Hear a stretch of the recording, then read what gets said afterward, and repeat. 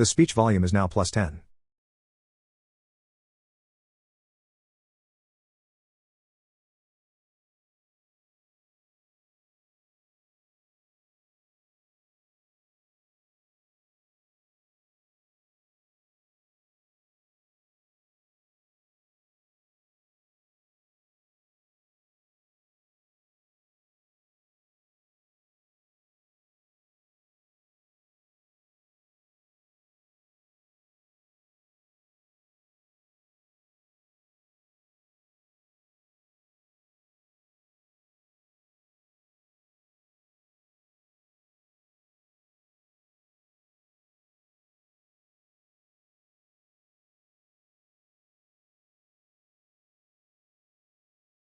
Don Solarione, hello guys. Nice to see you, but it would be awesome to have audio as well.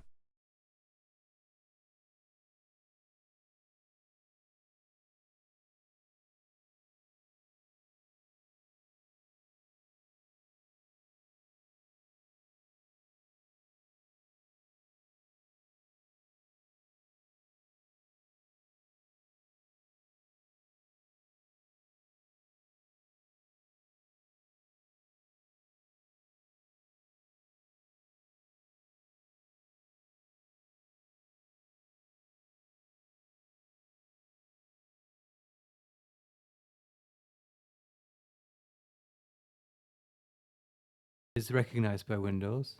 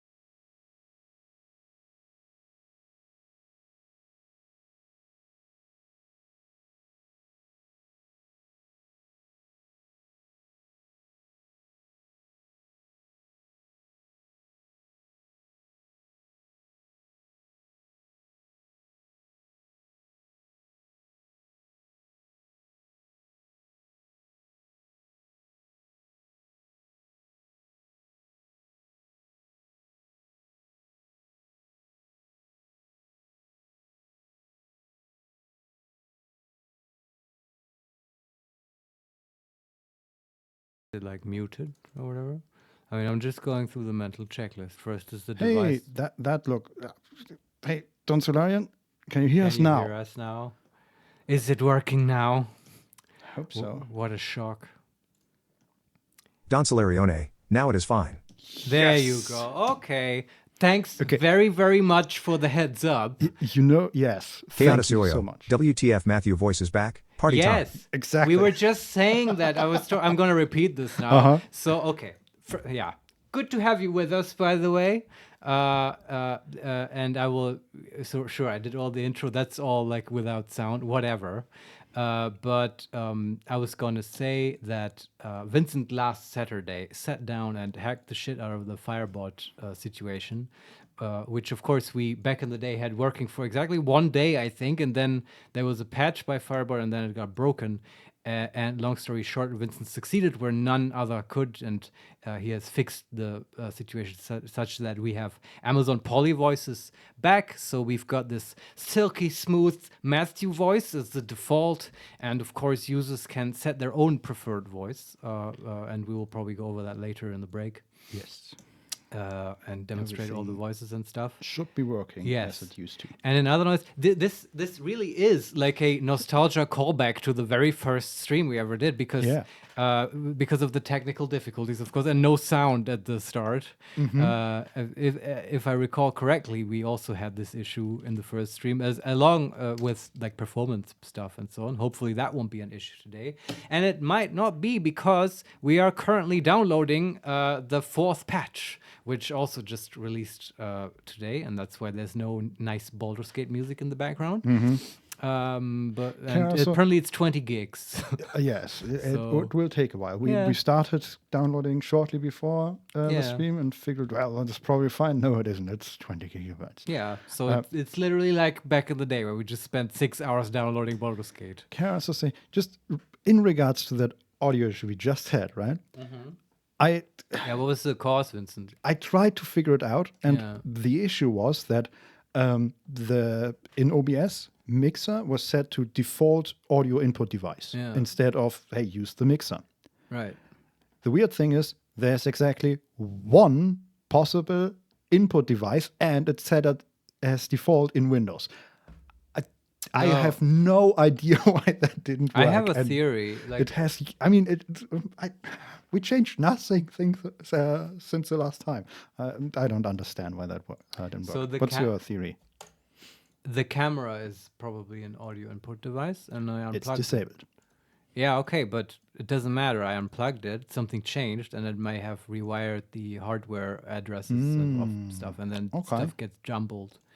And That could be it. for the future, the solution is to just in OBS not set the default, but just explicitly the mixer. I guess. Yeah.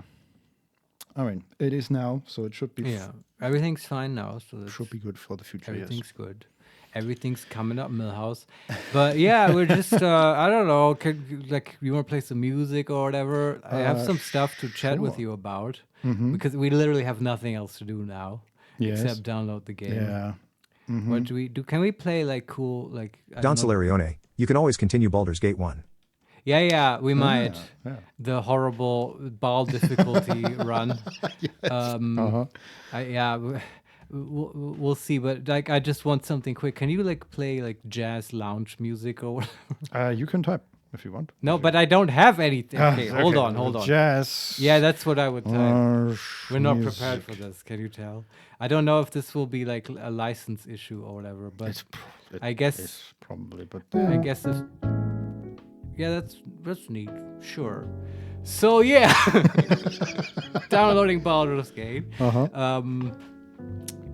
What were the? Oh, this is nice. I like this one. Yeah. We should do this every time from now on. Just as a kind of landing platform in our little stream here. Chaoticioyo, he makes me play bar and lounge atmosphere. Exactly. Yes, that's right. So what actually does the patch bring, Vincent? Apart from I hear it's accessibility, color blindness, and stuff. But why is I do wonder about this? Why is it 20 gigs? Is there new content? Are the Karlak endings finally in? Let me look at that. Just and to brief, I hopefully know not. those are always super exhaustive patch notes, but maybe you can just give me the quick overview. Okay, so the highlights, I've opened the page, but I will. 85 minutes left. Holy shit. Yeah, well, strap in, guys. Yeah. Actually, I can switch that also to. Chaoticioyo, you can now clean your stinky, dirty, bloody party members with sponges. A very needed gameplay addition. Are you serious? Yes, it's so good. Oh, because you accumulate like blood and stuff. Mm-hmm. Right, from fighting, and then you can wash that off with like literal sponges. I mean, I have seen soap. I don't know about sponges, but I guess maybe we'll find some in Baldur's Gate in the Maybe. city. Oh, they should have a cool bathhouse in the city. That would be nice. Mm-hmm. Oh yeah. Yeah. So in this update, we've added a setting in the accessibility tab that will allow you to choose between Protonopia, Deuteranopia, and Tritonopia. Yeah, why don't you use English, guys? I mean, Make the fucking menu accessible for doofuses like me who doesn't know. I understand blind and colorblind. Everything else is just made up bullshit. These are just 3 different versions of color blindness. I Is believe. it? Yeah. There's probably nuances to colorblindness, right? Yeah. I'm like hilariously uninformed about colorblindness for being a blind person. Yeah, they have below the paragraph they have switching picture of the different versions, and it's Oh, okay. basically just different colors for the Right. portraits and stuff like that. But let's get to highlights. You can now As if this wasn't highlight enough, Vincent. I mean, I'm just saying No, because I get there's it, a topic highlights. Right. You can now dismiss dead avatars to Wither's wardrobe. Withers will now explain how the wardrobe works. Wait. I need to parse this sentence. You can Yes. dismiss dead avatars. Yes, in case you summon an avatar of some Yeah, what does monster that and- mean? I don't know, Mario. What avatar? I assume these are the hirelings, maybe? or is it about if you have multiplayer and there are other Oh, players and they yeah, die and stuff? That probably. makes because people complained about that a lot. Right, that once you start a multiplayer game with other people, you can't get rid of them anymore, and then you can only play that game from then on, those save games with those people. Yeah, that makes sense. And it sucked. And Yeah. I guess now, Withers is kind of the maintenance character. Like, seriously, Yeah. I kind of like it. Yeah. Also story-wise, right? Yeah, exactly. It's nice to do that through an NPC. They could have just made it a user interface thing, right? True. A menu, but They are with us. yeah, and a dialogue and stuff. Okay, what else? You can now customize hirelings' appearance when recruiting them. Oh boy, they shouldn't have given me that option. I'm pretty sure you could have. Like you can't. Does that mean you can pick race and stuff? I assume. Can I I mean, have it's an just army customized of- hirelings' appearance. So right. maybe you could change the Yeah. race before, but it would default to something. No, I'm pretty sure you can't pick the race. Ah, We've okay. tried it because I totally would have made an army of like dwarven, like I don't know, monks or whatever, just to have them stand in camp Yeah, that and would be chant. that would I be don't pretty know. funny. Yeah, like you could do lots of shenanigans. What if you can just get a bunch of people of the same race, that's always funny. It reminds me of World of Warcraft, where there's a tower that has just a whole bunch of portals to different cities. Right, it's in the main city in Stormwind. Right. And yes, I used to play Alliance. And there was a tower with portals to all the different cities and the add-on areas and expansion areas and all that stuff. Right. And the way they set that up was that every portal had two people next to it, like two NPCs, that were constantly channeling this portal. Ah, which is wow, probably what a shitty job. Yes. That's the worst job in Stormwind. And this is basically what you wanted to do with Hireling. Just stand yeah, there, permanent look good. chanting. Yeah. Well, or I don't know, like make 7 orcs and just half orcs. Go and on. They're our bodyguards. I don't know. Like you can do all kinds Yes. of stuff. Uh-huh. 7 halflings. It's the cooking crew, and they all Butterscotch comes into town. They all go, yes, chef, yes, chef. Yeah. Just have fun. I like that. We should look into Hirelings. Yes, we should. What else? And that's it for highlights. Yeah, A bit disappointing. Where's the 20 gigs coming from? That's what I want to know. I wonder if that is a color blindness thing, where they have to Yeah. add different textures for Yeah, the color that was blindness. like while sound was off, I made this joke to Vincent. I think that did they replace? They have to make new textures in black and white now for everything. Yeah, because I honestly, I mean, okay, they also improved, from what I've heard, they also improved Act 3, how do you go? Performance, Yeah, exactly. shaders can be big, right? Yeah, but- Shaders, as far as I understand, are programs that run on your graphics card. Mm-hmm. And there's like a whole folder in the Baldur's Gate folder with shaders, and it's big. Yeah, but So even that, shaders are it's, I don't know, like 20 gigabytes. That's a lot, Yeah, guys. It is. That's That's bigger than Baldur's Gate 1. I think. probably, yeah, like multiple Probably by a times. lot. Yes. Yeah. Apart from that, I'm just looking at the gameplay. There's not a lot of things there that will affect us. There's a Right. bug fix for knowledge domain clerics. All like Asterion stuff that we'll never get to see. Yeah, Archfey Warlocks have some bug fixes. Halcyon does not randomly turn into a bear in Act 1, which we didn't have. Huh. Fix the enemy of justice condition. Don't know what that is. I assume some paladin thing. Sure. They changed Scratch, the dog's fetch behavior. Oh, okay. He will now fetch pretty much everything. Really? Mhm. Okay. Also, Scratch's ball will now be harder to lose. if he lost his ball, go see him at camp and he might give it back. Ball won't be voided for chasm-related accidents. But how can you lose that? Honestly, I don't think you should pander people that much. If you lose it, the dog's unusable now. It's on you. Yes, yes. Go. You've fuck broken the yourself. dog. Yeah. Just like in real life. Take better care of your Yes, stuff. have you ever done Learn that, the like, lesson. thrown a ball a couple of times and then the last time just pretended to throw it and hide it? Oh yeah, and the dog just they goes- get smart with it. After a while. Yeah, it doesn't work forever. But it's funny. Some dogs are really, well, I don't want to say stupid, but that's what I mean. What's an endearing term for stupid? Special. And they never figure it out. And it's- Yeah. But those are the most lovable dogs in a way. Yeah, just like people. Oh yeah, and that is you can now use sponges and soaps to There clean you up your go. party members, removing grime, blood, and bad odors. They did it, guys. Game's finally playable. Yes. Also, another point that might interest us: when you purchase a statue from Boney in the circus, you can now choose to make it Oh, look yeah. like you in full equipment, in camp clothes, or naked. That's cool. I did want a statue. I remember us going over there and it was too expensive. But yeah, We'll I get like there. that. Yeah. Some added autosaves points in the Shadow-Cursed lands and Worm's Crossing. Sure.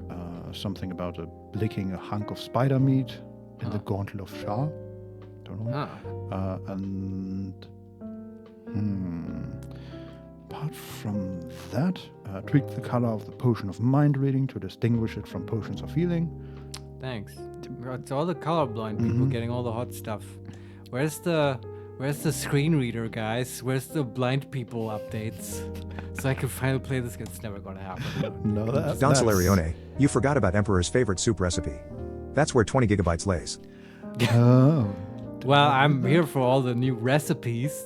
We've already seen some last time. You can now read the recipe for the Emperor's favorite soup. There you go. I thought that was a joke. Apparently, it's not a joke. I'm very intrigued. Where do we find this recipe? I don't know. Also, we can't cook, right? We can eat stuff, but Yeah. we can't cook. So Not yet. Maybe it's part of the alchemy also- subsystem that we've never explored, Vincent. The Emperor's favorite soup, is that also... It reminds me of the Emperor's new clothes. Yeah, it's true. Yeah. Is that just Sounds a similar. non-existent soup? Do mind flayers even have to eat? They just eat brains, don't they? Yeah. Maybe it's like brain soup Brain or whatever. soup, yeah. But I need to know because that's extremely relevant for the He Makes Me Play cooking stream, obviously. Yes. That'll be on the menu, right? That might be the main event, the Emperor's favorite soup. Yeah. We're at 8 gigabytes at the moment, cool. by the way. 45 minutes remaining. We'll get there. Do you think people enjoy Baldur's Gate 1 content? Not necessarily wanting to play this right now, but I do have, like, we have this whole series of Baldur's Gate 1 hardcore playthrough that's like in the background and like it's like so there's a whole thing about it not getting released, but that's not interesting. But Marco and I have been thinking about live streaming that, and I just wonder if anyone even wants to see that. I don't know. I think if people are interested in Baldur's Gate 3, then They people might are for a interested. nostalgia thing. Yeah, but it's like, do And you it's like- start it in the middle, right? We're in the middle of a run. Do you do that? Do you go live with that? That's what I'm wondering. Yeah, I don't know. I mean, for Marco and you, I'd probably wait until the... Yeah, the idea was maybe we could do it at a big event where we'd like storm Yeah. the Cloakwood, the Bandit Camp or whatever, where it's very likely that we will die. That we might turn that into an event. I don't know. Or you just have faith in your viewers that they already have already played the game and know what's up. And I mean, some certainly have. I'm sure. But, and yeah. hey, in my own experience, for games as long and extensive as Baldur's Gate 3, if you watch it, you just have to accept that you will miss things. Sure, yeah, but I don't just mean the plot, right? Like, I'm assuming people who are interested in watching that would probably sort of know the plot of Baldur's Gate 1, but it's also just, when you play these characters, there's like a whole emergent storyline with the character we were playing and stuff, and Yeah. it's like you missed that, you missed all the fun we've had before, but yeah, it's a weird thing. We started doing that before we even, were streaming, so that it never occurred to us back then to do it live. I think just do it. Yeah, maybe. I'll talk to Marco Yeah. whenever we start that up again. I certainly want to finish that run and see if that even if that character dies, it's entertaining. Absolutely. You know what else was entertaining? I was going to talk to you about this in the kitchen, and now I'll just do it here because we're in the lounge. You can hear the music. Before you Yeah. start that, the one thing I did read here: animation added some new idle animation and behaviors for Minthara, Halcyon, Shadowheart, and Lazelle at camp. Maybe Karlach that's the 20 gigs. Karlach will now feel more alive while idle in camp rather than just standing there doing nothing. Was this a problem, Vincent? Did you feel like that she apparently- was a dead, like a wax puppet from Madame Tussauds? I mean, I didn't notice. I did notice her constantly weirdly dancing, but apart from that, You mentioned that, but that sounds really endearing and very much alive. yeah. Yeah, okay. I mean, it was a bit. Was it repetitive? It was repetitive and also a bit weird to have such a sort of modern dance in this fantasy Right, setting, but right. sure, didn't mind it. Let's see if she does it in camp too. But there's- I mean, it's sort of a modern setting. People have sort Yeah. of modern sentiments. yeah, I mean, yeah, it's fine. They play with that stuff, right? Yeah. That's true. There's also some bug fixes that might be interesting for us, or that might affect us. Like Lazelle was having trouble getting over Act 1 and Act 2. She will no longer make certain comments in Act 3 as though you are still in the early stages of your adventure. Okay, interesting. Also blocked some quest updates for Jaheira's quest when you skip certain parts of it to avoid spoiling big reveals. Huh. Okay. Wonder what that was about. Yeah, we should probably talk to Jaheira. Forgot about that. We found the Harper hideout and stuff, Yeah, like and we never talked to her about it. we should have brought her along apparently. but, Probably, yeah. Well, at the end, it turned out they weren't exactly Harpers. No, most of them were doppelgangers. I It's wonder like if that's- everybody in yeah. this stupid city. Did oranges replace like 3/4 of the city with doppelgangers? And Maybe, yeah. that would be horrible. Also, they're apparently under flow, where the Lazelle and Jaheira quest lines where there are some spoilers, so I'm not gonna read that. I see. Okay. Spoilers that they have marked as spoilers. So Right. Very considerate of them. yes. Yes. So what were you gonna say? Oh, I watched the Critical Role one shot of the Mighty Nine that happened in London. Like, I wasn't there. I just watched it on YouTube. And I don't know if any of our viewers are into Critical Role, but Vincent and I very much are. Or at least we were sort of up till season 3. Like, sort of dropped off after a while of season 3. But this one shot, of course, was about season 2, right? It's the Mighty Nine. And that Yes. got me very interested, and I watched it, and I liked it very much. It had all the energy of the crit role people that I used to love so much, and now they often make me think maybe they are due for a break, recharge their creative batteries a little bit. But that's what I think when I watched season 3, right? But not in this one shot. This was like very much dialed in.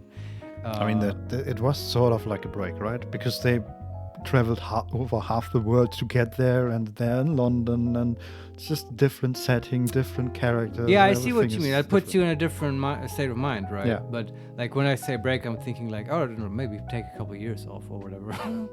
I don't know. Yeah, or maybe it's Whatever just, it takes. It's just the campaign or the characters. Probably lots of things, but I don't want to be all a negative Nancy about it. I was gonna say that one shot was really good though, and it was like, like Mercer is on top of this game. It's like, it's a one shot, but the story has like a nice arc, and they're all like improving really well, and it's hilarious. They had that was interesting to me. They had this British comedian opening up the thing. I didn't know the guy, but he was supposed to sort of warm up the crowd for a little bit, and Oh, did he do stand up?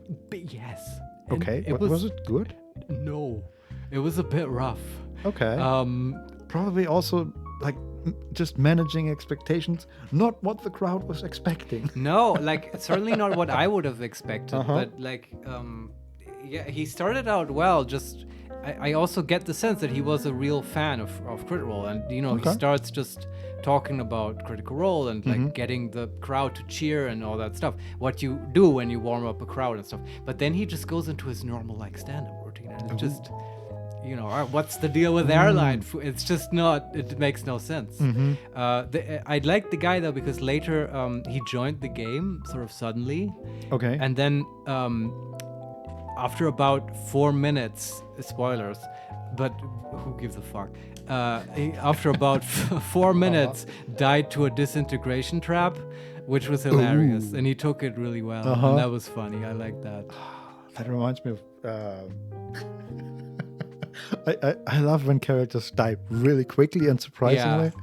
Like they mentioned this in the stream. Like he almost broke the record of Chris Perkins and when he was playing the Kobold. Oh yeah. 11 days guy.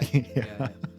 It reminds me of the old the role play show from JP McDaniels. That's right. Back in the day, called Roleplay, which is not a stupid name at all. In the original campaign, one of their characters died, and the player brought in a new character and described him for like a good 15 minutes as being this super buff, well-armored, giant tower shield guy. And wait, what? No, that was a wizard. You're talking about Bannon. No, I'm not talking about Bannon. No? No, I'm talking. Was a different one? Yeah, I'm talking about Ryan's second or third character. Oh, you mean Ryan? Oh, thought you meant Tadagab that died. No. You meant Ryan's. Yeah, yes, okay. And he described him just as a super buff fighter character with thick armor and giant tower shield. Right. Let me guess, he got double cred by the DM. Basically, within like 5 minutes, they got into a fight over a bridge, which was stupid, and then they had to roll for critical effect, and he got critted, and then the DM rolled for critical effect, and it was like a percentage damage of his HP per turn as damage, and he took like an absurd amount of damage and almost died, and it was perfect. Like he got into the fight, immediately got basically killed. Yeah. Wonderful. As he should be. Perfect. Those were the days. Yeah. Hey, let's have this actual play show where you come up with all these wild character concepts and people make like, paint pictures about them and stuff. And also let's have insane critical hit rules that will just randomly delete a player character. It was the best. Yeah. Oh God. Can you imagine playing old school Essentials with like character art and all that stuff? You have every player has like 3 different characters in case the other 2 die. Yes, that's what I would do.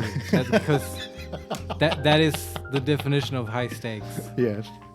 After you get a couple levels, it's sort of fine. Like you have a good HP buffer. Yeah. Right? It was just those critical hit rules were insane. Yeah. So the last time when we actually played TTRPGs, just for you dear viewers, we had Marius was DMing and we had 3 players. 3, yes. And we played old school Essentials, and one of the players had, I think, like 6 characters die. In like basically. Yeah, this is Marco of Baldur's Gate 1. Yes. He was so unlucky. Yeah, he got pissed too. But like it was still good. He was a good sport about it. But it was basically like a character death per hour. Like you guys played like murder hobos. Yeah, that's true. Yeah, we pushed it pretty far. Yeah. Literally every choice of let's fight or not, you just chose to fight. Yes, and we would have gotten out of it too if you wouldn't have sent these last bandit pro. Maybe, I don't know. Sure, I mean, it's debatable, but I do enjoy me some old school D&D. Yeah, it was a lot of fun. Yeah, and stuff. And, yeah, just pushing it all the way. Yeah, they don't make games like that anymore. That's why we play the old school. But didn't they? Maybe they do. Did they change? Didn't they just release a new version of that? Of OSE? Yeah. Old School Essentials? Or is that just a visual update for the books? So Gavin Norman is the creator of Old School Essentials, which is a retro clone of Basic Expert D&D, 1981 Moldvay D&D and similar editions. And that same guy, Gary Norman, just released, as far as I know, his own setting, which is new content, not a clone of old school stuff, and that's called Dolmenwood, and it's a whole like setting book and stuff. Okay, but that's and you might be referring to that. yeah, maybe. So that's just a setting, not new rules. There might be some little rule hacks in there, and like certainly new items and monsters and all that stuff, but it's not its own system. If he has a new system, I'm not aware. I'd be interested. I do like to follow the TTRPG scene a little bit, but yeah, I don't know. I think the newest sort of old school feeling system I can think of is DCC, but that has that whole let's roll on crazy critical hit tables for magic missiles that will then and hit you also roll with a D30 that nobody has. Yeah, like weird stuff the like that. the Zoki dice or whatever, which D3, D5, D7, then that kind of stuff. Yeah. Hilarious. Have you ever played DCC? We have played MCC, but not DCC, right? We have never played DCC. We should do that. I agree. Yeah, it's really good. Just that's that whole thing where it just imagines. It also goes back to old school D&D, but then just imagines what if D&D hadn't taken that evolutionary branch towards sort of high fantasy narrative play, where you're playing heroes and stuff, but it goes into the weird psychedelic heavy metal evolutionary branch that never actually happened. And what if D&D just got even more weird? And I love it. It's great. But you have to know what you're signing up for. It's a very special experience. Yeah. Dungeon crawl classics. Yeah, we've played MCC already, the Mutant Crawl Classic. Yeah, even more obscure, but that was fun. That was wild. Yeah. Like I don't know how that compares to DCC, but like is it crazier? Is it even more gonzo? I don't know. I mean, I hope it's crazier because that was crazy. I like we had in our second session, we had a guy teleport into, I don't know, Nirvana or something. Space. It was just space. Oh, it was space. Just the Okay, orbit. fair enough. Just space. Yeah. And got his arms replaced. His arms were replaced by 6 laser whips. Yes, and then he would randomly teleport in the fight to help us, and then teleport away again. And none of this I made up, by the way. That was all part of the tables in the MCC system. Yeah, it was fun. If that, you have to be up for that kind of wonkiness, right? Yeah. Wouldn't want that in every game, but it was also really cool for a 1 or 2 shot. Yeah, exactly. We didn't these are not characters we will go back to. No, probably. I could imagine playing a longer campaign even of that, but it's also you're just it's like let's just meet on Friday night and do a couple hours of this gonzo DCC stuff. It's like not. Oh, let's plan our character arcs and talk about our character. Like let's play Burning Wheel, but with laser whip arms. That doesn't work.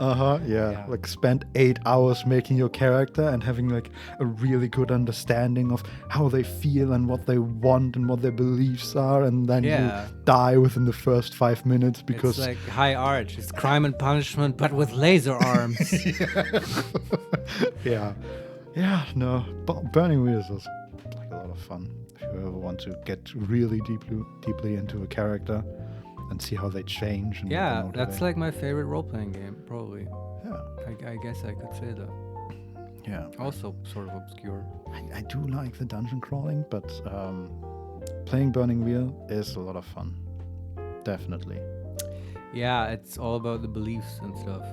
Yeah. But there is a version of that actually. If you like that and you like dungeon crawling, then they made Torchbearer, which is what if you had Burning Wheel, but you just take it into dungeon crawling settings, and I don't know. You can look at it. I was not convinced that that's very great.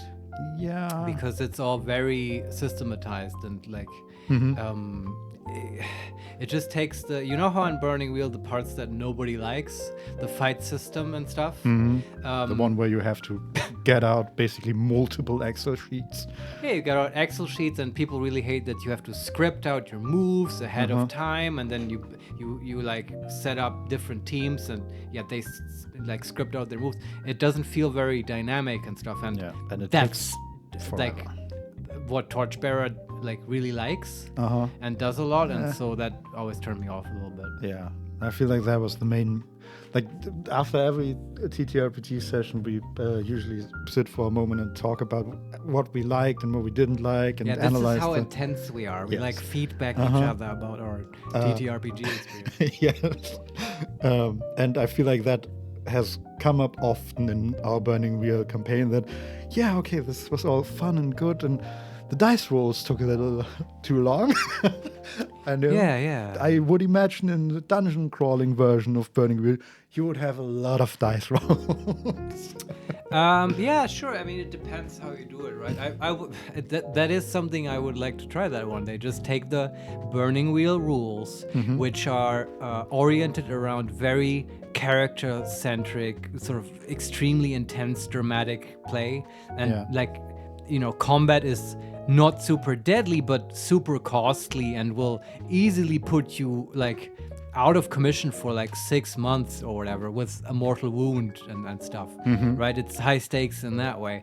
But you just take that setup and you take it into a dungeon, and you just make characters that really, for some reason, you'd have to come up with a reason, but for some reason they really care about going deep into dungeons, and it's like this super gritty take on what is otherwise a fairly lighthearted dungeon exploration thing, right?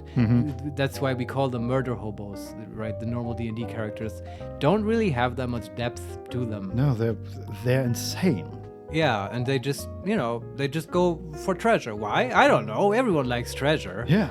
But in Burning Wheel, you'd have to then come up with a reason and make beliefs about why you want that treasure and so on. And the Dungeon Master gets to challenge it. I don't know if that would be actually fun, but it's something I always wanted to try. Yeah, I mean, I'm always up for trying stuff like that, but I feel... The list is long of stuff to try. Yeah, I'd rather try something else first than to play a dungeon, the Burning Wheel campaign in a dungeon with a lot of fights and... there's also like other settings to take Burning Wheel to. There's like alternate versions of that system. Like, have you ever heard of Blossoms Are Falling? I'd be curious about that. Is that in Asia? Yeah, I think it's like an Asian version of Burning Wheel, but I think it's in like feudal Japan, which is a cool setting, which I don't know enough about, but it intrigues me. I've like watched YouTube videos, I guess, about those dynasties and stuff. Yeah. I sound like an idiot, but that's because I am. I'm a card-carrying. It's fair. So history is extensive. Yeah, but samurais and shit. That's cool, right? Exactly. Ninjas. I'd be. Why is there no cool ninja RPG? I feel like that's a thing that should exist. I mean, yes. Blossoms Are Falling, I guess. Yeah. Sort of. Also, I'm thinking Shadowrun is a little bit like a ninja RPG. It's just not as... Do you know that I've really lost complete track of like the varieties of Shadowrun RPGs. I guess we're in RPG talk now, by the way, so strap in, we're still downloading. Like, there's like Shadowrun in like by now 6 editions, right?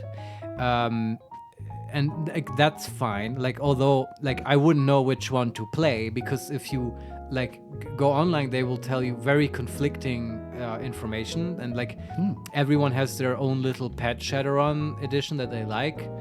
Some people will say, well, the second one is really the only good one, but the fiction gets better in the later editions because they have this like unfolding narrative that unfolds along with the editions. And then 6 is just like a trash fire. 5 is sort of playable. It's weird, right? Like, I wouldn't know where to start, and it's intimidating, even to me. And I play Burning Wheel and stuff, and but me. It fits so well to Shadowrun. Kind of. Even the rules are wild, and it is. The changes. Like pages upon pages about how to rule, like walking through treading water, because I guess that's what could happen when go through the sewers and stuff. Yes, and there's no easy resolution to that. We have to make extensive rules. Yeah, for that. And we need a fucking system for every little bit. And like, there's the whole damage staging stuff in Shadowrun that nobody ever understands. And it's just, but for some reason, that's, at least in my mind, it's partly sort of the appeal. I don't know. It's like, So okay, let me backtrack. Like the appeal of Shadowrun, would you agree, is like not really the system, but the fiction behind it. Yes, like the that fiction is specific unbelievable. sort of cyberpunk thing with like magic and deckers shamans and like and like mixing of like this Yeah. high tech stuff and like cybernetic implants and so on with like magic and elves and like a dragon is the president and stuff. That stuff is so silly, but it's so appealing for some reason. And it's at least I always found that very attractive. But the system is sort of a trash fire. Now, what has happened in the TTRPG scene, and that's what I meant, like it's wild and I don't have an overview anymore. There just appear to be very, there's a lot of cyberpunk style RPGs. And I'm struggling a little because they're not all sort of dedicated Shadowrun clones, but they're all trying to do like cyberpunk stuff, right? Which, you know, like if you compare the actual game, right? What's it called? Cyberpunk 20 what? 2077. Yeah. Would you say that that is a Shadowrun game? Clearly not, right? No. I mean, Not I at all. haven't played it, but I don't think so. But it's sort of in the vicinity of it, right? Yeah. In the genre, I mean. Like, what is the genre? The genre is cyberpunk, right? Yes. Yes. Even though I would say Shadowrun is sort of its own thing, though. Yeah, by now, but it's still sort of it's sort of very much in the gravitational center of cyberpunk. Yeah. I mean that is the basis, but then it got real weird with all the magic. Not everyone stuff. likes the magic and the dragons. I get that. But there's a bunch of TTRPGs that sort of try to do cyberpunk by now, and I've lost sort of the plot on it. I know there used to be the Sprawl, that's a 2D6 apocalypse world kind of cyberpunk thing, but by now there's also like Cyberpunk Red, I think, is also an apocalypse world game. And there's it's just a bunch. It's not fun for me to now list all these names, but it's just at this point, if I wanted to play a cyberpunk TTRPG, I wouldn't quite know which one to play. Honestly. Yeah. I'd still play Shadowrun just because the world is so great. But But which version, Vincent? That's my whole deal. the newest one that is apparently terrible, but hey, it's the I newest think that's one. actually terrible. From what I Well- read, terrible in the way of like, okay, you make a troll character that wants to hit hard, right? Yeah. Well, don't make the mistake of maxing out strength, because that will like not work. Oh God. It's just unintuitive like okay. that because of Byzantine rule I don't- combinations. I've played at least 2 of the CRPGs. Oh, that's right. Vincent played a lot of Shadowrun computer RPGs, right? Yes. The Shadowrun Hong Kong is the first one I played, and then Daggerfall, which are like there are 3 games starting with Shadowrun Returns Hey, and then speaking Daggerfall. of which, can we change this music to like Shadowrun music? It's been like I like the jazz lounge, but now it's sort of becoming a little grating because it just repeats. Do those Shadowrun games have good music? I don't remember. It's been a while. Let's see. What's the Shadowrun Hong Kong OST? Oh yeah, is that advertisement or is that the? No, that's the music. I mean that fits, right? I like that. Also, that reminds me. Here's another take on the cyberpunk genre, right? Mirror's Edge. Those are cool games, and I just think of them because they have an amazing, in my opinion, amazing soundtrack. Yeah. Yeah, true. They are again something. But they certainly Completely don't have. different. Yeah, they don't have dragons. Yes. What I wanted to say is, if I were to play Shadowrun, I would pick probably the version that these 3 RPGs or CRPGs are based on, just because. And which one is that? I think 5, but I'm not Yeah, sure. I would have okay. to look it up. But they're all based on the same version, and that worked fairly well. Though I understand that they changed quite a bit for the games. I think. Right. But that sounds reasonable, and that's a good way to arrive at a choice. Yeah, and say the mechanics in the game were pretty simple, pretty obvious. As long as you didn't try to be a master of all, which really made you a master of none in this game, it's fine. You can basically do anything you want. Yeah, it was also always the thing, right? The character creation takes forever and it's very involved Yeah. in Shadowrun. Yeah. But okay, I can live with that. Like if you end up with a good character, then that's cool. Yeah. I don't And know then if- your GM has amazing crit rules, and you die after one Yeah, session. Do they actually? I don't know how I don't know. I don't even understand how damage works in Shadowrun. Like you played the games. Maybe you can explain it to me. I mean, in the games they just had HP basically. See, Like they just very scrapped that basic- whole yeah, system because they also probably couldn't understand it. Very basic stuff. Yeah, Do you know if they have like goals or beliefs or something like that in Shadowrun? not per default. Not that I know. It's not that. It's not from that kind of school. But of course, you Yeah. could hack it, right? I really truly believe that Burning Wheel was the first game to introduce beliefs. Maybe. From when, do you know when Burning Wheel was released for the first time? Oh boy, it was early 2000s, I think. I think Okay. it came out of the whole reasonable. the whole Forge era of RPGs, where also Apocalypse World came out of. Yeah, that makes sense. I'm just thinking, right? The other games with goals or like. Yeah, no, I might be wrong because White Wolf exists, right? And they did like narrative-driven RPGs back in the 90s with vampire and stuff. And I don't know. I haven't played those games actually ever. They might have some kind of proto form of a belief. Yeah, I mean it makes sense, right? To have like just something or the main motivation of your character written down in some way, right? That's what I'm looking for. Yeah, but it's not that intuitive because if it was, then Burning Wheel wouldn't spend like chapters upon chapters trying to explain it to I you. know. Also, because if the main motivation is the same for all characters, Yeah. like in the early D&D variations, well, the motivation was you want money. You want or treasure, obviously. Everyone Yes. understands that. Yeah. And that's fine. But once you get a little further into role playing, you might want to deviate from that or expand on that.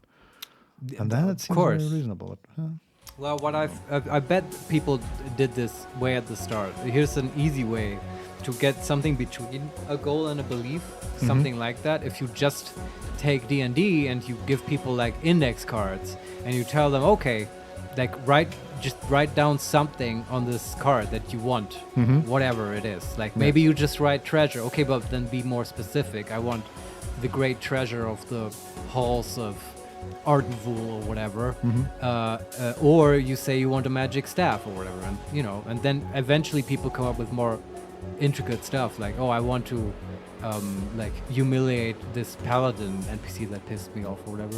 There you go. That's a more narrative-based goal, and then you get more abstract, right? You can always with these goals, you can always ask why. Why do you want treasure?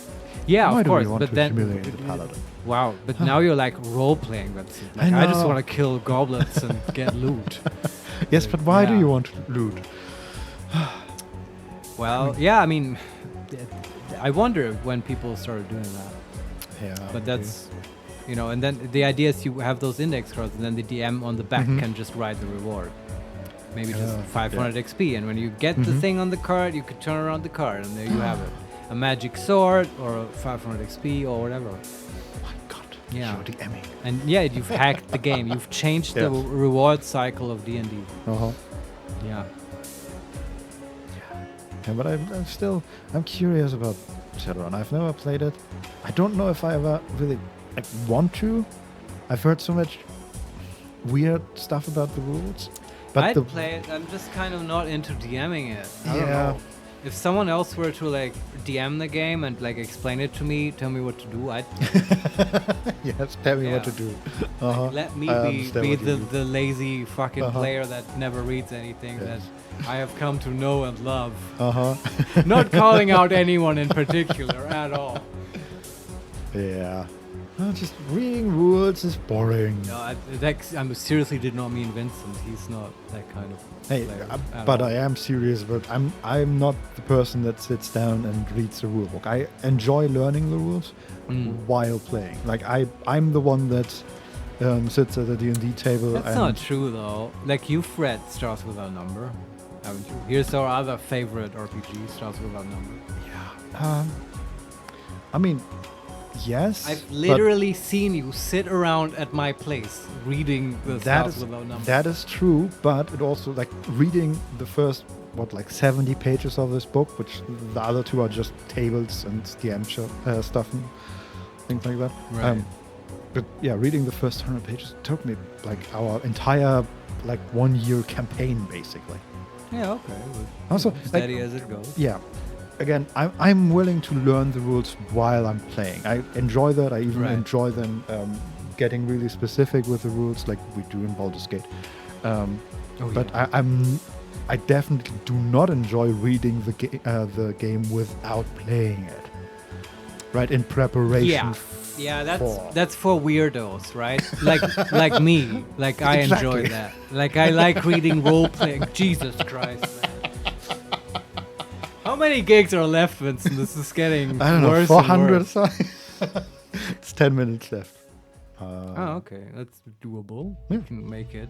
Let's play some other music. Okay. Let's see what. Is it? Do you have a suggestion? I want to see what the other OST is Oh, okay, sure. for Dragonfall, which is set in Germany, by the way. Yeah, in Berlin, right? That's it- a popular Shadowrun location. Yes. Yes. It was a bit weird playing through this game and regularly seeing common parts of Berlin. Eichenauer show up. Straße. Yeah. This is Yeah. wild. Our favorite places. Mm-hmm. Man, what's the most cyberpunk place in Berlin, Vincent? In Berlin? Yeah. Oh, that's a good question. Like right now, Yeah. in our world. Probably. I feel like the Potsdamer Platz. Because it's With like the Sony Center? futuristic. Yeah, Yeah, it's like a lot of glass, very tall buildings. that lots is of, true. That would have been my guess as well. Mhm.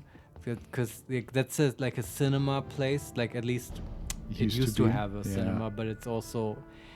What is it actually? It's kind of like an open strip mall type thing with lots The of Sony shops. Center? Yeah. It's I think I mean, how would you describe that to someone? It's such a weird mix of stuff. But yeah, it looks Yes. like out of Blade Runner, sort Uh-huh. of, right? Yeah. I mean, the upper parts are just basically offices, but below that you have There's like cafes. Starbucks, and there's There's even, like that Australian place that I used to like yeah. going to. I'm not sure if that even exists anymore. No, you can't take that from me as well. Corroborate or whatever. Whatever. Yeah, I don't know. Like I never could remember, but Yeah, there's also a God damn it. film museum. Oh really? Yeah, Oh. I watched it. What was the name? I don't remember. I watched a film from the 60s in there. It was Yes. pretty good. That sounds boring. It's not. It was the What Nutty was it? Professor, I think. Oh, Is that the okay. title? Which I think Eddie Murphy Isn't that- remade in the Yeah, there's a 2000s. remake of that, right? With Yeah. Eddie. What does he do nowadays? Is he just retired, I don't know. Eddie Murphy? I think just all the comedians of our youth are done. I did not appreciate comedy in my youth. I guess that's a weird thing to say. just reflecting back on my early days, I have to say I really did not appreciate. Yes. Little did I know of Richard Pryor, Yeah. and Dave Attell, Uh, and all the greats that I appreciate nowadays in my So, advanced age. How much is 7 minutes? It's getting could worse and worse. Yeah. How bad can this get, Vincent? I How don't know. how horrible can our impromptu podcast be? That is literally about nothing since the last hour. Yeah. That's not true. It's sort of about RPGs. Sort of, yes. I don't know. Are you looking forward to Daggerheart, Vincent? The new Critical Role RPG?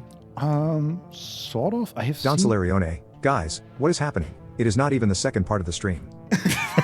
Yes, exactly. We're preparing. Yeah. We're getting it out of our system now. Well, Vincent actually had the wherewithal to, like, back in the kitchen where we always meet. Vincent just suddenly appears in my apartment in the kitchen. And then we sort of start playing. This is how it all began, by the way. This magical fairy presence of Vincent came Yes, into my apartment. That's why I'm never on camera. Yes, exactly. I don't even really exist. He's a cyberpunk force ghost who just said, "Let's play a video game." Uh-huh. And then I Hey, started, Odyssey, he has a spawn point in your apartment? yeah, basically, Basically, yes. in my kitchen, and he said, "Hey, let's reboot the computer because there might be a patch, or there is a patch, so we can download it." Well, that was 2 hours ago or whatever. I don't know.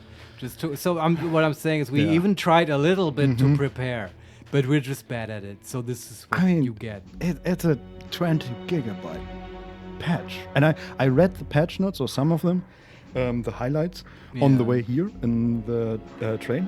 Yeah. I didn't expect it to be that. No, you wouldn't. From what Fuck. you read to me, you wouldn't expect.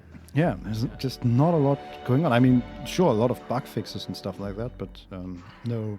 Hey, we unlocked the upper part of Baldur's Gate, or something like that. Yeah, that's what I was hoping for, right? I mean, I learned on Reddit that apparently it's locked, but was planned originally in the game, but it's not available right now. So I'm kind of hoping that they add that, because it sounded like it was very much tied into many storylines, Yeah, well, maybe especially with, Karlak and stuff. maybe with the DLC, something like that. Yeah. I wonder. But yeah. 4 minutes. Alright. Do you want to take a break before we actually start playing? That would be such a dick move, but I know. I kind of need to. Me Like too. maybe like 2 minutes or so. Yeah, I feel like This is Yeah, a good track, so by the we- way. I like this. yeah, me too. I feel like we got into the weird part too early. Yeah, I know. We Now need to we kind need of to reset, reset yes, to not exactly. be silly all the time. Yeah. Yeah, but yeah. I don't know. All right, then let's just. Oh, you mean break? take a break now, Yeah. and then we come back? Mhm. It'll be done. That's a I totally did not understand what you're like. I like how Vincent. We really are deranged already. Hey, Odyssey, you always apologize for your side dialogues as if we aren't here for that too. Well, that's very kind of you. It's just, if we. Yeah. Anyway, we need a break, Vincent. We'll get out of here. But I do want to say I was very excited to play Baldur's Gate today with Vincent and with you, dear chat. It's always so much fun, Me too. and it's just a fun part in the game. I feel like because it's so open. I don't know what the city will bring, but we're finally in Yes. there, right? Yes. So yeah, when we get back in like 5 minutes or so, we'll finally get back into actual Baldur's Gate. Maybe even Sorcerer's Sundries, stuff like that. Ooh. Yeah. You have talked about that before. I am know, curious. I've mentioned it endlessly. Yes. Anyway, we'll be right back, and then we'll play some Baldur's Gate. See you In a then. bit.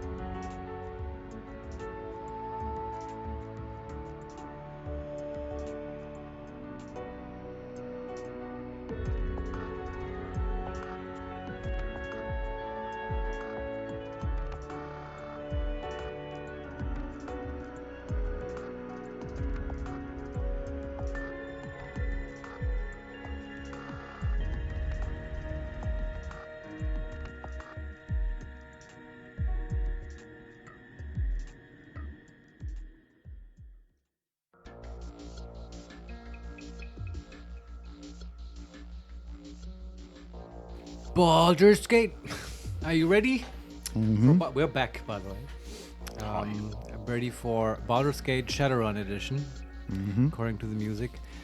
Break took a little longer because the download had to finish, and also I was looking for honey like an angry Pooh Bear maniac, which makes no sense to anyone, but that's literally what happened. Yeah. Because I knew I had bought honey, and it was nowhere to be found, and I had to find it. Because I baked some bread. Laura_Carvalho_R. Hello, everybody. Hello, Laura. Hello. Welcome to the Just stream. in time. Yes, you missed the horrible part where Vincent and I talked for an hour about nothing. It wasn't horrible. No, not at all. I enjoyed it. But yeah, there's a patch. We had to download it, and now we're actually starting. Yeah. So glad to have you all with us. This is always so much fun. But the break was good. Marius baked some bread. Yes, literally in the break. No, in no. 10 minutes. She's very fast cook. Yes, no, I know what you mean, Vincent. Yes. Today I made some bread, and I wanted to present it to Vincent with some honey.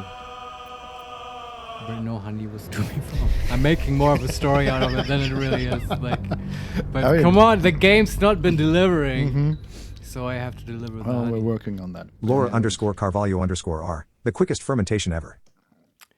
Yes. exactly. Although technically this bread, I don't believe it's fermented. Is it not? Though, Isn't that? yeah, okay, Laura could not know this, that in this case I did not use my sourdough. It's a yeast-based bread. But isn't I don't think yeast there's... fermentation as well? Isn't that the whole thing? I don't believe that yeast ferments. Does Isn't that how beer is made? With Yeah, that's true, but then it takes longer and it's like gets these bacteria involved and stuff. And I have no basis for this, by the way, except smell. Because I know what like fermenting sourdough and stuff smells like, and it eventually just smells like alcohol, like you're brewing beer. Laura_Carvalho_R. But isn't the purpose of yeast to ferment? This is literally what... Are you guys teaming up against me? Hey, I'm just saying what I think is right. And So when- hey, if the Laura_Carvalho_R. But you're the master baker. I'm not going to question you. Well, look, I get the results, but that doesn't mean that I understand the chemistry behind it very deeply at all. And I'm unsure. I have to look this up. But the thing is that you get normal like yeast, like I get it in a dry form from the. By the way, this is cooking cast now for Baldur's Gate. Take a we've step spent back. an hour waiting for the download. You mean you don't use your sense of touch and reach your hand inside the oven to feel the fermentation? I mean, you do touch it, like, but not in the oven, right? That's not where it ferments. Like when I think fermentation, it's a long and slow process where you have the sourdough in the fridge, and it just slowly first breaks up the rye wheat, and then the yeast can actually eat it. Right, and then grow. Because that's what I was going to say. The normal yeast, which I used to bake white bread with just regular white flour, not wheat flour, not rye flour. Now they're talking about Gortash. Who cares about that stuff? I'm talking about bread. I have taken my hands off the mouse and keyboard. I'm just this is sitting here. Baldur's Gate. There's always chatter, of course. Go ahead. I was going Tell to me say, about yeast. yeah, I'll be done in a moment. So yeast. No, you won't. No, I promise. Yeast just eats the wheat flour straight up, and then it grows, and it's a mushroom, right? Okay. No, it's a fungus, right? That's what yeast is. I think so. Yeah, and then it grows, yeah, I have to look it up. What is fermentation actually? I guess you're right. I'm not done. Because isn't fermentation just breaking down sugars without oxygen involved? Oh. Isn't that what the definition is? Because technically, is this correct?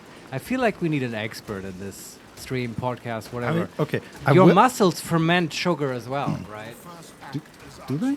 Yeah, I think that's what fermentation is. The normal sort of energy metabolism of the cell uses oxygen to burn, let's say, sugars, right? Glucose, whatever. And then it does that whole exchange of ATP and ADP. But at some point you require, like when you're doing strenuous exercise, you require so much energy that that process reaches a limit, and it does anaerobic metabolism, right? That's why people talk about aerobic exercise. That's not so strenuous that your muscles start to burn, right? Because that's what happens when your muscles start the additional energy metabolism, which doesn't use oxygen, where they ferment sugar. And in that process, as far as I'm aware, lactic acid is produced as a byproduct, and that then leads to the burning sensation. Right? Sure. I think that's true, and I feel like we have viewers that are so smart that can correct me if I'm wrong. Laura_Carvalho_R. Fermentation is a metabolic process. So if you say the yeast eats your flour components, that could be done through fermentation. Yes, that's sort of what I was just realizing in my own brain slowly. But I believe that's absolutely right. The yeast is probably fermenting the flour because it doesn't have ready access to oxygen. Makes sense to me. Inside of the bread, yeah. So, okay, I'm satisfied now. This was like a little bread fermentation yeast chat corner. Now we can actually play Baldur's Gate. But I enjoyed this. Thanks, glad we Vincent, for figured this indulging out. me. Yes. Okay, apparently... What are we doing again in this game? So last time on Baldur's Gate 3, we witnessed the coronation of Gortash, right? Yes. That was the main event. We also did we do like circus stuff last time? We did circus stuff. We fought, I think... We fought a bunch of doppelgangers. Yes, multiple times. Yeah. And we did some criminal investigation into the disappearance and possible murder that was the whole of a church clown. stuff, right? With the yes. priest who got killed and stuff. Yes, what was the order's name? Of Ilmater. Yes. Don't remember the exact order name, if there was one. But did we ever clear that up? We figured out it was doppelgangers. Hey Yes. everyone, it's doppelgangers again in the basement. We just didn't find the floating elephant again.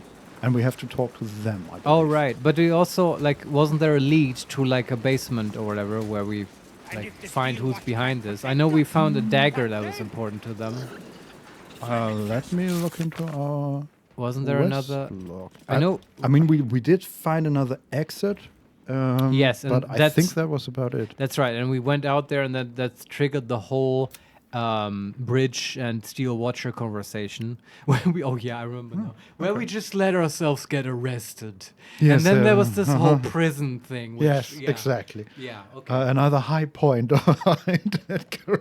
We're full of high points recently. It's great, but now I'm back on track. The quest, solve the open hand temple murders.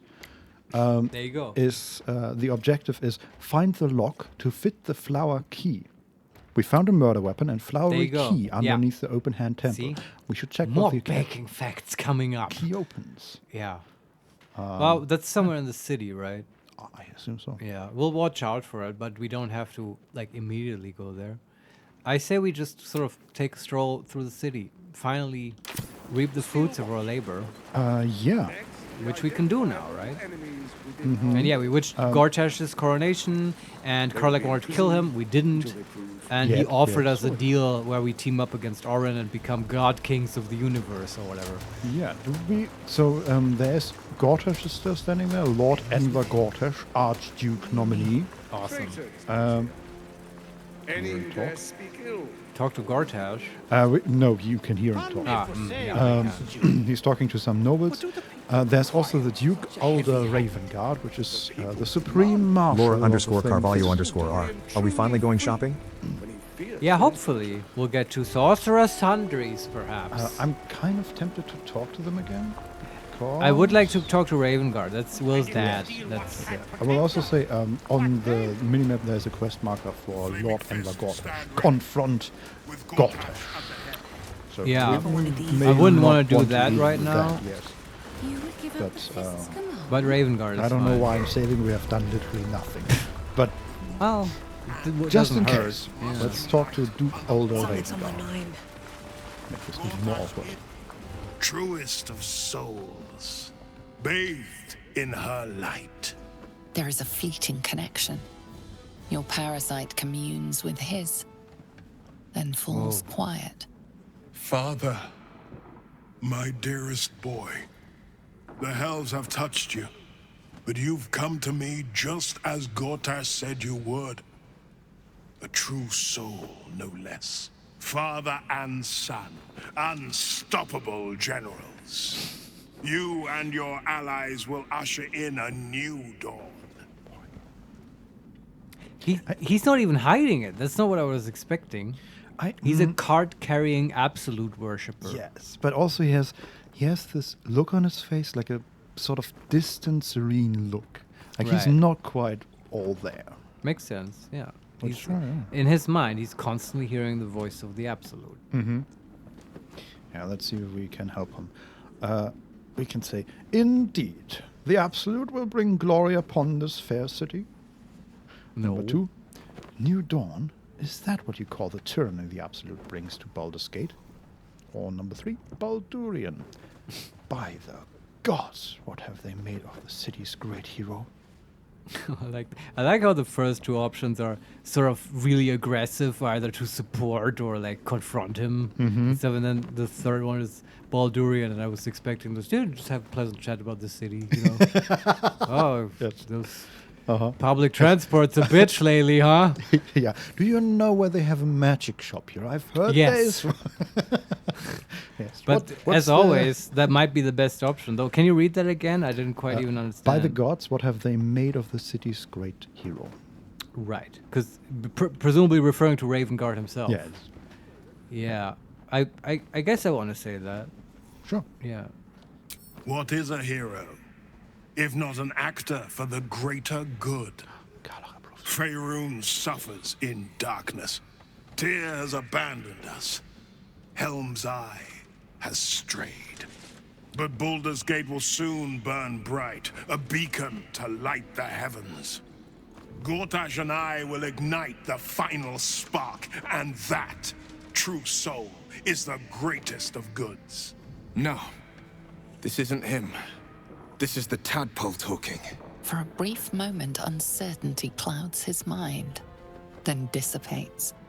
The astral prism vibrates in concord. What nonsense is this? The prism quivers once more. Yeah, can we- Ravengard falters. As I said, Baldur's Gate will ascend. Tyrill's first and only grand city.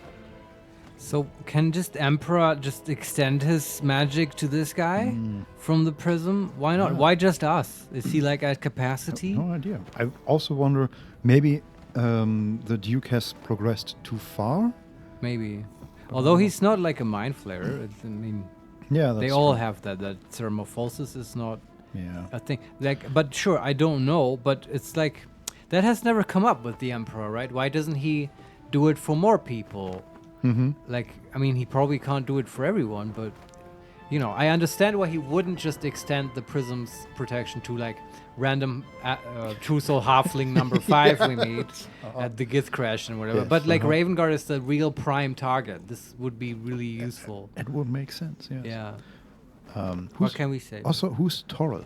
Toril's first and only grand city. Is that the continent? The planet is called Albir Toril. I think we've been over this. Yes, Have you probably, not yeah. been listening to Just me? the last time we've been over this was like 40 hours in This game. is true, actually.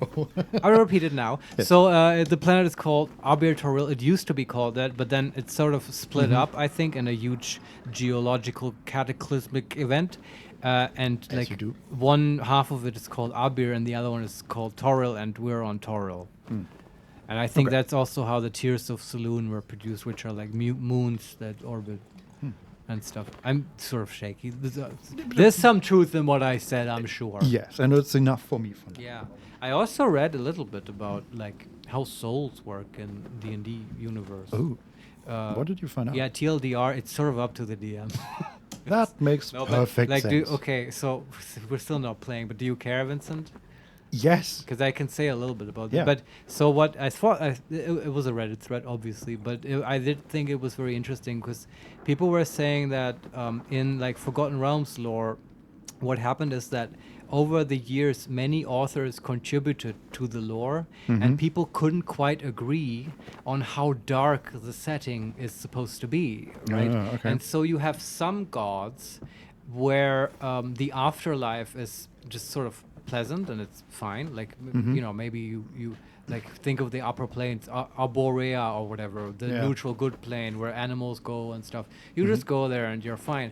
And then other gods, it's in even the good ones like Helm or like Lathander or whatever. I think especially Lathander, they just sort of, you go to their afterlife and they put you through a process of absorption where they eventually sort of eat your soul. And they absorb you and you become part of the god, and your soul contributes to the god's power, right? And the way I understood it for like Lathander in particular, it's sort of like, you know, you go to their afterlife and he's sort of nice about it. He's like careful about it. You might not be ready. Your soul might not be pure enough yet to be absorbed into his glory. So he puts you through like sort of a bunch of afterlife experiences that sort of soften you up, maybe teach you some lessons that you didn't learn in your primary existence and stuff.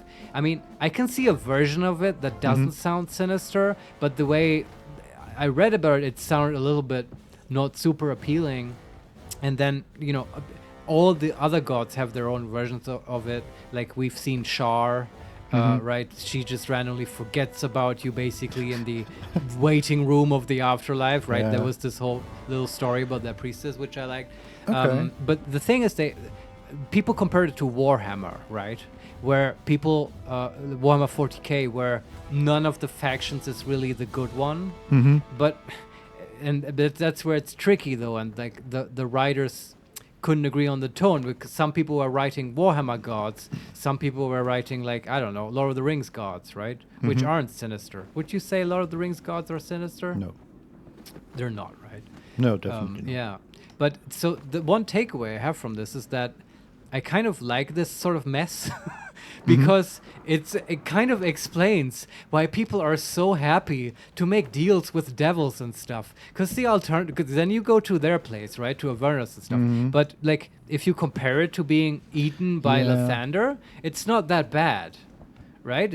It's kind of makes more sense that so many people, because like half the NPCs we meet have deals with devils. Yeah. Also, I mean, it depends on how the people see that, right? Like, being in heaven for eternity is also like, no matter how good heaven is, eternity is a long time.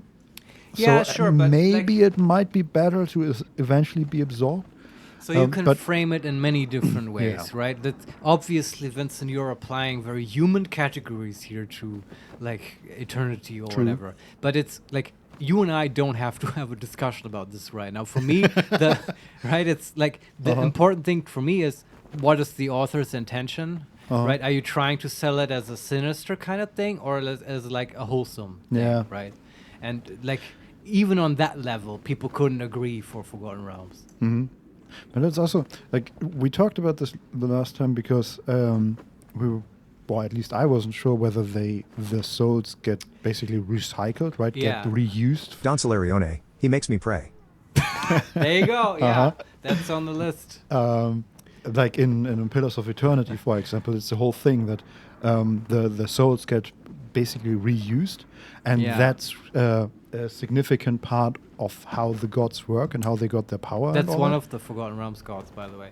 I'm telling you, it's a big like smorgasbord of like divine ideas. Sorry, I sort of interrupted you. But Yeah, but I mean, the base question we had was, what do these three, or now two, people want with all the souls they potentially get? And what happens if people turn into Mind Flayers who do not have souls? So that, as far as I understand, that wasn't exactly our question, right? Because they may or may not want the souls. That's unclear to me. Right? Yeah, but I mean, the question was, what do they want? What's their end game? That is the question. And they are working for the gods of death. So, well, I'm unclear about their exact relationship to the gods, I have to say. Sure. The thing that definitely the souls came up, right? Because Withers told us, hey, in his quizzical way, he Yeah. said, hey, have you considered what happens if everyone turns into... Oh, no, actually, he just said, do you think Mind Flayers have a soul? And then he just sort of said, they don't. And we should think about that. Yeah. And if all of Baldur's Gate or Faerun or the Sword Coast or whatever, they all turn to Mind Flayers, then we kind of asked, okay, what's the implication for this whole the god game that's going Yeah. on? Can Mind I still Flayers don't know. Can Mind Flayers worship gods? Does that mean anything to the gods, or because they have no souls, do they not exist for gods? I don't know. And if a person turns into a Mind Flayer, is their soul sort of erased, or does it just count as death? And the normal death spiel starts. Oh, maybe that's it. They just want, they don't want the constant trickle of souls. They want all of them, all the once. souls in Baldur's Gate at once. Yeah, but that's And maybe that's- because just because you get killed by in a ball plot doesn't mean you go to ball. Right? That's how that works. Worshippers go to the god in the afterlife that they're aligned with, right? Well, okay, yeah, true. But maybe there's some secondary plan they have that makes that happen. Yeah, maybe. And I'm wondering, okay, is that because we learned, just like these three avatars, the gods also constantly compete with each other. Maybe that's the Sure. plot for at least one of them, or multiple of them, to get the power to overthrow the other. Yeah, I could see that happening. But what I am sure about is that we don't know the whole story. Yeah, absolutely. And we I have know that I know nothing. a whole new act to figure it out. Yeah. Um, So this was good. We needed to have this talk, clearly. Yes, uh-huh. Now let's go shopping. Well, for Oh, the we're moment, still with yes, Raven. I Oh, know. yeah, sure. I'm not against it, but we are yeah, trapped. yeah. We will get there Yes. eventually. This is What was the last... what were we on about? Butterscotch sort of drifts off while Will is having this intense emotional I just moment. imagined the moment if this was a TTRPG, right? We have a conversation with an NPC, and then we sort of the players drift off and discuss the whole main plot, and then they Oh, just walk God. away, and the DM stands there, hey guys, you're still Yeah, talking. this gives me flashbacks to playing Stars Without Number and having a half an hour side conversation about whether shooting a bullet in space throws you Oh, God, over a yes, spaceship. yeah. That has happened. So. And yeah. what if the bullet is a laser instead of well, anyway. Yeah, then you don't get thrown anyway. Yeah. Let's continue. We're silly today, but I apologize, everyone. But somehow this is so- what you're gonna get. Option number 1, illicit wisdom. Call on your tadpole. Explore Ravenguard's uncertainty. Number 2, ignore Ravenguard's hesitation. Or number 3, leave and go shopping, presumably. Okay, it's funny. I used to say, we never used the illicit option and stuff, but the game keeps getting me, and it always gets me. Yeah, it's always the same, right? When it's about other NPCs that we want to save. We did it for Shadowheart, and now I think we should do it for Will, right? That's if there's a way to save his father. This is, this is the way to go. Yeah. Let's do it. Try. DC 2. But that was always the thing with the illicit options. They're super easy. And a bonus. Guidance. We literally cannot fail. There's no point even in 1 in rolling. 400. No, we're a halfling, right? Oh yeah, okay, we do it twice. Yeah. We rolled a 3. So we still got a 7 in total. Yeah, Butterscotch First comes ain't a even vision trying. of terror. The city of Baldur's Gate taken by Lithids. But beyond the terror, there is hope. You see a beaming Raven Guard presiding over the sunlit city, applauded by the people. A people at peace. The true Raven Guard lurks somewhere in this infected mind, seeking freedom, seeking victory. Have we finished then? And we don't even respond, we just leave. Like Alright. a true psychopath. Alright. We can also talk to Will. People rejoice. Yeah, let's talk to him. In I'm our just gonna go away from these weird NPCs that are constantly talking. A new age is upon us. Yes. And we have such a retinue. We have 5 followers at the moment. All right, we summoned everyone because we we thought we might yes, fight. Yeah. yes. And if we had That would have been good because there are a lot of steel watchers around, like these iron golems. Yeah. Let's talk That about yeah. Incredible. To hear my father's voice speak those words, like a stranger wrapped in his flesh. But there's still a glimmer of him in there, calling for release. I feel it. I know it. I won't let the Absolute keep him. This is my pledge. All right. Cool, yes. We He's so dramatic, my will. Well, he does have horns. Yes. Pledge to me, Will. We can say number one. Could it be true Duke Stelmane allied with the Emperor? Wait, who was Stillmane? I don't know. The Emperor is the guy in our prism. Yes. Yes. Is that the one Emperor they're talking about? I assume so. Yes. There's only one Emperor that I've heard of. But who was Stillmane? I recognize the name somehow. I think it's from from talking to Gortash, but I forgot. Is that his last name? Gortash Stillmane? I don't think so. Gortash is his first. His last Okay, name. let's just assume it's some other duke. Yeah. Okay. Number two. Did you know Stelmane very well back in the day? Again, Stelmane. Yeah. And number three. The Emperor promises incredible powers if we are willing to pursue them. Oh, this is about the special tadpole. Oh, okay, yeah. And then we have the other. Let's talk about us and go Right. to camp and wait for me there. Okay, sorry. Okay, what was the first option? Could it be true Duke Stelmane allied with the Emperor? Okay, we have to sort of ask that just to find yes. out what this is, where this is going. Mind Flayers are like devils. They just sport tentacles rather than wings. Clever, manipulative, exploitative. The Emperor says I know he's a what this friend. is about. Yeah. I think we'd be fools to believe him. And maybe it's true. Maybe Stelmane allied with a Mind Flayer and subjected the city to their political will. Or maybe he made an offer she couldn't refuse. What is this about? This was Emperor's ex-girlfriend, remember? He had this whole thing, he missed her and stuff. He was like working with her back Yeah. in the day in Baldur's Why Gate. are we talking to Will about that? Well, it's just because... I guess this he, is just... he might know her. Yeah, I mean, he's Baldurian and he's, you know, guess. upper class and stuff. Okay. But yeah, this option probably got enabled after we had that yeah. whole Emperor scene and stuff. We Okay, in just that never case, took it. we can still ask, did you know Stelmane very well back in the Yeah, day? sure. I met her twice. The first time, I was a boy of 7 or 8, at a banquet in the Flaming Fist's honor. One look and I was smitten. Chestnut hair that flowed behind her like willow fronds, as she floated from one room to the next as if carried by clouds. The second time, Stelmane was different. Even with the aid of a cane, each step she took was a struggle. Every word she spoke took great physical effort. A stroke victim? I asked Father later. No, he said. A stroke survivor. Perception fail. What did we miss? Oh, fuck. Yeah, this is interesting, though. That sort of makes me wonder, was it actually a stroke, or yeah. did the Mind Flayer, like, Uh-huh. suck her dry? Yeah. That would be fitting for Should my ask flare. Mr. Emperor about this. Hey, did you suck your girlfriend dry? No? Never mind. We can ask, or say, I'm short on sympathy.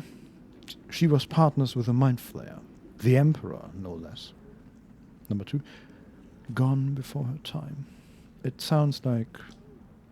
Oh, gone before her time, it sounds like. What a tragedy. And number 3, as Stelmane was suffering, maybe death was a blessing. It's a weird conversation. Number Yes. 2. What a tragedy. Yes.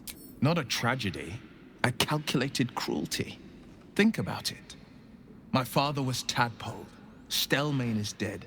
The people are frightened and the council's in disarray. To exert control, you must first sow chaos. A tyrant's strategy, as father would say.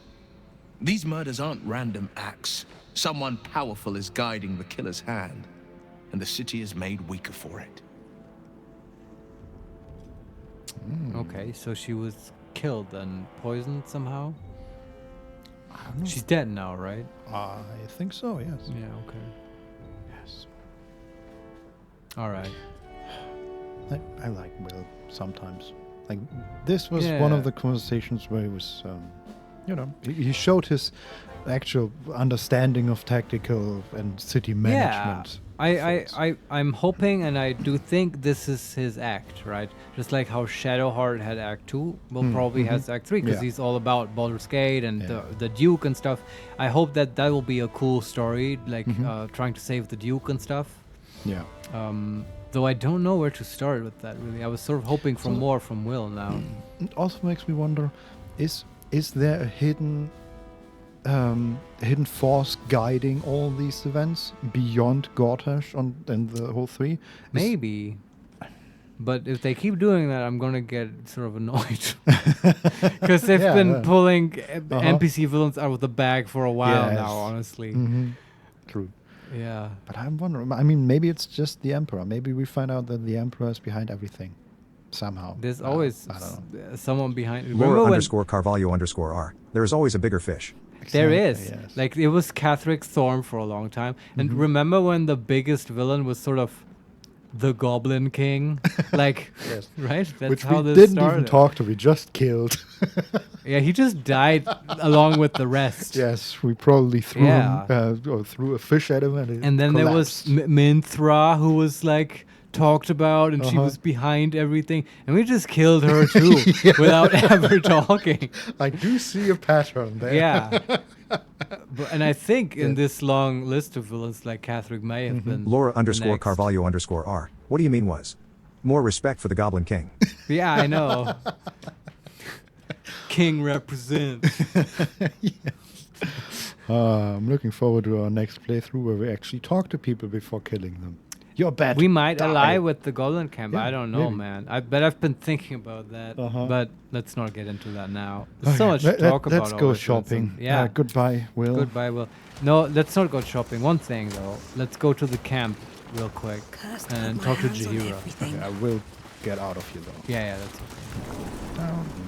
Oh, we're back on the bridge. Oh, wow. Sinister music. Indeed. 2 new journal updates available. What? Oh, it's just Gortash. Sure. Disable the steel watch. Consider Gortash Spark. Yeah, disable. Whatever. I might want to do that at some point, not immediately, but I said that at the end of the stream last time. I said, hey, we might go to the Temple of Gond or whatever. Mm-hmm. Maybe it's not there where we disable the steel watch, but there must be a way to disable it. Yeah, but I also want to fight one. Well, I assure you, Vincent, in the process of disabling them, they will let you fight one.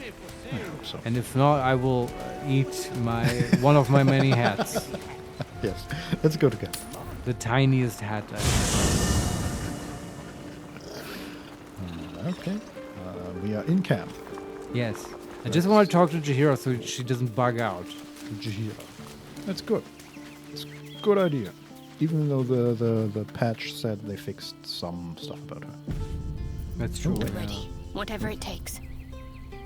Still breathing, despite Interesting. everything. We have a crown now in our character portrait. Not an actual crown, just a Oh. crown that notifies us that this is an avatar, not a It's a player. origin Interesting. character, I guess. Hey, catering to the multiplayer people. Yeah, they also added...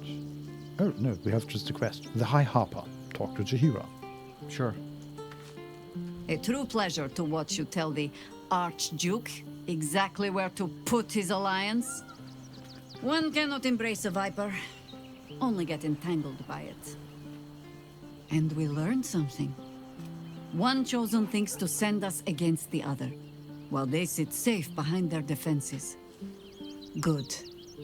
Gedrick thought he was safe too. For some reason, like the camera cut to Butterscotch for a moment, and he Yes. was just like looking at her like, yes, I know this. Why are you telling me? Aunt Jahira.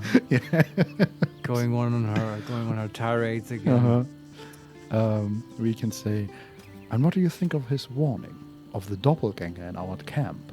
Oh yeah, that's right. Yeah. It's the girl, right? It has to be Yeah, Jenna or the either- cat. Either one, yeah. Yeah. What do you think, Jira? Number 2 is tell her what happened at the Harper safe house. Yeah, So by the way, Harper's not doing so great. the safe house you told us about? Yeah, we sort of stumbled into it. Number 3, how are you faring without your Harpers? And number 4, now we're traveling together, I realize I don't know much about you. And then you can say, join me and leave. Right. Start at the top. May want to do all of them. The doppelganger in our camp. Yeah. Who is it?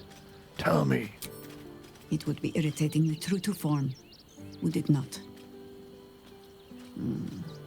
A Harper learns to doubt, to peer through every smile, question every look. Eventually, you find what it is you fear, whether it is there or not. When we cannot know, we can only trust. But then, that is exactly what a traitor in our midst would say. What Isn't the- it? What the fuck? She just said nothing. Yes. She talked for like 40 seconds and managed to say absolutely nothing. That's Wow. like remarkable, the degree to which she just said nothing. That was, I mean, honestly, yes, it You was could remarkable. print that out and hang that on the wall. and Harper say, learns to doubt, but we have to trust. But What then the- that is what they want my us to do. God. Like, what the hell, Shahira? Did you ever see that? Then this is a weird pull, and I'm sorry, but today it's just it's one of those days. Have you Hit ever me. seen the 1980s version of, I think it's from the 80s, Wonder Woman? I mean, the show? Like, no, there's a movie, right? I think it's Wonder Woman. And there's a remake, too, of Wonder Woman, right? Uh-huh, That came yeah. out a couple years ago. Yeah. Isn't that with, what's her name? Brie Larson? Is that No, she in there? Who is playing her? Do you know? Vincent knows his movies. Yeah, Gal Gadot or whatever her name is. The Oh, okay. Israeli woman, I think. I don't know her. But anyway, there's a new version, but there's also an old one, right? And I mean the old one. And I don't know, maybe we look at this in the break, but there's like it's a terrible movie. And Where is this going?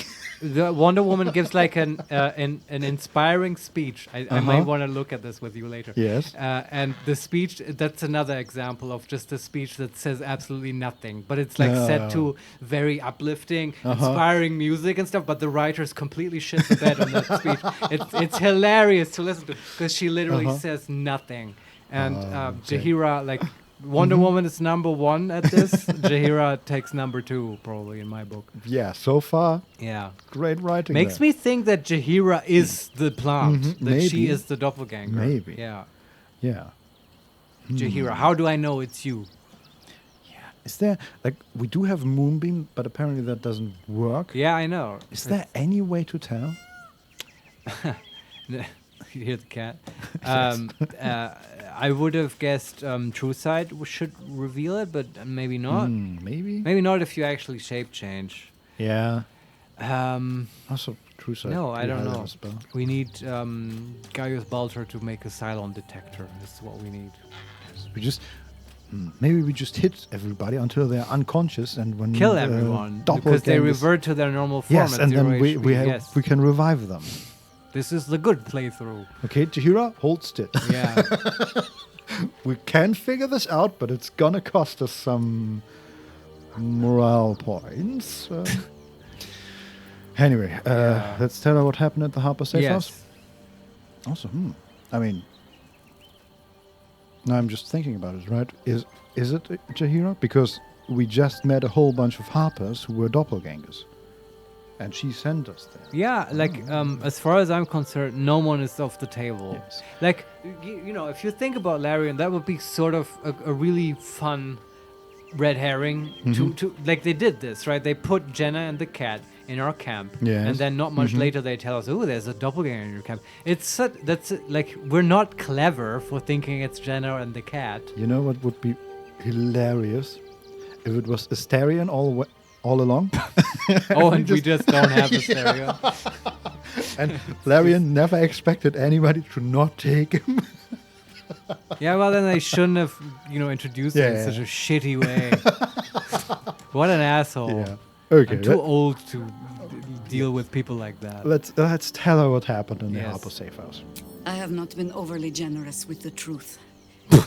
I came here to learn of the Chosen. True enough. But I set my Harper searching for someone else, too. Tell me, what do you know of a man named Minsk of Rashomon? The name is as familiar as Jaheira's own. A hero of the time of troubles, who saved the city more than once. Of course, Minsk of Baldur's Gate 1, the guy with the miniature giant space hamster. We can say he traveled with you back in the old days. Number 2, Baldurian. There isn't a Baldurian alive who doesn't know that name. And number 3, just get to the point. No, do number 1 in this case. Old days. I sense you mean no insult, calling scarce a century ago the old days, which is considerably more insulting. Minsk is an old friend, Jesus Christ. perhaps my Jaheira. oldest. We fought at one another's backs, times beyond counting. And the last time I saw him, I left him to die. Am I wrong, or is this dialogue a little bit... It's a bit rough, yes. It's a bit rough, right? Yeah, I can totally, I can totally see just, this is even more insulting, and we just turn around and walk away. Just the casual way she said it and just slipped. Also, the way she started, I have not been overly generous with the truth. Like, Jaheira is a weird person. It kind of makes sense. She's like, been around for a long time and, you know, been on very many traumatizing adventures, probably. Yeah. Like, you don't come out normal. Yes. And she doesn't talk guess. normal, so it makes complete sense. And I'm very excited about finding Minsk. So what's next? Where do we find him? We can ask, what happened? Number 2, I suspect there's more to the story than that. And number 3, I'm not sure what this has to do with our fight against the cult. Who cares? Number 1. Before we ever heard of this absolute, we received word of a gathering in the Undercity. What we found was the first dark seed of this plot. A circle of cultists with Mind Flayers in their midst. We might have ended it there, cut off at the root, but before I could send for help, Minsk charged in alone. It was chaos. He was overrun, dragged down beneath a mass of tentacles. I had a choice. Stay and let word of this cult die with us, or leave him and live to fight another day. Oh, shit. Yeah. We can say, so you left him. And number 2, and here you are. You made the right choice. Don't second guess yourself. Number 3, I'm sorry, Jaheira. That's a cruel choice to have to make. Number 4, if he's lucky, they killed him then and there. And number 5, it sounds like he got what he deserved. What, for being a Leroy Jenkins? Basically, yes. Yeah, I'm sorry, that's a cool choice. The world takes much from those who presume to defend it. But sometimes, you get to take it back. So don't be sorry, because I mean to use you. Of course. Infection, indoctrination, eradication. That has been the fate of everyone the cult has captured so far. But it has not been yours. With your help, perhaps it need not be Minsk's either. Okay. She feels like a politician. She really, in every way. And like, they're really driving this leadership angle in her character, I feel. Like, Which is weird because she's following us around, but okay. yeah, sure, Laura but like, underscore Carvalho underscore R. What is happening in this dialogue? Help. yeah. It's not just me, right, who thinks it's a bit weird. Yeah. But it's not totally off. Like, she was... If I say... I'm trying to think back, right, in Baldur's Gate 1 and 2, how she was written, and she was always a very... get shit done and don't cry about it kind of person. And always had this whole leadership angle to her. Definitely. Okay. So it's not... I don't think it's completely out of character. But it's something about this dialogue, the way it flows, irks me a little bit. I don't know quite what. Yeah. Yeah, I don't mind the leadership parts because I mean she is a leader, right? She's Yeah. leading at least part of the Harpers. Yeah, absolutely. And this whole like, I intend to use you. It's like it's just very direct. That is sort of her thing, I think. Yeah. Yeah. Well, But okay. it feels a bit weird. Let's see if maybe finding Minx can help with Yeah. that. We can say, then let's find him. Yeah, Number- where do we start? Number 2, why are you only telling me this now? Number 3, is this really more important than stopping the Chosen? And number 4, we can try Jahira, but we don't even know if he's still alive. So I just want to say, let's find him. As simply as that? For no other reason than that I asked? Yeah. Perhaps you two will get along. Oh, the point is moot without the means to find him. Without the Harpers, we shall have to find another path. I guess I'll it have a is. better idea of what that is once we're through the gates. Seems I need to reacquaint myself with this damned city. So wait, We're out of dialogue. hold on. So what happened is Jahira like lost Minsk. That's fine. She wants to find Minsk. The Yes. way she goes about it is she tells us go to the Harper hideout, but she doesn't tell us about the Minsk bit. But there, presumably, we would learn about Minsk whereabouts. I mean, I think her plan was to accompany us to the Harpers. Yeah, hideout. but it's not like that would have worked. And so then what happens next is the Harper hideout, like it doesn't deliver. It's infiltrated by doppelgangers. And then we go back to her. She reveals the Minsk stuff to us. Yeah. And tells us we need to find him, but now I don't know how. But maybe I will know once we're in the city. Is that what she just said? I think Did so, I get yeah. this right? Yeah, okay. I don't understand why. I guess the game offered us this option and we just didn't take it. But why didn't she just tell us in the first place? I don't know. Yeah, I don't know. yeah, I know. I'm sorry. I just, Have to keep No, going. I agree with your point. I just don't Yeah. know. we could have asked her, so it's stupid to Maybe. now make a big deal out of it. But okay. Obviously, also I'm just metagaming. That's why. Like Butterscotch doesn't care that much about Minsk, but I do. So I just I don't even question her. I just want to find him. Yeah. Okay. Also, I so- feel like, Yeah. I mean, I don't know Minsk as well as you do. I hardly know him at all.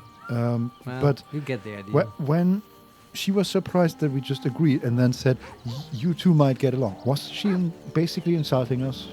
No, she like right. Minsk Leroy Jenkins into a difficult, dangerous situation, but and we just sort of did the same. Yeah, but I always felt like this was Minsk isn't either the smartest tool or the sharpest tool in the shed. No, he's not. He has literal brain damage. Everyone knows this. And yes, I mean, if you want to be sort of a stickler about it, she did, I guess, sort of insult us. But you should get used to this kind of thing from Jahira. Remember, Okay. she is the character that if in Baldur's Gate 1 you clicked on her, she would have the voice line, yes, oh omnipresent authority figure. Like, Jahira is sort of a sarcastic asshole Yeah, okay. with leadership qualities. It's a Fair weird enough. mix, but it works for her. Yeah, well, we'll At least see. back in the day, yeah. Okay, I'm just looking around the camp. There's a whole like demolished building. Don't think there's anything in there though. It's Can just you interesting talk, to since see. we're here, can you talk Yeah. to the Jenna girl? Yeah, absolutely. Really put her to the question? Can you just get behind her and I start to... brought my own paring knife. Now I just need some ingredients, and I'm gonna make something really good, I promise. Knife, huh? That's Collecting weapons, huh? Let's talk to the cat. Maybe Grub Oh, that's can do it? this. Yeah. Okay.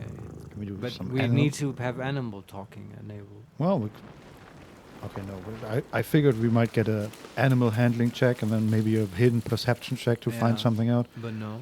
Nope, nothing. Do we want to talk to the others just to see if there's anything weird going on? Yeah, or we can find the doppelganger. Yeah, let's talk Always to at your Lazelle real side. quick. Yeah. Our camp houses an imposter then. Yes. Say nothing. Trust no one.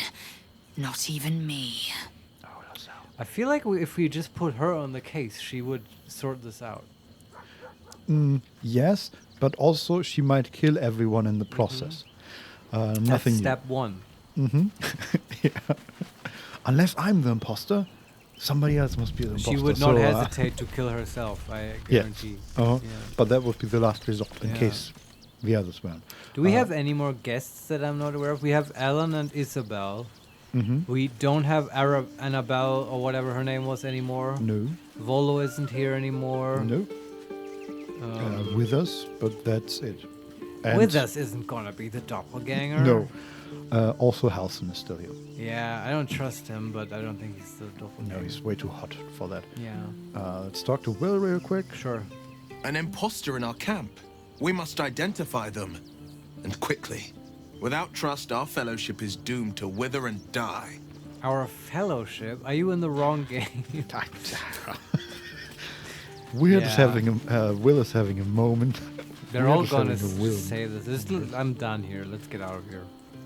I want to just at least talk to our guests real quick, just to see if All right. there's anything weird going. Come to bask in the glow of the Moon Maiden's sword? Be most welcome. We can say, how do you intend to spend your newfound freedom? And you should join my camp permanently. We can fight the powers of evil together. What you mean? What does that mean? More permanent than she's already here? I guess, yeah? I don't know. Ask her. Join. Our thoughts are as one, my friend. You must face the chosen of Bane and Baal. I will do my part to see them laid low. She's so Shakespearean all the time. Yes. Okay, I'm gonna leave. Let's talk to her girlfriend, Isabel. Keeping very well, I hope. That's it. We can ask about her father.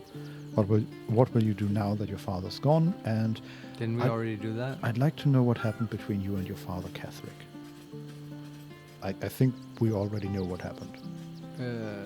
Well, yeah, I don't know if we've clicked these conversation options before. No. Do you want to? Sort of not now. Yeah, okay. Okay, and then let's talk to Halcyon, and that's the last conversation. I think I want to have. A shapeshifter infiltrating our number. Like a cuckoo creeping into the nest. A dire threat, if Gortash indeed spoke the truth. Druids like animal matter first. Who would have thought? Yes. Well, we can say, have you heard from Taniel since we moved on? Oh yeah, ask. Taniel was the boy, right? Yeah, the shadow curse boy. I want my reward. I was promised a reward, Halcyon.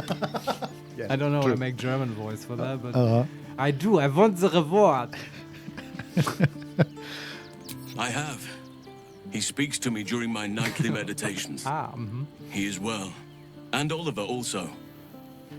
At times they are one, and at others they divide. Easier for playing, perhaps. And the land thrives also. I doubt you would recognize it. Perhaps one day, you and I can both return and see it for ourselves. Yeah, Okay. that's nice to hear and stuff. But you know, we have expenses, right? And I don't know if you heard, but at the circus they make statues of people, but it's like real expensive. So I don't know if nature could find a way, maybe within the next week or so, that would be real splendid. Yeah. Otherwise, I would. It would be terrible, but I'd have to kick you out of It the is camp. getting quite crowded here, and there are security concerns, talks of doppelgangers. It's just easier to provide security with less people, fewer people. Yeah. Anyway, I'm glad we had this talk. Yeah, okay, we have some of them. There are more options, but none is interesting, I think. It's probably neither Scratch nor the Owlbear Cup, so let's get out okay, of here. it might, but I Maybe. think it'll just be revealed to us. Yeah. Eventually. So far, I feel like. And do you know? Maybe Gortash just said that to fuck with us. Also quite possible, yes. There may not be one at all. Busted. Yeah. Let's get out of camp. Yeah. Okay. Hi. Reloading. Okay. So where are we heading now? Into the city? Here goes nothing. Here goes nothing. The Shouldn't have wished for more Flaming interest. Fist Barracks. Authorized personnel only. That has never stopped us. Okay. There was just an unopened door in the Right. Worm Rocks fortress. Let's go to Baldur's Gate. Yeah. Off to see the wizard, the wonderful Wizard of Oz. Past all the steel watchers. Wait, is this? I'm running in the wrong direction. This all looks the same. God damn it. Isn't there a compass? Or a mini-map? Probably. We also, the game wants us to talk to Mizora. She's on the way to Baldur's Gate, right? Oh, okay. We can do that.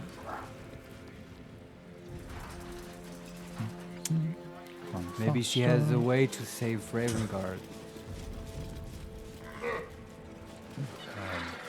Jason's wings do weird stuff. Okay, let's talk to another devil. Yeah. What did I tell you? A momentous occasion. I'm sure you agree. I've had enough, Mizora. What do you want?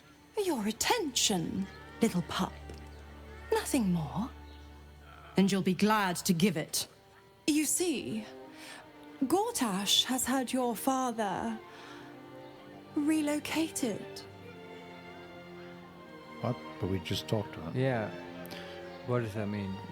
We can say, where have they taken him?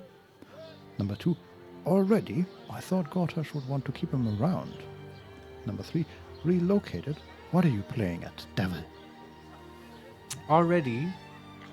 I'm just an impartial observer. This is Gortash's game. A murderous one, the way I hear it. Shit. Your dad's good as dead, pup. And to think, there's no way to save him. Or is there? You know something. I know enough. I'll be in your camp if you want to work Oh, something out. They don't even ask us anymore. What the fuck? Will, like, did your ex-girlfriend just move in with us?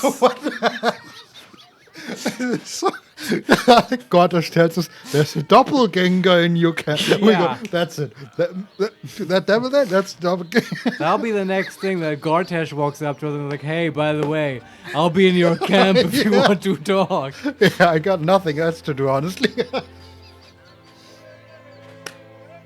Oh, what Yeah, is going on? I honestly think, like, if you... I haven't talked about it in a while, but remember how at the start of the game I was very confused with this whole alternate dimension camp mechanic? And it sort of a little bit made my immersion more difficult because you can just teleport there and teleport back. Yeah. And it's in this weird hyper dimension. But also by now, I feel like it's sort of... maybe I've made this point before, I don't know. But I feel like it's a dangerous thing to have for the writers of the game and the designers because it seduces you to be lazy in this exact way where, well, they need to be able to talk to certain NPCs at some point. So that's always the easy answer, right, to the question of where do you put them? Well, just in the camp. That's the location where you can always find them. Because otherwise they would have to sort of figure out where to place Mizora in Baldur's Gate and then communicate to the player that she's there if you want to talk to her and stuff. And that's difficult and can be misinterpreted and stuff.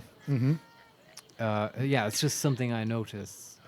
Because by now it feels a bit funny how big the camp is getting. Yes. And And that I don't...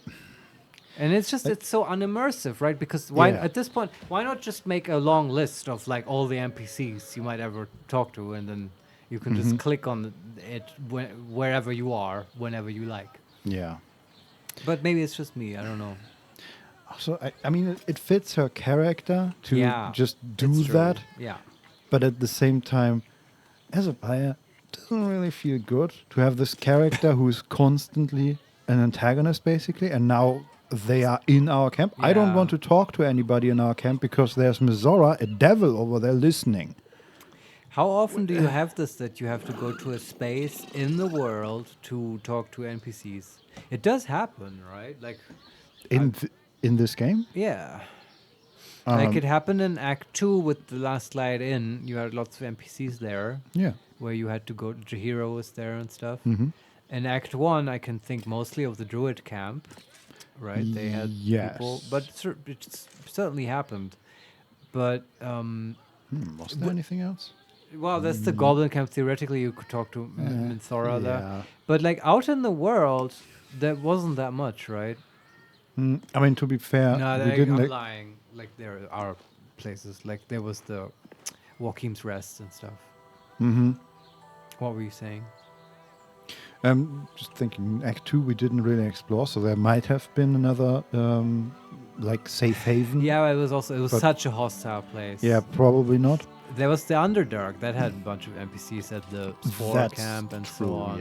Yes. So it does happen, but there's a very stark dividing line, right? Whenever an NPC sort of relates to character quests, like of the other NPCs, then they tend to be in our camp.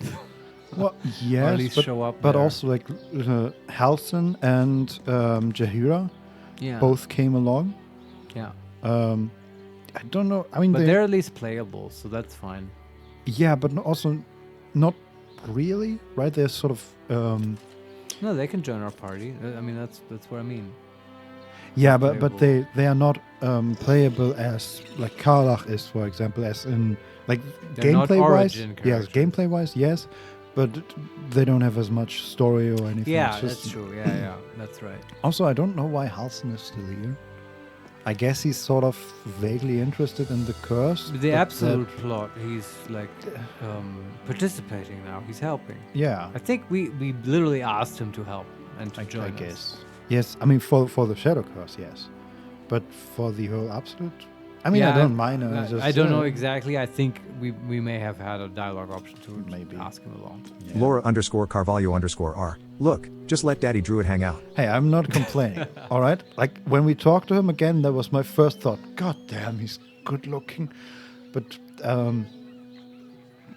yeah, anyway, I'm not complaining. Yeah, Daddy Druid, but he's a playboy, man. He would never stick around. Yeah, true, but he's just eye candy for now.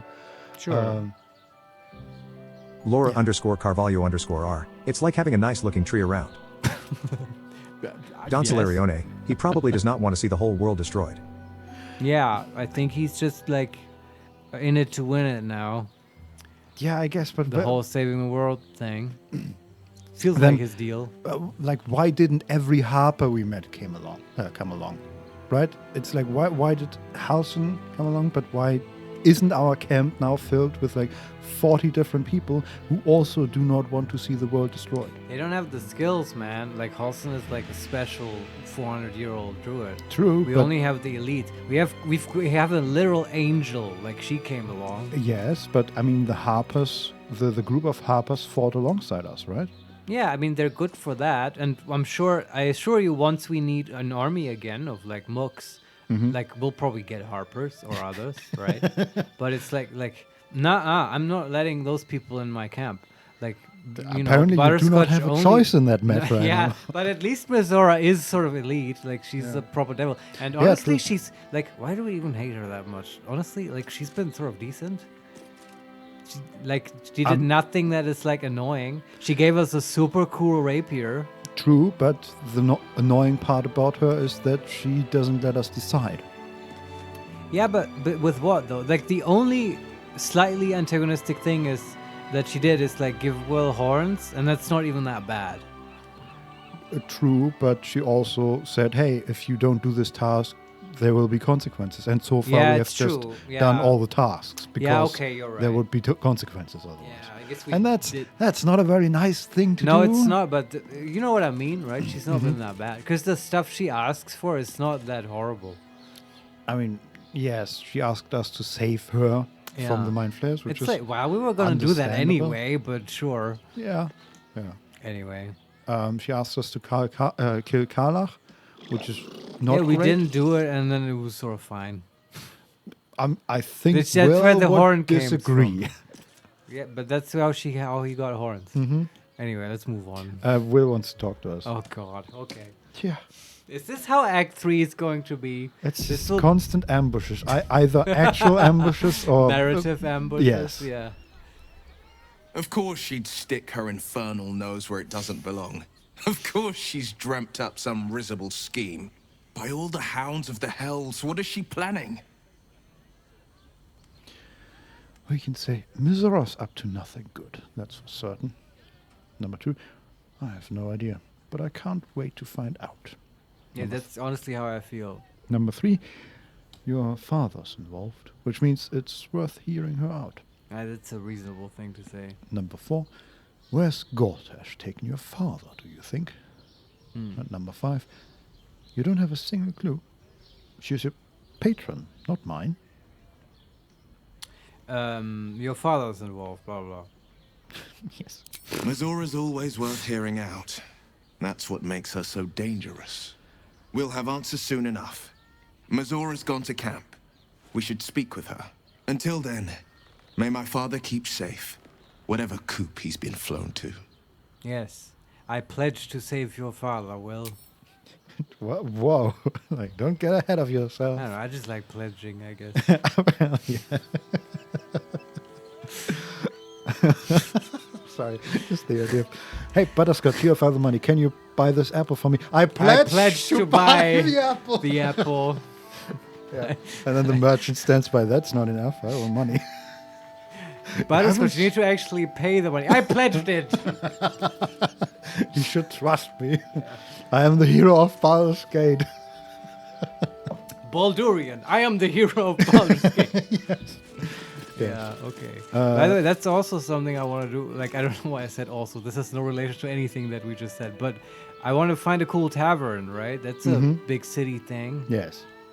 I guess I'm hoping we can pledge stuff at the tavern. Do we want to talk to Mizora real quick? Or No, I want to move on now. I okay. want to actually go into the fucking city, Vincent. Let's do it. To Lower City.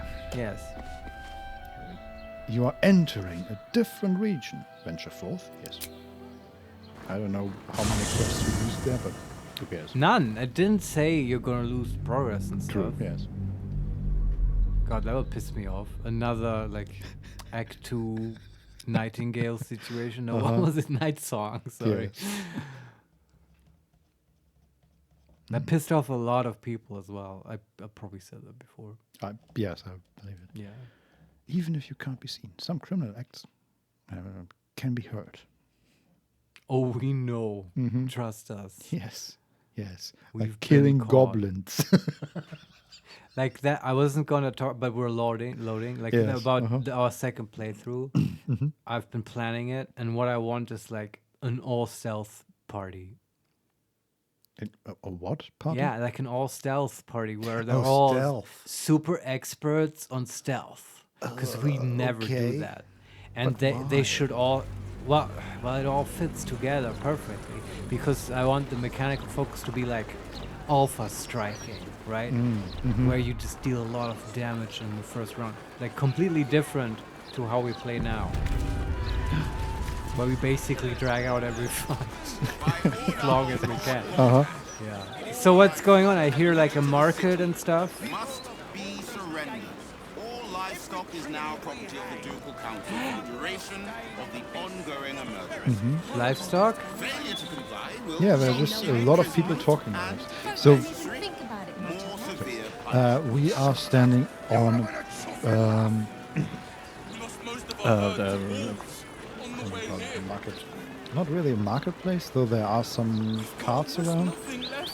There's nothing being sold as far as I can see. There is what is it called? like a hanging place where you hang people. Oh, scaffold. No, how do you call those? Or something like that. I don't know, but yeah. It has a specific name, I'm sure. Yes. Yeah, there's basically a small platform built with the gallows. Gallows, yeah, I think so, yeah. With the potential to hang 3 people at the same time. Very efficient. Oh. There's also there's the city executioner, Fist Edge. Awesome. That's his name? That's his name. Fist Edge? Yes, Edge is his nickname, I guess, and Fist is the title. Okay. He's part of the Flaming Fist. Then next to us is that's right, Fist. Okay, yeah. Sure. Then there's next to us is a small group of people, commoners talking to a Fist Cuthbert. Yeah. Cuthbert? I'm not sure. About livestock, which you've heard. And we can't really see much of the city yet. You know what's we are crazy? In Lower City, I guess. Like when you, I don't know how it is in the other Larian games, but when you normally in RPGs you go into big cities, right, and they want to make you feel that way, like you're in the marketplace.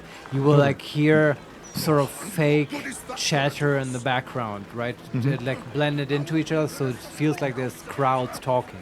That's right? not the case here. No, they get the same effect here, but it's all actual chatter. It's all like actual people saying real things. I mean, they do have like the background noise of people there's walking also and stuff like that. Yeah, there's like But in the the talking distance there's itself? also nonsense shouting and Yeah, stuff. yeah. But you could probably leave that out. You'd still get a soundscape of True. chatter Yeah. just from actual real dialogue. I Yeah. just thought that's Very fits impressive. this weird game. Yeah. Yes. There's also some sort of... What are you doing?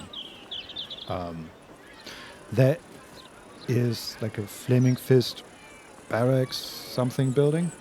There's one of the Flaming Fists, Fist Murphy, is standing guard, and he's standing on one leg and balancing. Okay. I wonder why. I don't know. We could talk to him. And then there's so we entered in the southeast. Yeah. And there are paths to the west and to the north. Right. North looks darker, like into some sort of building and alleys, and west leads to open areas. Right. Like I have no idea about the layout of the city anymore. I want to talk to the livestock guy, and because I want to do that because I'm hoping we will find the resolution to the mystery of the weird ox. Remember? I do remember. Save here and talk to Fisticuff. Move along. I've got my hands full enough without gawkers. Okay. And can we talk to the people? You must agree, this is ludicrous. How are we meant to survive without our livelihoods? That's a very throaty voice actor. That was a dwarf. Yeah, checks out. Named Turnip Bubs. But yeah, we're immediately out again. Yeah, okay. After you turn your animals over to the care of the Duke. Some of them have names, but also these names. Okay. Larian. Good Forgotten Realms names. Like some of these, they feel like Larian just really try to make them sound ridiculous. I like what, Vincent? There's Turnip Laura Bubs. _Carvalho_R. I just found my next character's name. Turnip Bubs? Yes. I It is approve. pretty good. There's also Asparagus Mali. Oh, that's a joke, man. Come on, asparagus? Mali? Then we have, Teodosio. I wish my name was Turnip. Changing it as we speak. I mean, turnip is kind of nice, though. I would intuitively, I would say that's a girl's name. True. And this dwarf is male. He sounded male. Yeah. Although, of course, there are names that work for both genders. Yeah, and I think Turnip, especially for a farmer, like maybe it's not his given name or his parents were also farmers. Maybe it's just a nickname, something like that. What are turnips, by the way? I never knew this. Like carrots, I think. They're carrots? Okay. There's Plowman Zach. But that's not his name, that's his like job title. I hope so, but I'm not sure. Okay, and it's then a choice. Then we have, oh god, Drussovissil, which is Drussuvississill. Wow. Yes. It's a lot of letters. That's a halfling. Visual. Can we talk to him? What's up for discussion? Are they gonna pay us for the animals they take? Like elves they are. I don't know why that cracks me up, but it does. They seem to have this intense thing about the animals here, but nobody wants to like go in depth about it, so we can't help. Yeah, no idea. I mean, I think it's just something that Lord Gortash decreed.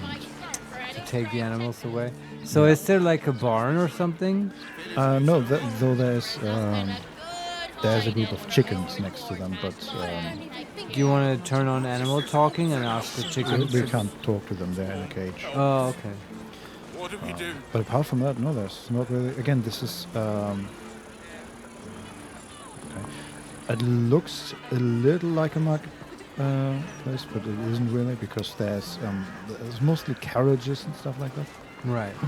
There's a Can't blackboard. slow down. Oh, I've been waiting for a blackboard. A black what? Blackboard. Oh, black, okay. It's a child.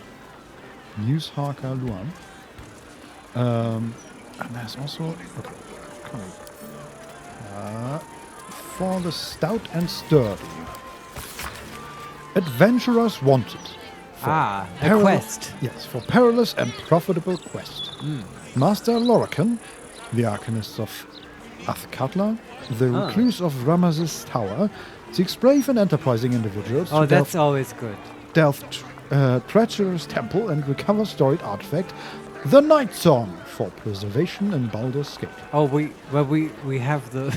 Yes, we can we go can to just him turn and... it in. Yes, this is the Night Song. Give me money. Only stout of heart and keen of mind need apply. Fame, glory, and incredible fortune assured. Okay. Journal updated. Find the Night Song. Well, we did. What though. is this? Okay. Where's the actual quest? Find the Night Song. Speak to Lorican. Night Song decided to camp with us. We should see what the wizard in Baldur's Gate wants with her. Like going to cool wizards' towers in D&D is always a great thing. That's always fun. They always have cool quests. I was sort of also, I told this to Vincent off stream, but I was hoping for now in Baldur's Gate to get some cool quest that has nothing to do with the main storyline. Yeah. And I was hoping that might be that, but with the Night Song, it doesn't sound like it. No, I mean, she's definitely directly involved. Yeah. Then we have Stay Tonight at the Elf Song. Probably that's a tavern, yeah, the Elf Song Tavern is sort of famous in Baldur's Gate. Rooms available at the Elf Song Tavern for parties large or small. See innkeeper Alan Ailith at the bar. Yeah, we shall do. We are a party large or small. Then we have Be wary of foreigners. Foreigners should be shunned. Their decadent ideas infect our youth, and they steal Baldurian resources without contributing anything. The recent wave of refugees should be driven from Baldur's Gate. Let other cities take them in. Baldur's Gate has already given enough. That's some right-wing propaganda. Then we have Rat Trouble. Question mark. Got rat trouble? Not for long. Hire Stomp. Oh, that's Jason. Okay, Jason is just moving in front of the camera. Got rat trouble? Not for long. Hire Stompin' Borzas, the rat catcher, and your troubles are over. Small rats, big rats, giant rats, rabbit rats, and any kind of rats, Boris stomps them all. Reasonable rates, corpses, and rat pellets removed. No extra charge. References upon request. I wonder if he has a quest for us to kill some rats in a basement. No, but that's his whole job. We can't just take his job, Marius. Well, maybe he subcontracts his job. And what's the final one? Anti-hack support group poster.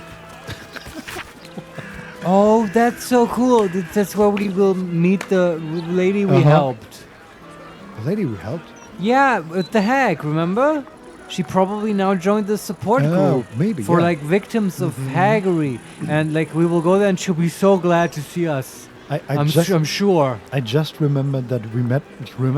In Act 1 or 1.5, next to the temple, we met this woman who wanted a gift egg, right? Oh yeah. And we just told her, yeah, well, whatever, and then we never talked to her again. And we, yeah, did we ever resolve that? I don't think so. No, we didn't. Also, we both thought that she might be a hag. I wonder if we find her again. Right, that was the whole Society of Brilliance thing. God, we've been playing this game for a while. We have. Anyway, attention! Have you been hacked by a hag?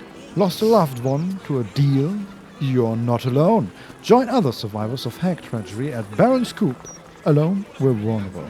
But together, we can stand up against hags. That's really cool. I love that whole idea. Journal updated. Help the hag survivors. Yeah, What? I want to go there. Did we have a quest for that Before? Not that I would know. Help the hag survivors. Nope. Also that's calling new. it now, if you're a hag, the total hag move, right? To start a hag victim support group. The leader of that group is totally a hag. Calling it now. Quite possible, yes. Yeah. Okay. So, do we delve... Is that a dead person? That sounds like a zombie. No, there's Galstar Boys, which is unconscious with 1 HP, and there's a fist and a steel watcher next to her, and it looks like they are resolving what the hell happened there. So where do we go? Do we go... Can you talk to the one-legged fist guy? You had me intrigued there earlier. I mean, he's not one-legged. He's jumping on one. He's lifting. This is this important distinction.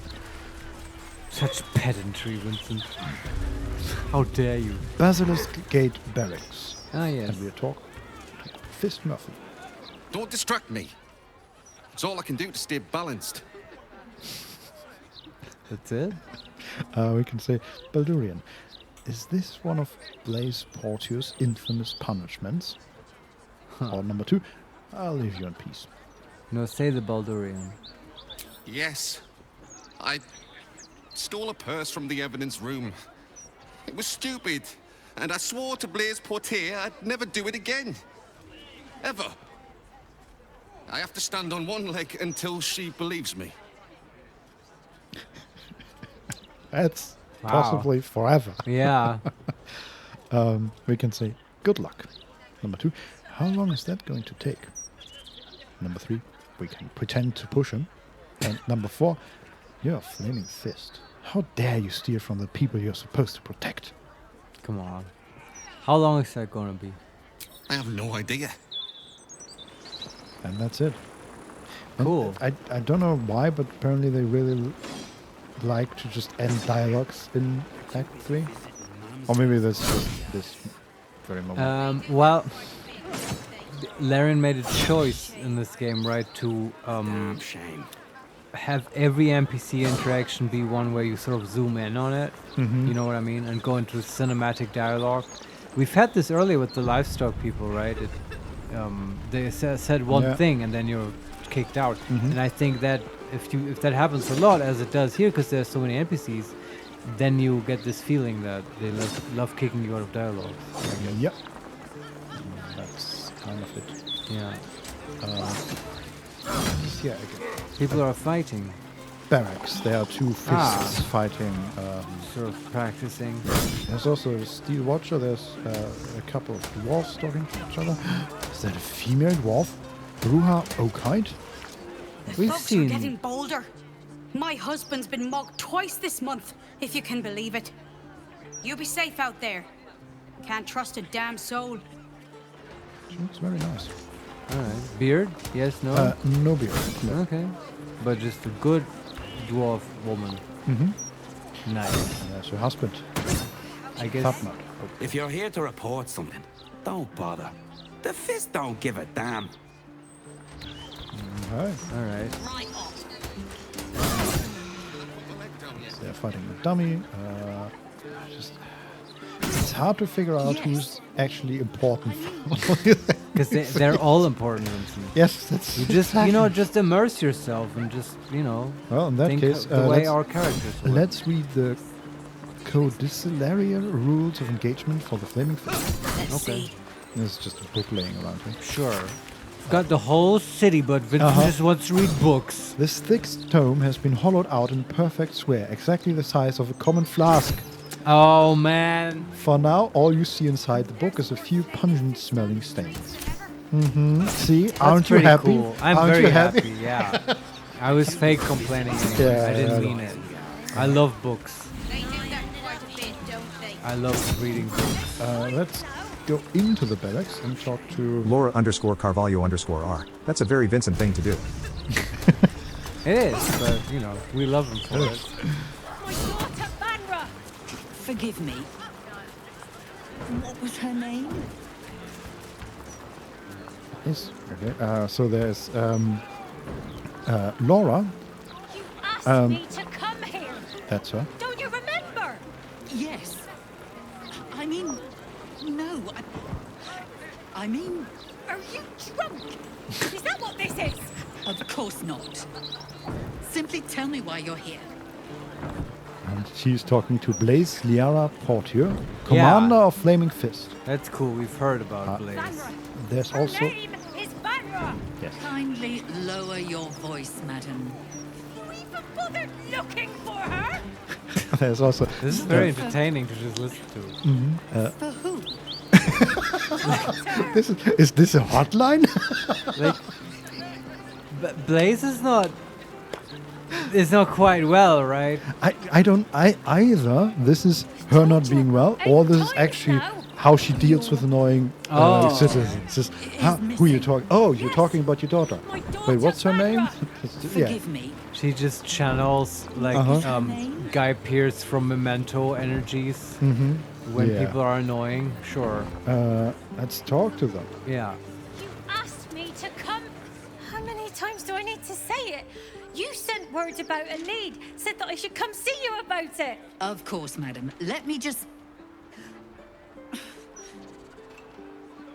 Forgive me. Why are you here? Is this some kind of sick joke? Do you have any idea what I've been through these past few days?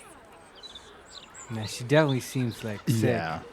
Maybe she's got a tadpole and it's like malfunctioning. Maybe, yeah. Or they, this is right, we just learned about create chaos. Maybe that's Gortash creating chaos. Sure. Or she is just suffering from early onset dementia. Maybe. We can ask, what is going on here? Number 2, calm down. Let the poor Flaming Fist alone. Or number 3, no. And it's not my problem. What is going on here? I pledge to resolve it. My little girl, she's missing. This stupid, useless Fist said she had a lead, but she must have been stuck in Dream Mist or something. Madam, tell me. You said... she was... taken from a tavern? Yes, the blushing mermaid down by the docks. I told you 100 times. Why aren't you listening? We failed an Arcana check. Oh, come on. This is... embarrassing. Yeah. We can say she's not a... she's a typical Fist. They never listen. Number 2, it's not very responsible to take a kid to a tavern. Number 3, I'm listening. Tell me what happened. Yeah, that one. Tell me. Excuse me, citizen, but if this is a criminal matter, it's my business, not yours. Shut up. You'll Madam, forget who I am in if 2 you'll minutes. just tell me why you're here, I'll take down the details. What is happening?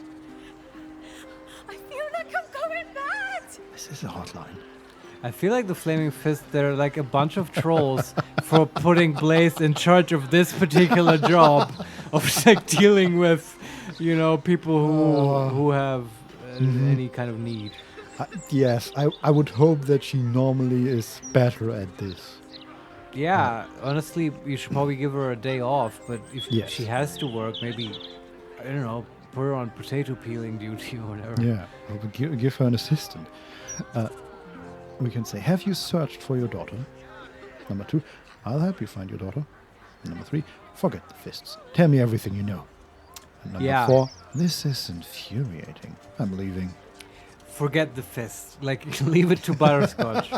We'll make this our highest priority after going shopping and to a tavern and whatever else comes up. But we will totally find your daughter if, like, it happens basically automatically. So forget the fists. Yes. Tell me everything you know. Her name is Vanra. She's 7 years old and has red hair, like me. We were in the Blushing Mermaid when she was taken. Just up by the docks. Is that the... That's a tavern. Like, we can go there. Like, it's I'm fun. just thinking the girl in our camp looks... No, that's Jenna. Yes, but she looks vaguely familiar. Or Well, does she have red hair? I think so, yeah. Huh. She looks a little bit like her. But the girl that she talks about is called what? Vanya? Vanra. Venra? Venra. Okay. Yeah, I'm just thinking might be a doppelganger that took the form of Venra, but a different name. Or Yeah, something. or Jenna lied about her name. We can say, was anyone else with you? Number 2, you must have some witnesses, surely. Number 3, I'll head to the Blushing Maid now, or Mayor Maid now. And number 4, we can just leave mid-conversation. What was that's what Baldurians do, I guess. What was number 1? Was anyone else with you? Yeah, that one. No, unless you count a couple of old drinking mates at the next table. But they'd be no help. They barely remember their own names. I was sober, though. I swear. I stop in the maid for a drink sometimes. But it was only a quick one. She was shit-faced. Probably. We can say, you must have some witnesses, surely. Or we can say, I'll head to the Blushing Mermaid now. You must have some witnesses. Of course. The front of house, Bosun Gannet was there, and the owner of the Blushing Mermaid, Captain Grizzly. Neither lifted a finger to help me look. It was awful. Well, yes, madam. I understand. What was the first thing she said? I couldn't hear through her drunk... not you too, Marius! Her drunk stammering. What was the name of your daughter, Mel? Oh, yeah, okay. Vincent, how did you get here? You normally spawn in my kitchen. Not the studio. Oh, wow. It's all wrong. He's a doppelganger, everyone. We can say, I'll head to the Blushing Mermaid now, or we can leave. No, but Vincent, I'm actually asking you, what was the first name she mentioned there? The 2 witnesses? Yeah. Bosun Gannet. Bosun? That's also a forgotten Rouse name. No, Bosun is... didn't you just play Return to the Obra Dinn? Yeah, part 1, yes. And why do you ask? Bosun is a title for... I'm sure it is. Laura_Carvalho_R. If this was Disco Elysium, there would be an option to ask about the kid's name again for sure. Yes. Yeah, you're right. Yes, that would be hilarious to just imitate that. I only make the connection now, but to just imitate the command, that would be so hilarious. Yes. No, forget her. Talk to me. What? You as well? And then Karlach comes up and does the same thing. Yeah. So Bosun is not an officer on a boat, but Laura_Carvalho_R. Mr. Evrard is helping me find my daughter. Exactly. Yes. Yeah, you're right. Yeah. So Bosun Gannet and Bosun is and Bosun is some kind of boat person. Yeah, I believe you. Okay. Just like Captain Grizzly. Yeah, I mean, the other one. I think Captain is a self-given title, but yes. I mean, he's the owner of the bar, right? Yes. Isn't he? Anyway, it's all in the docks. They're all like, it's about ships and stuff. Let's head there now. I'll head to the Blushing Mermaid now. Yes. Thank you. I'll head home. Can't stand being around these idiots any longer. Yeah. Come find me the moment you hear anything. It's all right, madam. We have it under control. You just get a drink and get some relaxation. Exactly. So now we could talk to Blaze Liara Porter. There's also Manat Sayama, the Basilisk's Fang. Okay. Which is a woman with an interesting hair piece. Why? It's grayish, And sort of like... Her hair? Yeah, it's not exactly a mohawk, but it's like a fantasy mohawk, basically. Uh-huh. And she... what does she have on her back? Is that... Laura daggers? _ No, Carvalho _ R. And that is the Bang Bang cockatoo. Exactly, yes. She does look a bit like a cockatoo. She has, I think, 2 hands. We're dealing with an increased number of complaints, sir. Please wait your turn. That's her. The Basilisk's fang? Yeah, and that was the dwarf that we met outside. Ah, okay. That was apparently getting mugged regularly. Yeah, who was like cynical about the Flaming Fist. So let's talk to Blaziliara Portio, Yeah. the commander of the Flaming Fist Let's headquarters. take the piss out of her. It's like, tell her like, oh, we were just here 2 minutes ago. You like we've come to collect our reward. Remember? Yeah. Commander Portier, acting marshal of the Fist. If you have a crime to report, please wait outside. We're currently at capacity. That's it. No That's further. Come on, we need to like fix her memory. Yeah, or maybe if this is just... Maybe Don this is Solarione. Can't wait for Henry to Dark Urge playthrough. Yeah, he should be called Henry. You're right.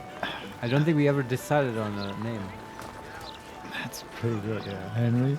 Okay. Is that because of Harry and Disco? I think so. But also Harry Henry, right? My favorite orc. Yes. But I'm wondering, in regards to the Flaming Fist, is this just like a bigger thing? Is this not just the commander that has issues remembering or just processing criminals things? Maybe it's a general thing where the whole Flaming Fist is amnesiac? Yeah, or they just, Gortash or whoever, just mess with the criminal justice system so the people are more desperate, more fearful. Maybe. And so on. Let's talk to Manip Sam. Yeah. Your tools were stolen, right? No, you were mugged. Wait, I'm mixing you up with another citizen. I'm terribly sorry. I'll get back to you. What's that? Well, she also has like cognitive impairment. Yeah, man. If only we hadn't failed that Arcana check. God damn it. There's a door we can open. So there are multiple doors, but some of them are... okay, this is the kitchen. We are not allowed to open the other ones, but this one we can open. There's a tiefling cooking. Is he messing up orders? And Maybe it's just regular food poisoning. Cook Camaros. Cooking as fast as I can. Those fists have got bottomless bellies, I swear. Okay, that's it. Okay. I guess people just don't want to talk to us today. Yeah, we have to get used to this. This didn't happen in the other acts, really. If you just get one line. We can interact with prison entrance, but I don't think that's just We just got out of prison. We gained experience. That's nice. And it's just, yeah, it's a prison. It was actually a loading screen. Is anyone here that looks interesting? No, just a bunch of fists. Let's leave. Yeah. But all the prison cells are empty. Good. You would, you know, if they were doing there are no criminals job, in Baldur's Gate. If they were doing their job, I would hope there were at least some prisoners. But I guess not. Okay, whatever that was, the barracks were weird. Yeah. Okay. I wish the fist was more effective. We could sue someone for burglary. Who would you sue? Mizora. She broke into our camp. Fair. This is for amateurs. That's what I was taught in the grotto.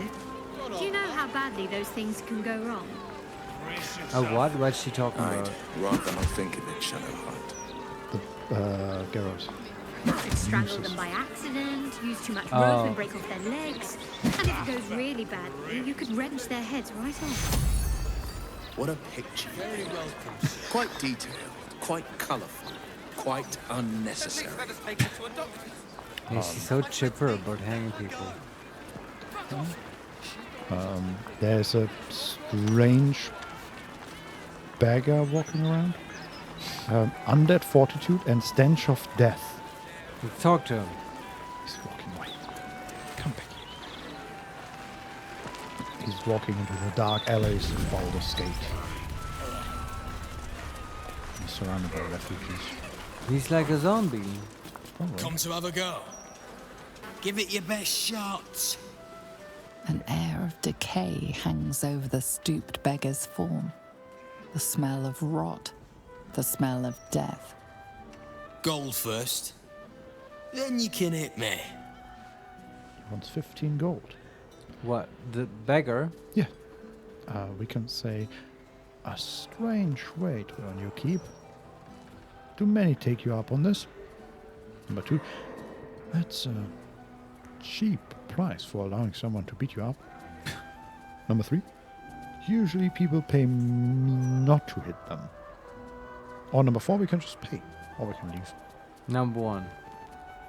Plenty. Lots of angry people in this city. No one else to take it out on. Go on. You seem like you've something pent up. So you having a go or not? He's like a Baldur's Gate version of a therapist. Oh, that's dark. I guess? Kind of? We should do it, but Butterscotch doesn't need this. This is not like, I don't feel like this is her way of venting. Mhm. But Karlak should have a go at this. Right? Okay. That makes sense. Kind of. I would hope that a barbarian would be better at controlling their rage, but sure. So we say, of course I'm not going to hit you. Then move. Let someone else have a go. Yeah, in a moment. No. It's not. It's like, of course, I'm not going to hit you. Yes. But my friend here. Come to have a go. Give it your best shot. You don't know what you're asking for. Decay hangs over the stooped beggar's form. The smell of rot. The smell of death. Gold first. Then you can hit me. Oh, she has another option. Barbarian. Perception. Sniff the area. Expanding your senses. Sure. Try to identify the smell. Let's try that. DC 10. She's actually pretty good at it. Yeah. She's proficient. 9. Plus 1 wisdom. Plus 4 proficiency. Plus 2 from guidance. 16. Beneath his ragged clothing, you catch a glimpse of rotten flesh, more than any living being could sustain. This man is a zombie. But he's like all there. I love the fact that, like, Butterscotch goes to him and says, yep, this is a zombie, this is Yeah. weird. And Carla goes to him and thinks real hard, guys, I think this might be a zombie. Yes. He has to put 2 and 2 together here. We can say, isn't this cheating if you're already dead? Sure. Or we can, we have all the other options that Yeah, Butterscotch no, had say as well. are you already dead? I'm not dead. Just got a bit of nerve damage. So, you having a go or no? Man, I want to walk into like a neurologist's office in Berlin. Someone who has like diabetes and like a bit of nerve damage and be like, "Oh, sir, it looks like you're a zombie." Well, happens to the best of us. Okay, do we hit him? Yeah, but pay him first, Vincent. Of course. Pay the gold. And he just walks away. Do we just hit him now? I guess, yeah. Okay. Save first. So What? you don't aggro the entire city. Might 75% chance. Okay, we can't kill him. Critical hit, 20 damage. No freebies. But we Hey, just but we paid you. paid you. Yeah. God damn it. Okay. Or is it like Karlak has no gold and it didn't work, or? The pain. Maybe. Let's give her some gold. Okay, she does not have gold. Is that blood? Who has gold? No, Brother. never mind. Can't you hear it? Like her pants literally jingle when she's walking around. Okay, let's try that again. Back for more? I don't mind. So long as you're paying. Okay, pay the gold. Yeah, now it made a jingly sound. Okay. Now you hit him. Yeah, it just doesn't work. Yeah, I think this is just fun. Yeah. Okay, well, we lost. Who would have thought Larian didn't like do lots of Q&A on the random zombie guy? Yeah, that's fine. I guess we just lost 30 gold to hit him twice, and I'm still sort of fine with that. Yeah. Swift as my feet can carry me. Okay, let's see what this unconscious body is about in the street. Sure.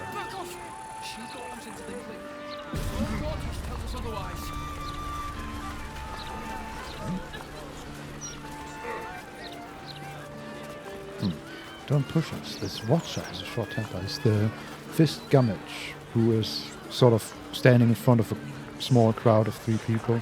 And he's flanked by a steel watcher who's towering above everybody. And behind him are 2 more fists next to the body. Let's talk to Fist Gummidge. Sure. I don't like this. I don't like the look in some of their eyes. Okay. Can we talk to the unconscious person? I should speak up. The citizen is unconscious and won't be waking up anytime soon. Well, can Shadowheart heal him? Whatever comes, I'm ready. Level 1 healing, yeah, it seems like a Cure good idea. wounds. Not sure. Probably doesn't matter. It's level 1, he has 7 HP. Little soothing's in order. I mean, he has currently 1 HP. Take your 7. Okay. Anything changed? Like she flopped a little. She has full HP, but she's not moving. No one back home will ever believe this. Lesser restoration? No time to die.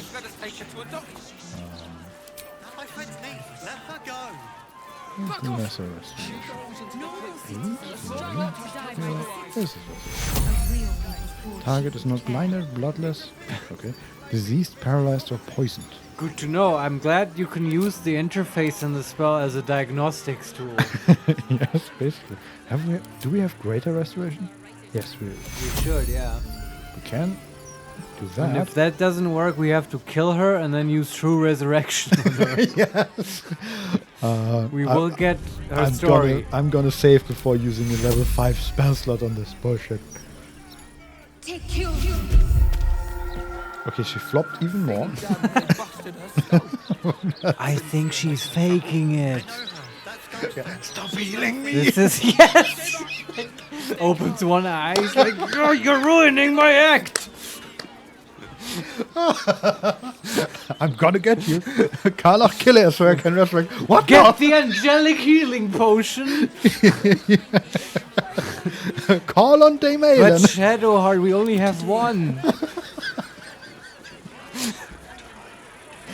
Laura_Carvalho_R. This is clearly an insurance fraud. Yes, absolutely, exactly. yes. Yeah. Okay, can we talk to her I now? want in on the on this. What you call this Citizen con? is unconscious and won't be waking up anytime soon. Oh yeah, that's what she wants you to think. Can you quick save and just kill her?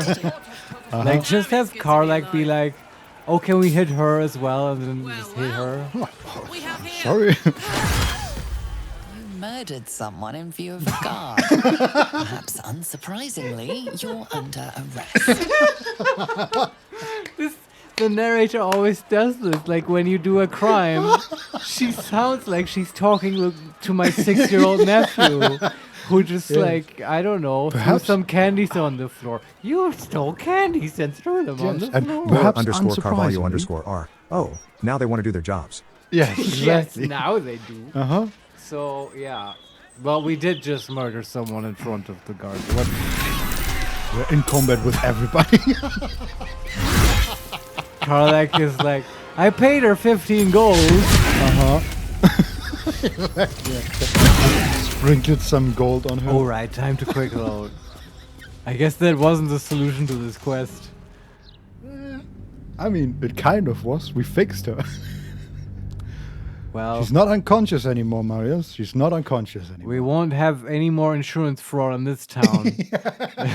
That's the one thing Butterscotch stands against. Yes. It's insurance fraud. How low can you get? She doesn't have many principles, but that one Yes. is solid. Oh. Bürgerversicherung. Totally Larian, 50 gold for killing the whole goblin village and 2,000 gold for one human. How racist is that? Yeah, it is. But also, like, city prices, Yeah, right? yeah. I mean, the goblins also sort of had a city girl, but you know. Okay, can we Laura just... underscore Carvalho underscore R. Hashtag a lives matter. Yes. I'm gonna see if anybody has anything more interesting to say here about this. Yeah, it This seems feels like weird. someone should. One blow and she drops like she's dead. Maybe she is. No, she's not. Nope. So they had like a fight and she got punched and now she's Used to think unconscious. those things were going to make me feel safer. What? Not anymore. Oh, I think she's talking about The Steel golem. Watchers. Oh, did the golem knock her out? No, right? Ah, okay, maybe. What did she even do? I bet nobody knows. I didn't see her do anything wrong. Yeah, you're just as smart as us. Can we talk to golem? Do not mold off to the flaming fist. Citizen, you are being accompanied by a malfunctioning Steel Watcher. Please stand back. I think you have the wrong hunk of metal. False. Report your purpose, Steel Watcher. Ah. Why are you following these citizens unbidden? I understand your malfunction. Your unit is a highly outdated model. The Ragnak's casement protecting your metallogized ice valves is burning well outside the recommended temperature. Please report to the Steelwatch Foundry for dismantling. They're misidentifying her because of her heart engine. Yeah, and that works well because we were looking for a way to fix that anyway. Yeah, so that might be two birds with one stone. Disable Gortash's Steel Watchers and maybe fix Karlak's heart. Even though you could most definitely neither knock the Steel Watcher nor Karlak out with a stone, but sure. It's just a figure of speech. Jesus Christ, Vincent, get a grip. We can say, it thinks you're one of them, Karlak. Why? Number 2, same thing Damon said. Do you know how to fix this malfunctioning engine? And number 3, where is this Steelwatch Foundry? Yeah, where is it? Direct me, Watcher. The Steelwatch Foundry is off limits to visitors. This malfunctioning unit can escort itself back. I just want some fucking directions. God damn it. Everybody we've talked to so far has told us, no, you can't talk to me. Kind of. Not everyone. The drunk lady who lost her child True, yeah. was very chatty. I like this though. This makes sense because Gortash, right? He kind of sold Karlak into slavery. Probably like Maybe for the Steel Watchers. yeah, there was like already a connection to like this infernal engine technology and stuff. So that's I'm interested in this. Do you know how to fix this malfunctioning engine? You're in Yeah. Hey, Metal Man. If I report to this foundry, can my engine be fixed? Your make is very obsolete. Repairing your engine would be not only impractical, but impossible. Report to the Steelwatch Foundry for immediate dismantling. Yeah. Tell me something I don't know. Maybe they can have an upgrade. Maybe, yeah. Okay, and then I think you're one of them. It thinks you're one of them, Karlak. Why? It's probably pretty obvious. Yeah, do it anyway. Not sure. Maybe whatever keeps them going is similar to my tin can. Turns out I'm the fucking prototype for these things. I'll dismantle every single one of them. Any threat to the Steelwatch is a threat to Lord Gortash himself. Please report to the Steelwatch Foundry for immediate dismantling. Really? All right. Yeah, I assume maybe a steel watcher punched the lady. I don't know. I have no idea because nobody's telling us anything. It's okay. I mean, this kind of set piece would be completely normal and fine in other RPGs, right? It's just the game hasn't been doing this kind of thing, and so we're sort of primed to expect an in-depth conversation on it with everyone we click on. Yes, true. I'm just looking at the map to get some sort of direction where we want to go, right? Yeah. We have Help the Hack Survivors, that is southwest of us. Then we have Find the Night Song, Speak to Lorakan, the mage or wizard, which is slightly more west than the other one. And even further to the west is Save Vanra, Investigate the Blushing Mermaid. So I guess we walk west. Makes sense. Is that all on this map? I'm doing a little shopping in the city. Yeah, shopping, Carla. That's right. So, I think I may have overdone it with the black and purple for, my entire life. Your look serves you well, though. Aww. I'm 10 years behind. Don't want the youths to think I'm not, up with the times.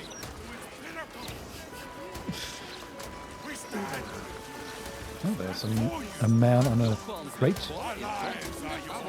Okay. Like on a soapbox?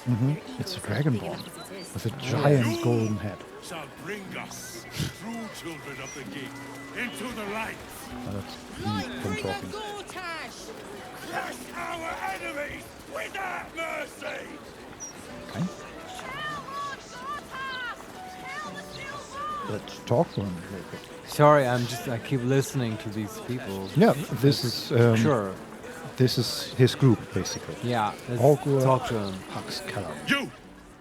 You two must submit to Lord Gortash if you are to be saved. His head is enormous. But that's it. He has no. Okay. I mean, as we've come to expect. Let's just go on. There are a lot of people to speak to here. I'm not gonna. Yeah, all right. Where's that? I say we just go to the. Oh, there's the Gazette. Baldur's Mouth Gazette. Baldur's Mouth doesn't exactly roll off the tongue. No. Want to go in there or continue on our way to the next quest? I would say we go to the Blushing Mermaid. There's a child missing. This is time critical, Vincent. Whoa, what's that? That smells like Oh, it's coming the brain. from the sea, somewhere. Huh. To the sea.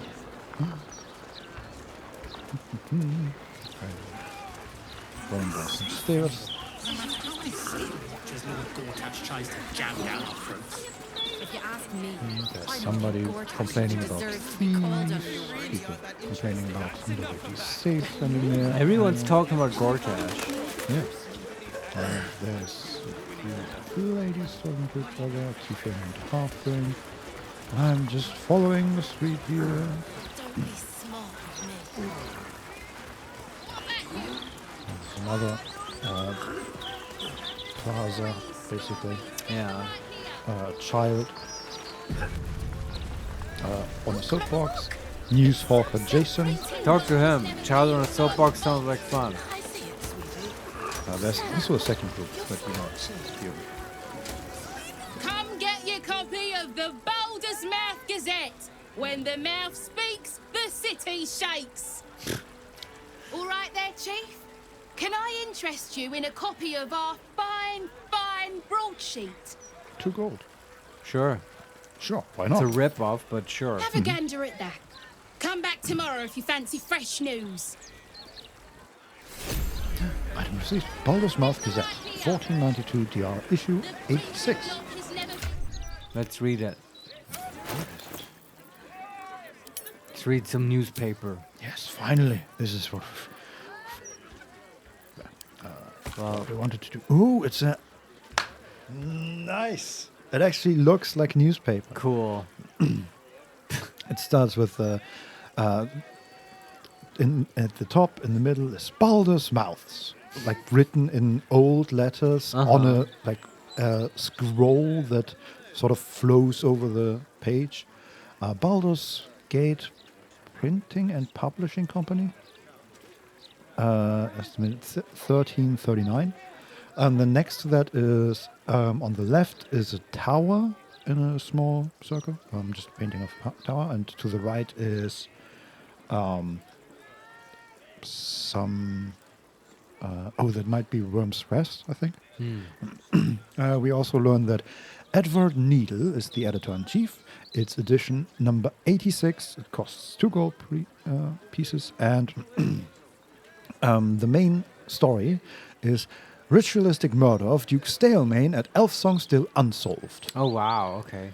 We also have the actual text is unreadable, but the headlines are readable. Merchant Guild declares magic item market saved by adventurers. Yeah, that checks out. Then we have Postmaster Danzo Arkwright in trouble. What is happening to our letters? We have donation drive open at the refugee camp. Give a little, help a lot. There's also pressure mounting between Baldurians and refugees. We can't risk taking spies of the Absolute in. And the last one. Sure.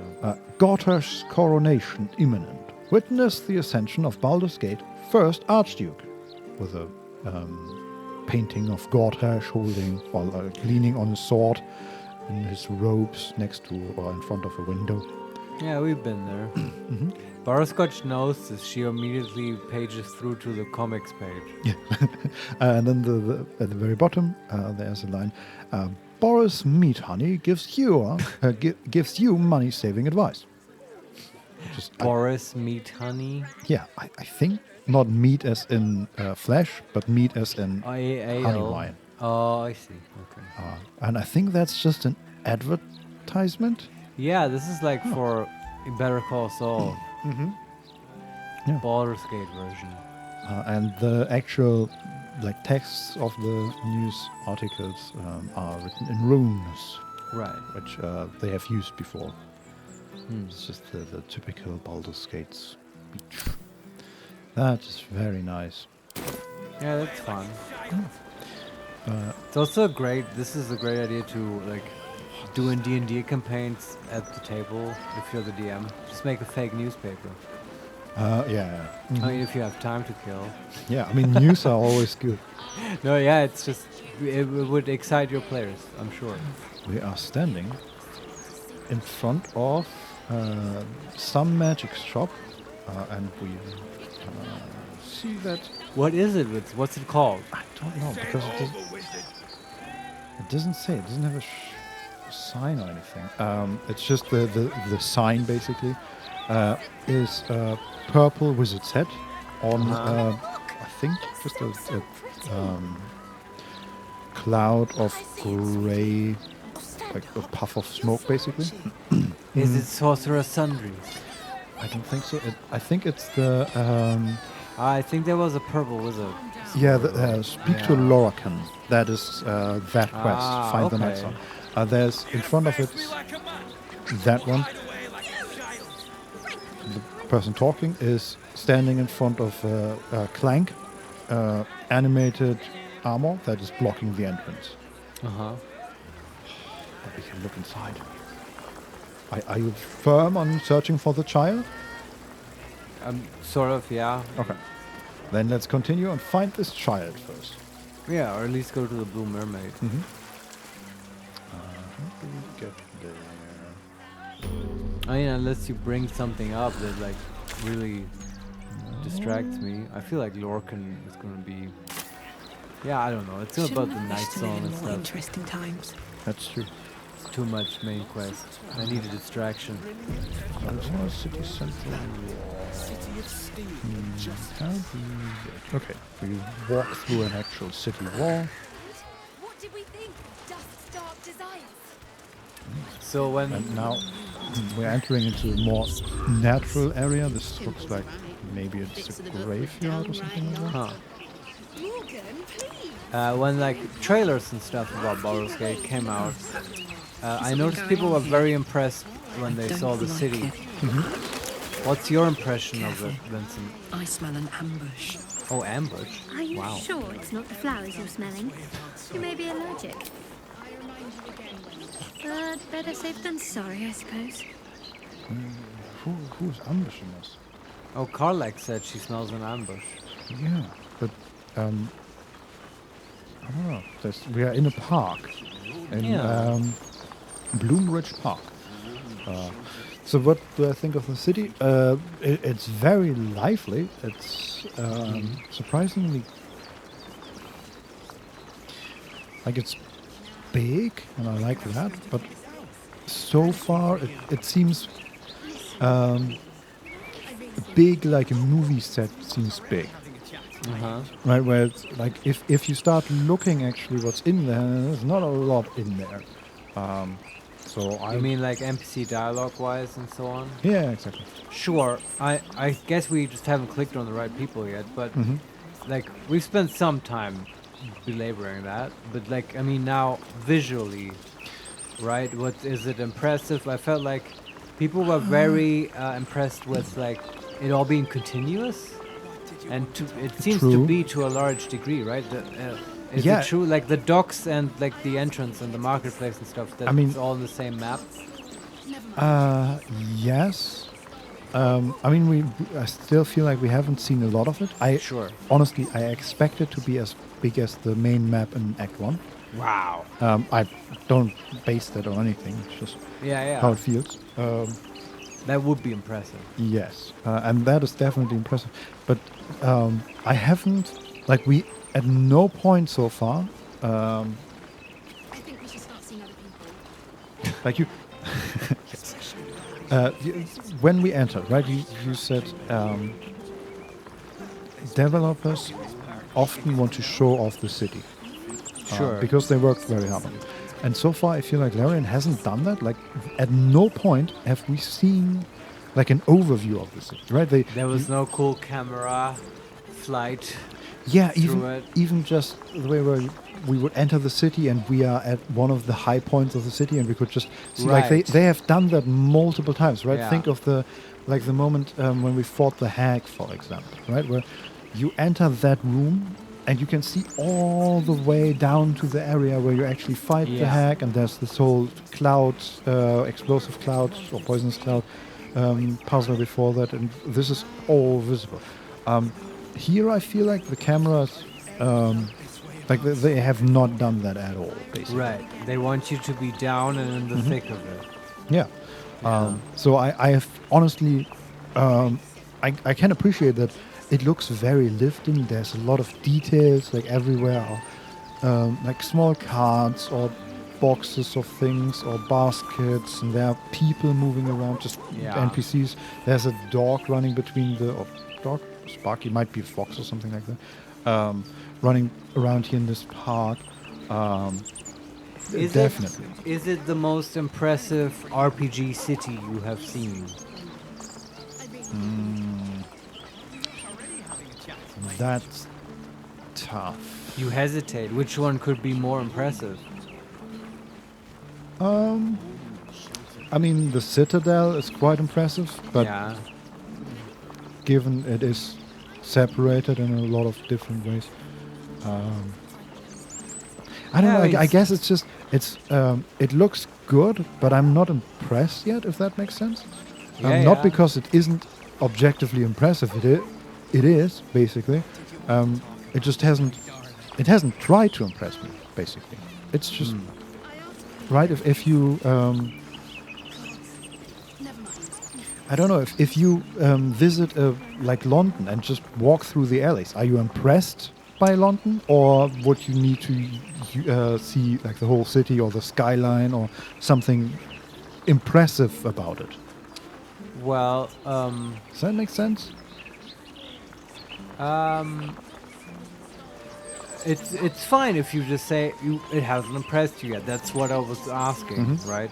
I was just wondering what your London comment, and I think if I like walk out of King's Cross Station or whatever, and I'm just looking at some grey buildings or whatever, I don't feel like, whoa, that's London, awesome, right?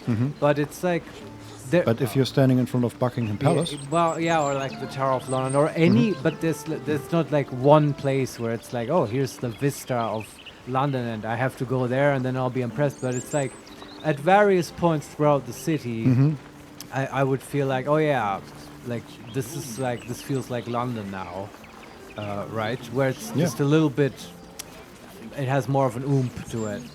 So I guess maybe we haven't found that spot in Baldur's Gate I think yet. so. Like that makes sense to me.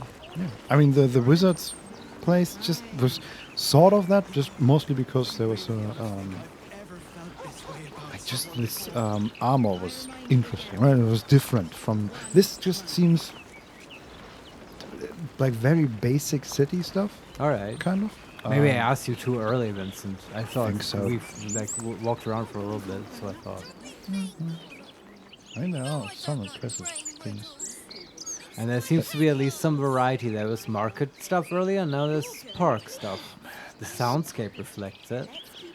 What the hell is that? There's a woman called Syrian who's level 8 and unstoppable for apparently 3 turns, and she's talking to a sinister hooded man.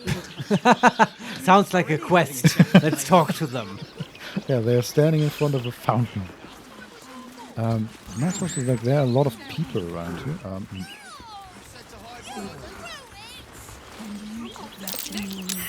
Hiding in the undergrowth. They don't think they're relieving themselves. There are okay. Okay. So remember the talk about the ambush? Yeah. We see now there's Death's head of Baldur. What did you just say? Yes. Death's head. Like DEATH. Yeah. And then apostrophe S, which is always great. TH followed by another S. And then head of Balls. Pointy stick of the park. What is that? I don't know. Everyone's talking. I feel I have sensory overload. Like, and I'm like, I feel like an autistic person. I'm not even autistic.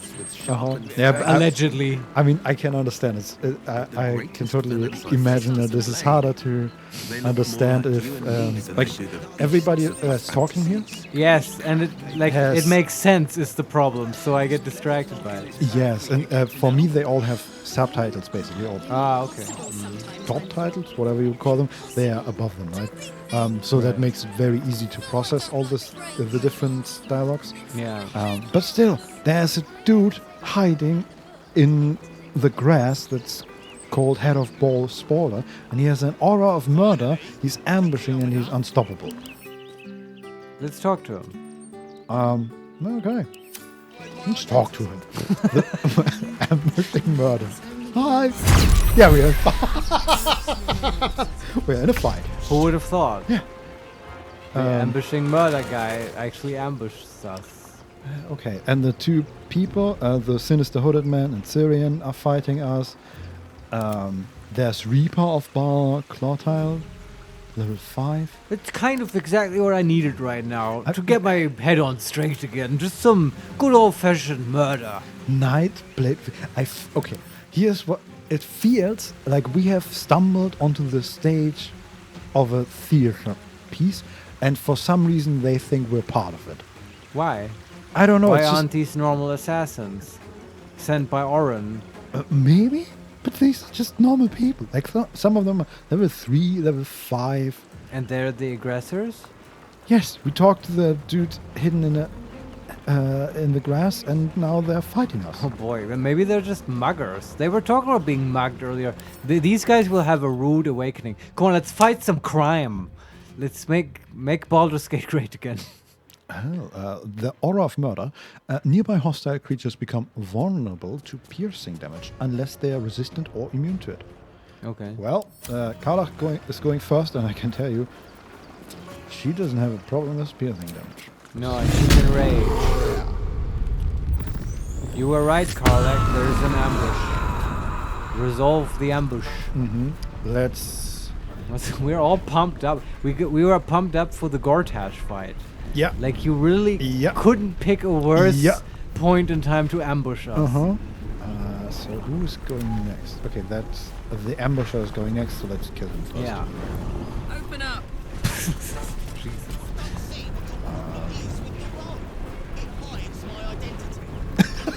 What? Talking. It hides my identity.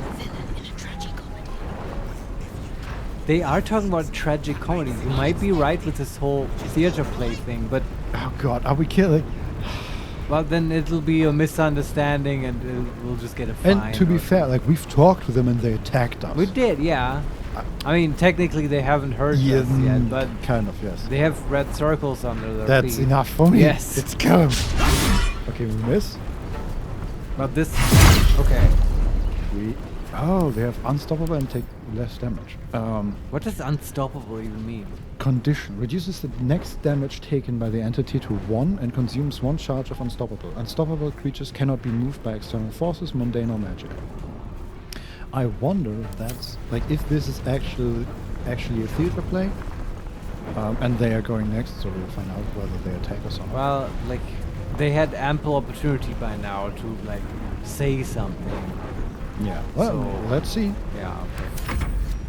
The Dreadlord calls. Aura of murder. Okay, that's the woman talking to the hooded guy. Stunning gaze on Karl. She's saved, and then she runs. Okay, but that's an act of aggression. And now she uses Lacerate on Shadowheart. Yeah. It's 21 to hit, they roll 29. Do we use portent die? Yeah. Okay, she rolled an 18 with a plus 11. Okay. Well, these are clearly bad guys. Yeah. Piercing strike. Misses 2. And then the ambusher goes. We hit him again. Lacerate on Eugene Kenrich. Who the fuck is Eugene Kenrich? Oh, these are just random NPCs next to him. Level 1 NPCs. They're just murdering people? Like the clowns? Like, why are they killing? Well, like the clowns, characters? yeah, but these are just not doppelgangers. Or maybe they are, I don't know. Yeah, but either way, what's their point? Why are they doing that? Murder. Guess so, yes. Why is Butterscotch using a mace? I don't know anymore. Do we use a portent die? Sure. 70. Oh, this is just against save from Lacerate. No. Okay, then don't. That one is dead. The other one ran away. And he attacked Carla for 4. Uses Stunning Gaze on Carla. Carla needs 16 to save. They rolled 15. Portent die. Yeah. Save. Let this murder be his sacrament. Sparky entered the fight. A level 1 dog. Oh. Okay. He's invisible. The dog? No, what do we? We have a flail of Mercure. Why the hell did this Where did that come Butterscotch from? have a flail of Mercure? No, she has a wand or a staff or something. Yes. Butter, come on, get a grab. You grabbed the wrong weapon. What the hell is happening? Probably from the prison, right? When we re-equipped our weapons? I guess. Yes, Sparky's. Oh boy, imagine she would have walked into the Gartosh fight with the wand of Merkle. It's better than Carla walking into the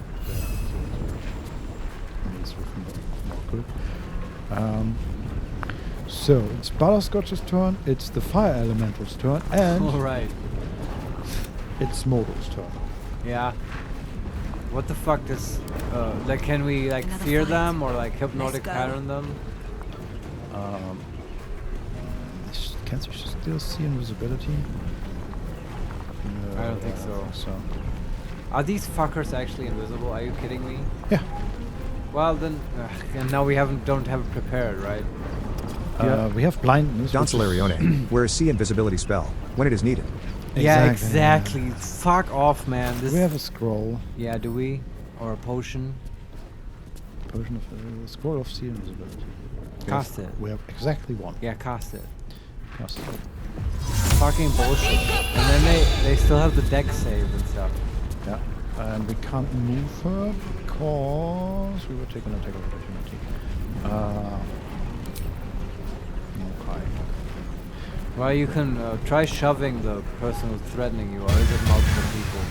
No, it's just one is the amateur, but we can also see if we can attack first with Modo and... Oh, okay. The fire elemental. What does the fire elemental actually have?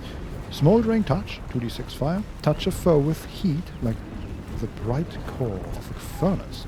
Searing and burning them for 2 turns. That's the normal attack, and then it has the dash, disengage, the elemental warp, which is the teleport.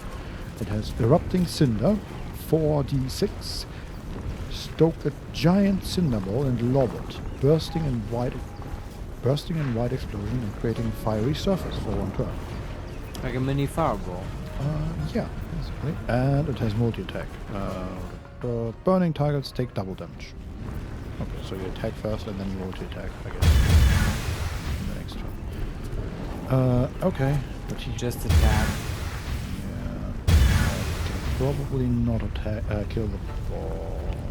Oh, the nice. Did he get? He has. Sorry.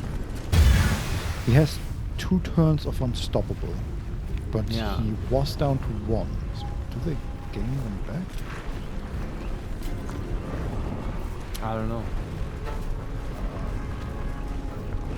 No idea. But if with unstoppable, it sounds like multi-attack would be a good idea. Yeah. It's an action. Okay. Yeah, that's unstoppable 1. Use multi-attack, need 16 to hit, they rolled 9. Do you use support and die? Sure. Burn through them. Okay. No longer spared from our attacks. So what does Moldo do? Just attack. Sure. Just attack. Same one. Just to hopefully finish them quickly. 7 damage. Moldo's doing work. 5 damage. Moldo's doing more work. Yeah, it's not bad. Okay, but Butterscotch is still not free. Push. Can we push them? Sort of surrounded at the moment. Maybe we can move there.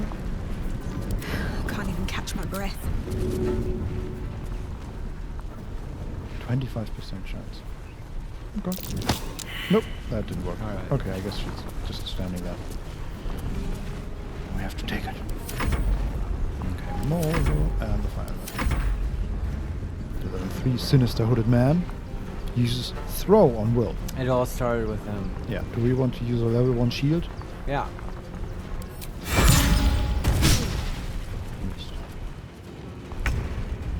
Jason. Oh yeah, nice. Okay, what do we have? We do have 2 attackers that wield crossbows. They're pretty far away from us. Okay. They're level 3 only. And then we have the 2 on the stairs that lead up to us, the talking pair. We have the invisible dude. And then finally the one that is no longer unstoppable. Let's just kill the no longer unstoppable guy. Yeah, or you could spread your race to unstoppable people to get rid of the unstoppable. I don't know. I'm not against it. It's just, I think, yeah, it's just Syrian. The woman that was talking, she's also unstoppable, but nobody else. So we could just hammer her 3 times with race. Sure. To get rid of her. Yeah. Critical miss. Wow. Jason, what the fuck?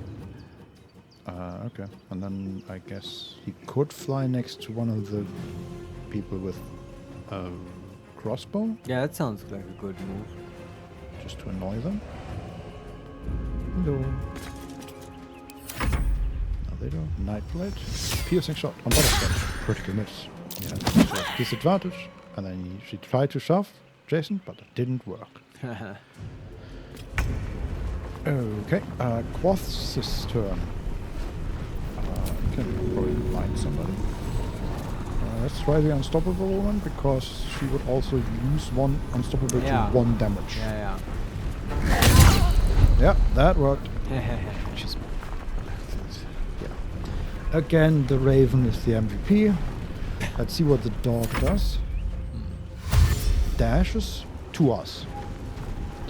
Sparky, don't. He's not gonna attack us, is he? No, I don't want him to be killed. Man, it's still first round. Shadowheart hasn't even gone. Yeah, it's her turn now. Yeah, Sanctuary on that dog. Step 1. Feels like he's gonna attack. Yeah, well, nothing we can do about that. That's true, yes. Sexual question. 100% hit chance.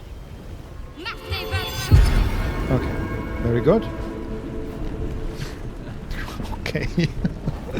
They should give like a modified version of Sanctuary that's just called NPC exclamation mark, which combines the effects of Sanctuary and Hold Person into one. Yeah, I love it. Or call it Preserve or something.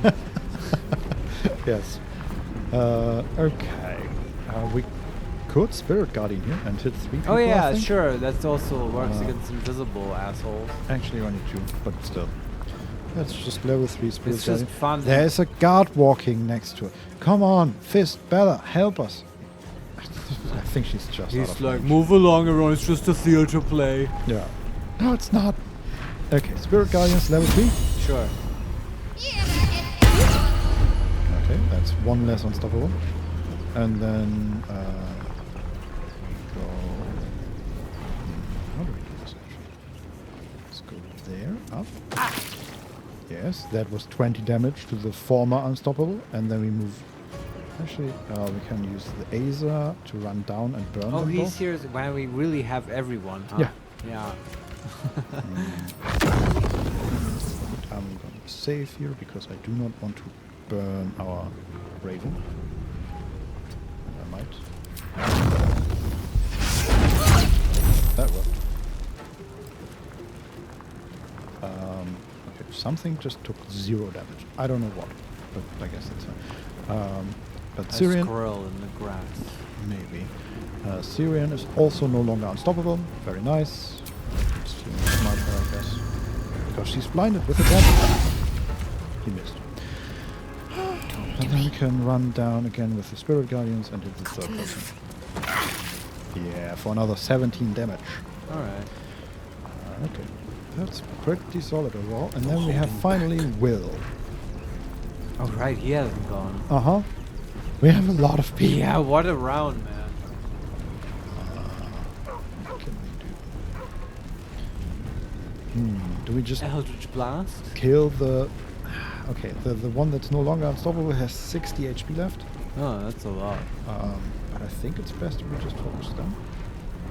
You could Scorching Ray on that person. Hex and Scorching Ray. Yeah, I'm not against it. Hex, Strength. With a Warlock spell slot. Yeah. Okay, and then Scorching Ray. With another Warlock spell slot. Yeah. Bam, bam. That was solid damage. One of them missed, the other hit. But we didn't roll that great, I guess. Sort of average. But he has 22 HP left. Okay. Okay, and also using Will's body to block the dog. Good, that's, good. That's the main objective here. Keep Spark alive. Yes. That's really, it's like, this is a horrible ambush for them. It is, like, yes. But, I mean, if their plan was to kill level 1 commoners, this is fine. What was their plan? I don't know, Marius. Yeah, okay. Let's find us out. Okay, Carla goes again, and she can hopefully kill the dude. I like this how Butterscotch returns to the city and she immediately turns into a vigilante crime fighter. What? Keep out of this, Captain. Do not forget who you serve. What is happening? Of course, I just thought you might need assistance. You feel an all too familiar squirm in the recesses of your mind. The fist has a tadpole, but something's off. Not I. We. And we do not serve. Defective. Very well. Another offering to Baal. What's happening? Who put a cutscene in the middle of my combat? Seriously. Okay, so one of the fists just went up. Yeah. But that wasn't the one that was talking. The one that was talking was a halfling lady. Is she even part of this? Where is she? Oh no, she teleported. Okay, so we saw her when we sort of were about to exit the park, and then we ran this way to inspect this theater play, and she just teleported through the entire park and is now where the two were standing and talking. Okay. No idea. And the content is obvious. Like the Flaming Fist wanted to stop this ambush, and then the ambusher told her, "Oh, stay out of this." Yes. Sort of controlled her with the tadpole, but it didn't totally work. Yes, and now they are part of our group. Okay. Oh, okay. I think the reason why she's standing down there is because the invisible person is down there and they were talking to her. Huh. Okay, let's just kill somebody with Kala. That's great. That's something I understand. That was one. Bonus action. Yeah. And we have someone who's blinded. Hello. That's me. Didn't you mean? No, you didn't. You meant the NPC. Yeah, I mean Syrian. They are still talking about the stupid cape. I'm not talking about someone dressed in a bathrobe. What is this entirety? Karlach missed twice. I want to get a cool bathrobe now. I don't have a bathrobe. Do you have a bathrobe? I do. I have one from Bugatti, which I Oh, didn't Jesus even Christ. know made clothes. Wow. That's... Man, you must look like a real lord in that bathrobe. That's not... But, I mean, I enjoy it. Let's see what they do. They take damage. They take a ton of attacks of opportunity. And stunning gaze on Karlach. She's saved. And then they attack the halfling. Oh no! Guard. Another person to save. Take another attack of opportunity. She took like 5 attacks of opportunity. But a ball theater person? Yes. Okay, yeah. I don't know. That's impressive. Shadowheart is attacking her now. We can react with Divine Strike. Radiant. Sure. Deal another 2 damage. Okay. Now the invisible person goes and attacks. Attacks once, guard. Attacks twice, the second one misses. The guard is losing a lot of HP. She just lost half her HP. So, you know. Can we save her? Hopefully. Okay. Let's see. But the invisible person is no longer invisible. Good. We have the fire elemental going, which can teleport. Down to the invisible person, I guess. And then there's Modo and Butterscotch. What do we want to do with Butterscotch? Just fireball?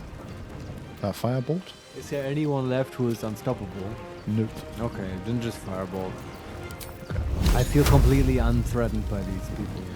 Yeah, the most dangerous thing here would be they kill our friends. Yeah. Or the dog. Or the dog. Sure. But there we just heal in Sanctuary. Yeah. Okay. Let's take that one. 90% chance on the formerly invisible. For 20 damage. Very nice. Pretty good, yeah. The ambusher formerly known as Baldur. I was gonna say that. Yeah. It doesn't quite work. But anyway. Okay, let's kill this invisible person. Wait for it. Who has another multi-attack. Okay, critical hit, critical hit, critical miss. Wow. He did 20 damage. No. Yeah. It works. Then we can use Modo, who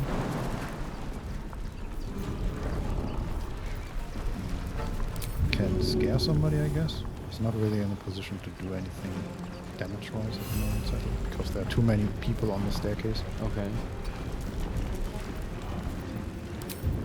But scaring is not bad. Worked on the level 8 person. That is very nice. Never a dull moment. Then we end the turns and see what the sinister. Murder be his sacrament! I miss Sala. Attacks Will, misses that too. Man, these are such wannabe cultists. Yeah. It's embarrassing, really. I wish Jason could shove, because he's standing next to the crossbowmen and he could shove them off the tower and just blast them with fire. Right. But he can't shove. Huh. Does he take an attack of opportunity? Oh, okay. You can just move away a bit and then blast them, I guess. That wasn't great. But better than nothing. He did 13 damage to to the crossbow person. It is better than nothing. Nightblade class goes and misses Butterscotch. And pushes the other one away. There's Don Solarione, with situations like these it is understandable why city guards are so confused. That is true, yes. Overworked. Yeah. Yeah. It's just, like, people keep attacking us randomly. I don't know. Oh, we're in Quoth is in melee range with somebody. That's perfect. Attack.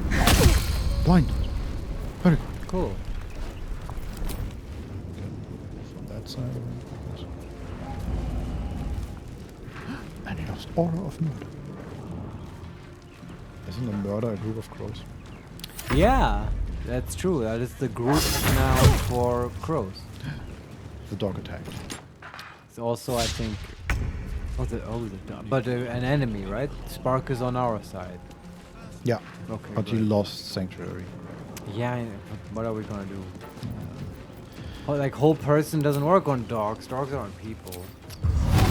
It is true. Dogs are not people. No. It would be like whole monster, right? To hold a dog. I guess. Hold beast? Is that a thing? No, I don't think it is. Shadowheart, can she heal like the Flaming Fist Commander or something? Yeah, maybe. Let's see how many people she can tag with. That's 13 damage. And, On my way.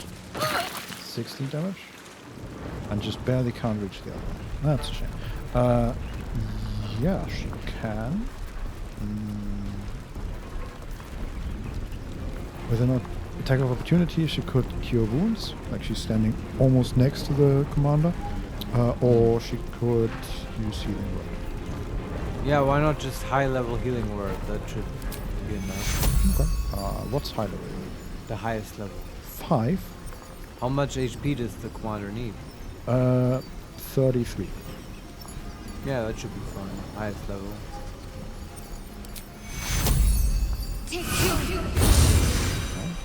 Now she needs 8. Yeah, okay. Pretty good.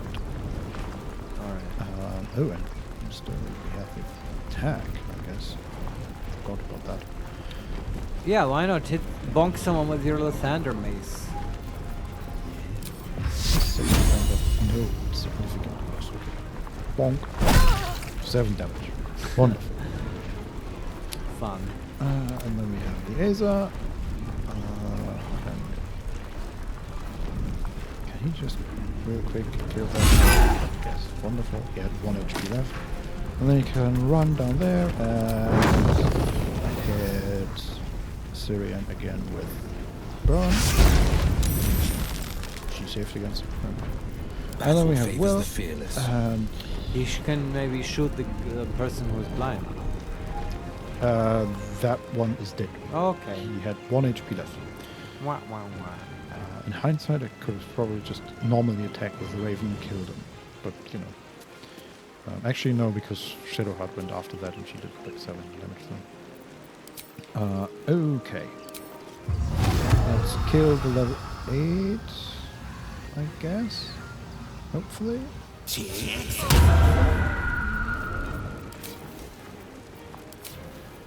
Just with a regular Eldritch Blast. 85% chance to hit. 2 misses. How many are left of the bar cultists? So there is Syrian, the woman that was talking, with 25 HP left, out of 100. There is next to what's her name? Edenosa, the guard, is Reaper of Baal, Clotile, with 17 HP left. He's level 5. And then we have 2 crossbow people, and one of them is slightly damaged. Okay, so 4 people. Yeah. What should I do? Okay, I'm gonna take opportunity just in case. The Spirit Guardians might actually kill the Reaper of Baal. Is it Shadowheart's turn? Yeah. I mean, she's done everything except movement. Okay. And now you want to risk? Kind of? How do you feel about that? I wouldn't have done it. Okay, then I don't. Also, it's Kala's turn next. Actually, it's a guard's turn. Then Snaring Strike on a crossbow person. And a second attack on the crossbow person. Okay. Let's see what Kala says about this. How far can she run? Oh, she can run so far. Ready for this? That's 1 down.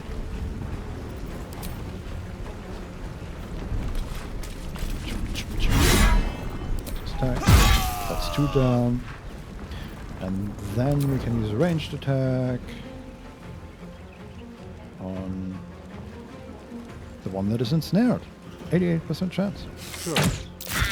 8. Okay, she's not feared, but still. Then we have Butterscotch. Can just flame bolt. The same, yes. That one's dead. And we have Jason.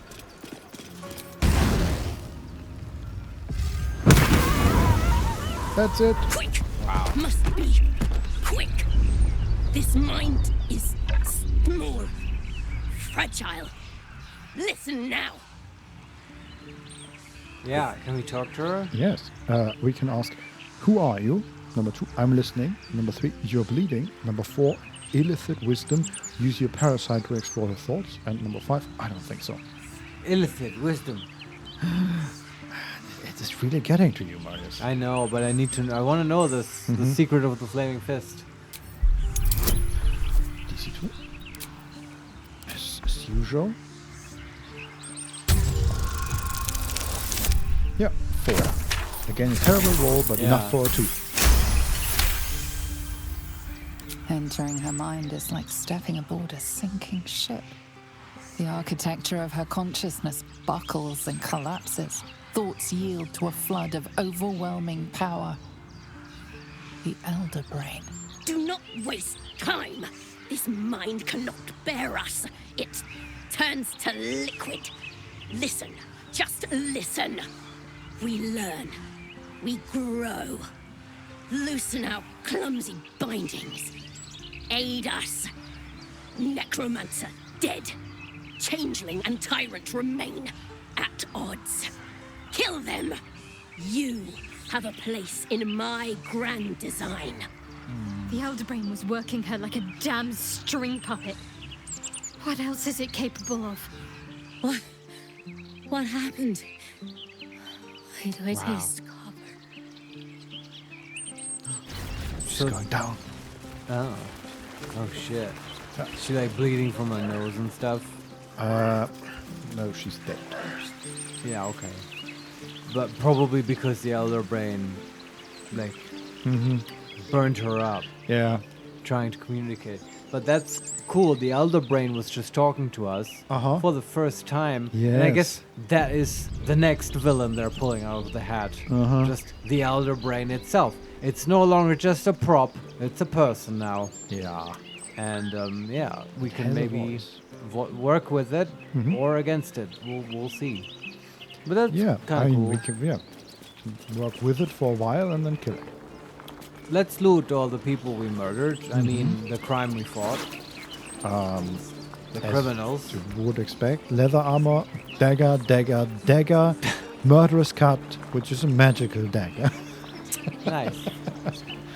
Okay, we will send all that to camp, I guess. Yeah. Nobody really uses daggers. No. There are daggers on the floor. There's another dagger on the floor. There's the sinister hooded man with 2 more daggers. Sent to camp. Oh, that's part of the statue. So I should say that Fist Bella, a guard, is kneeling next to Malab Idinosa, the guard we talked to. There's a lot of blood. Oh yeah, another murderous cut, another dagger, and more leather armor. Okay. More daggers. It was a really weird random ambush. I still don't quite know what their whole deal was. Strike in Baal's name. A plain unadorned note. Here we go. Oh, devotees of untimely death. It's time to skin, to flay, to make our presence felt. The terror must not wane. Those arrogant adventurers, make a bloody example of them. Tear them to gobbets. I will ensure that the hapless fists stay out of it. And if any bystanders suffer unintended maiming or death, well, that's simply more offerings to Almighty Baal. Oh. Oren? That's Oren. I assume? Yeah. So she just wants chaos, and the adventurers is specifically us. Yeah. Uh-huh.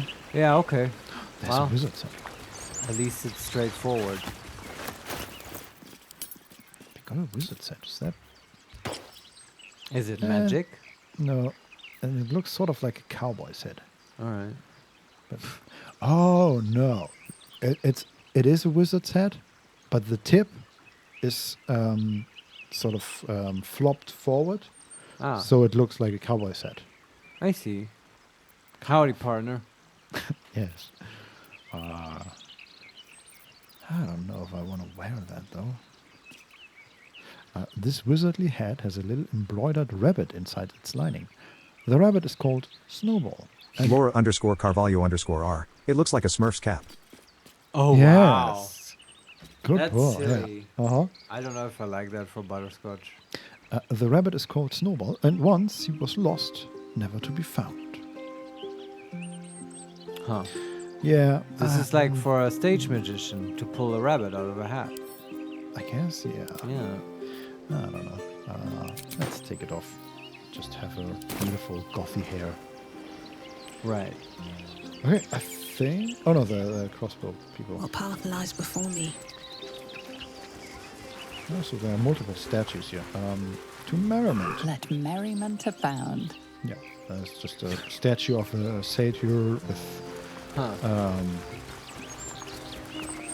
a satyr in this park.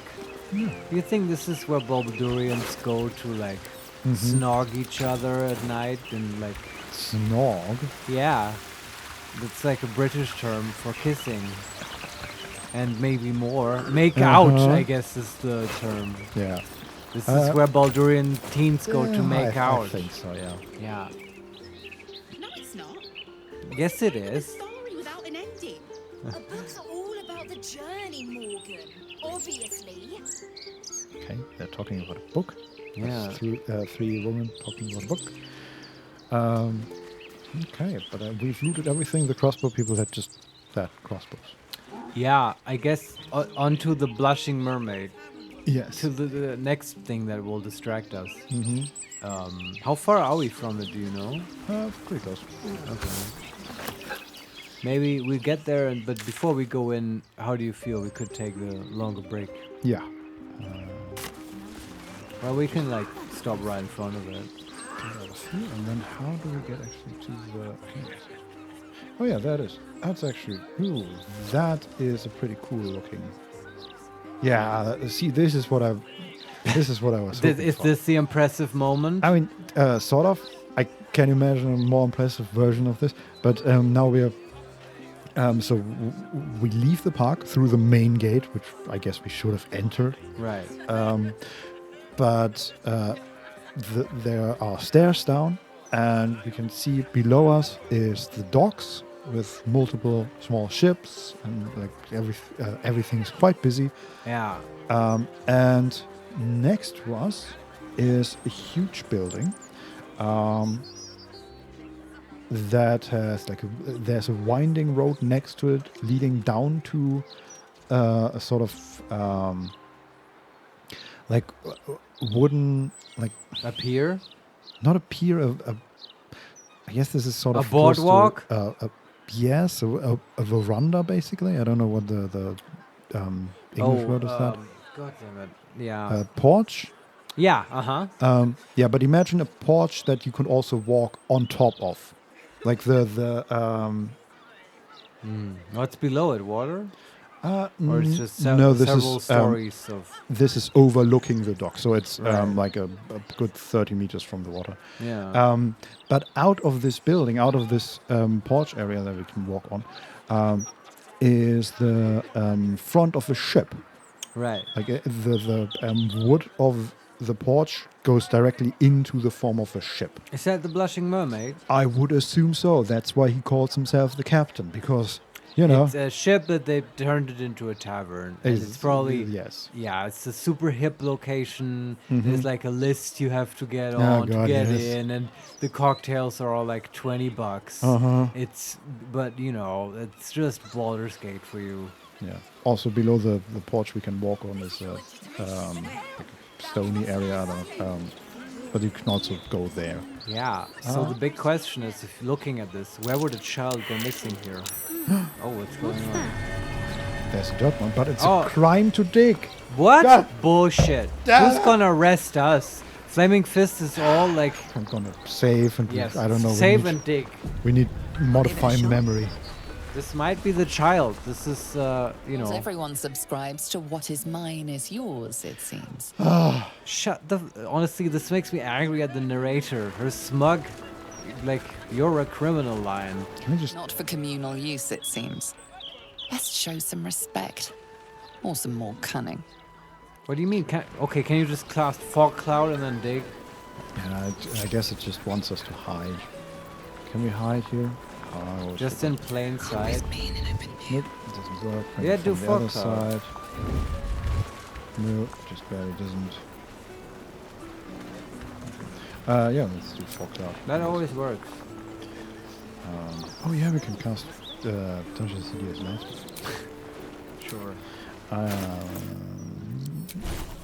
Ooh, we're very close to level up, by the way. Oh wow, I forgot about that. Don't replace Magic Missile. Yeah, you keep telling me. Because it comes in handy. Let's replace Wall of Stone, because that has worked great. I actually agree, yeah. We never use that. No, and we have tried. I know, yeah. But the main problem is you can't shape the wall. That's a significant nerf to the spell.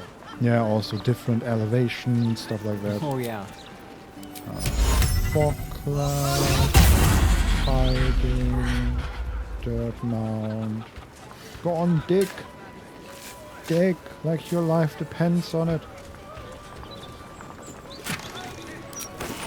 Just some potions, I think. What was it? Diluted oil of sharpness 4 and lime, lemon, and lichen. Lichen dye? Lichen. I don't know. That's a word that I know from NetHack, and I've never decided whether to say lichen or lichen. Yeah. Well, we have it as a dye now. Yeah, cool. Not sure what I was expecting. I always get very excited when we can dig, but then it's never very much exciting what comes out of it. Yeah. Better to dig than not to dig. Yeah, we're standing in front of the Blushing Mermaid. Is that right? Okay. So I would say after the break, we'll be back and we will go into the Blushing Mermaid and find the missing child. Maybe do some drinking. I don't know. See what that mermaid is like. Mm-hmm. Yeah. Vincent, how is the situation of Firebot and our Amazon Poly services? Is it possible for viewers to set their voices again if they so wish? Should be. Is the command like accessible to everyone, permissions-wise? See. Have commands. I mean, granted, I don't even know if anyone wants to switch from the default Matthew, which is quite nice, but just to indulge me, Vincent, I'm just curious. Like, you've worked so hard on this. I just want to know whether it's all possible and working. Let's see. That should be good. Laura_Carvalho_R. Excuse me, I would like my South African accent back. Yeah, I know. Yes. Teatasurio, Matthew, my default soulmate. I will never leave you. That's okay. But, I just want everyone to have their choice if they so wish. And I do enjoy it if you guys have different voices because it makes it identifiable for me at first listen. Who's talking? I believe it works for everybody now, so I should be able to. Anyway. So the permissions are set. Yes, and now it's just exclamation mark voice sample and then either male or female. Right. We can everyone put that in or just us? Okay. And everybody can set their voices as they want. What's the command to set your own voice if you wish to do that? Exclamation mark set voice. And then the name of the voice. Yes. And now to get the name of the voice, you can do this, but Vincent will now do this as well. Just exclamation, what was it, voice sample, and then male. Let's start with female, because we already have one person requesting Australian.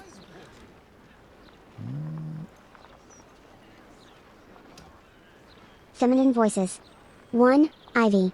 I speak with an American accent. There you go. 2. Joanna. I speak with an American accent. I kind of want to hear 3. that as well. Kendra. I speak with an American accent. 4. Kimberly. I speak with an American accent.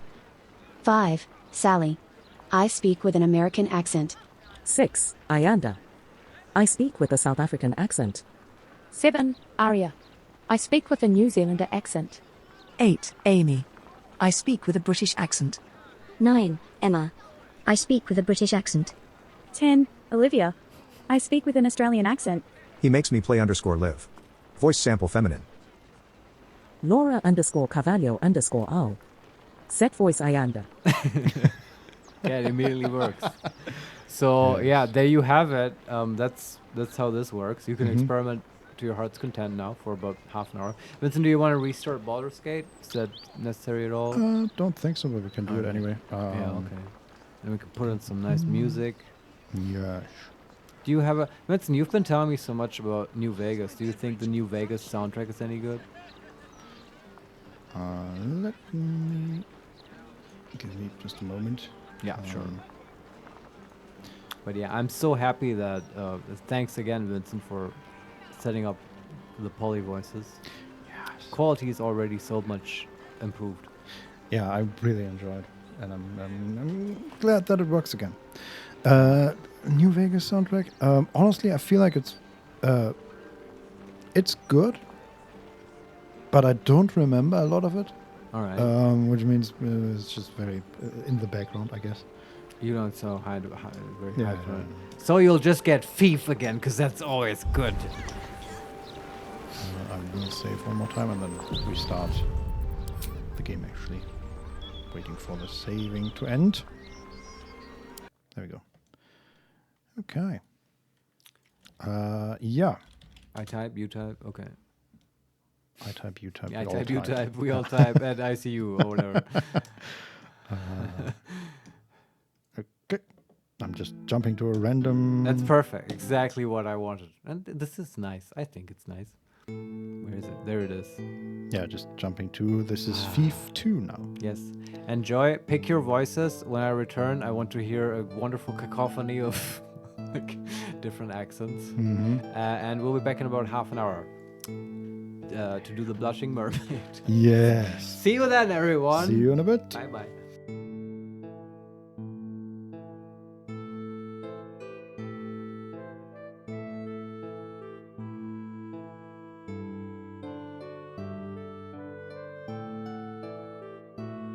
Masculine voices. 1. Joey. I speak with an American accent. 2. Justin. I speak with an American accent. 3. Kevin. I speak with an American accent. 4. Matthew. I speak with an American accent. 5. Brian. I speak with a British accent. Keatasioyo. Voice sample masculine.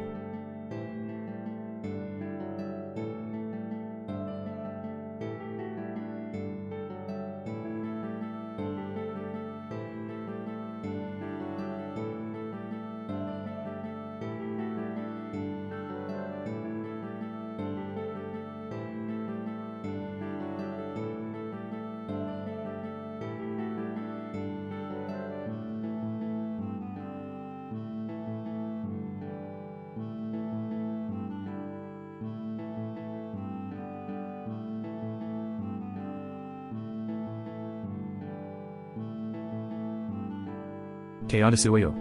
Set voice Joey. Keatasioyo. The quick brown fox jumps over the lazy dog.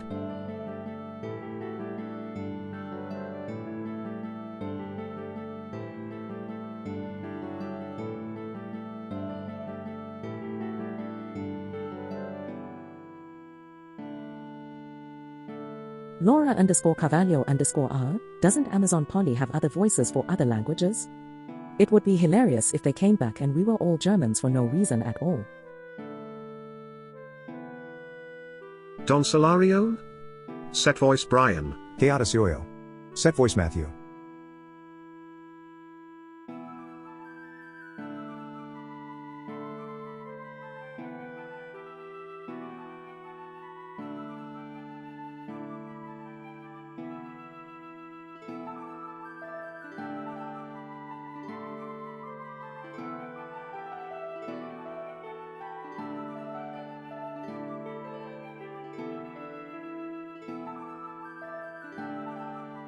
Keatasioyo. Don Solarione. Your voice sounds like he's asking your username as a question Lamau.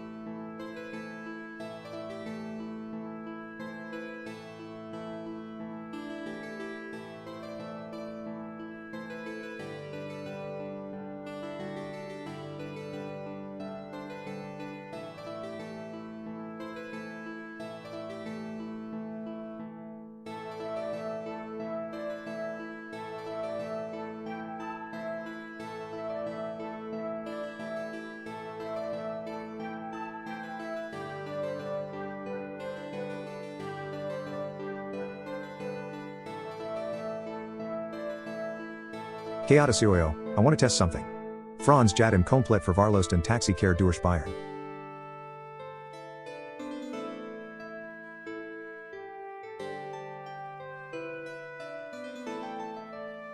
Chaotisioyo, that was so awful.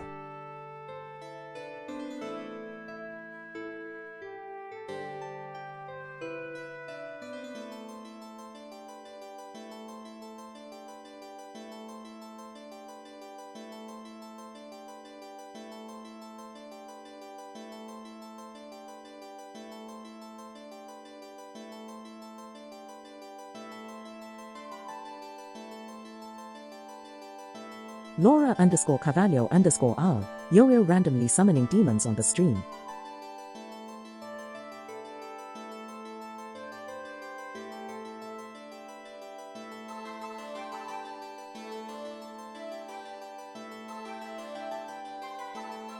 Chaotisioyo, I thought nobody was listening.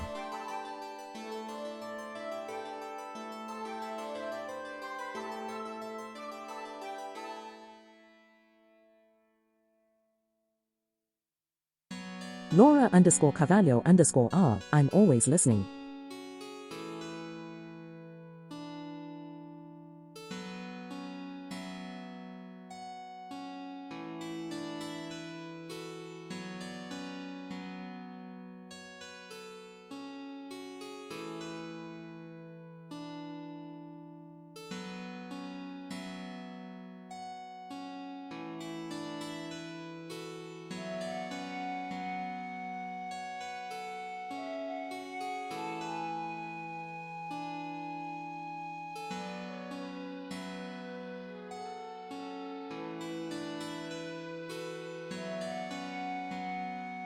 Laura_Carvalho_R, I'm also going to try something.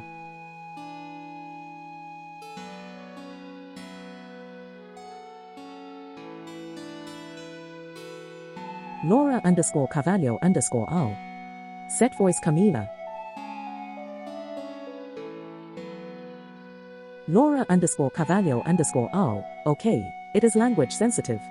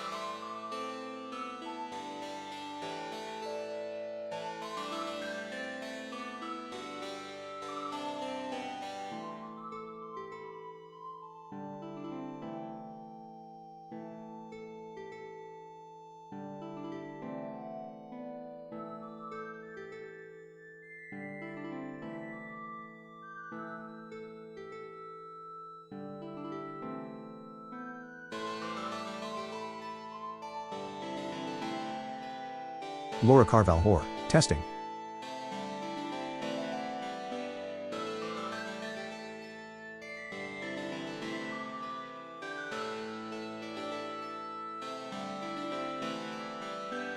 Laura Carval Hoare. Set voice Ionda.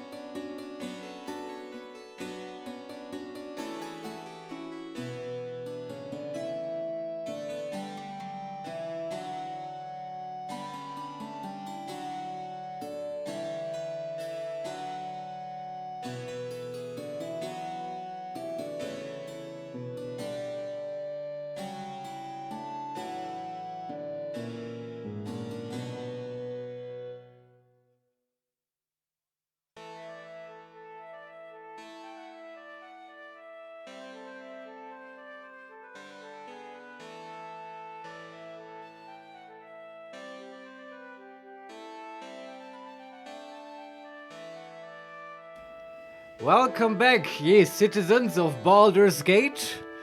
I hope you had fun at the break. I just talk like a medieval townscribe because Thief puts me in that mood. It does. Yes, it does feel so folky and medieval in a way.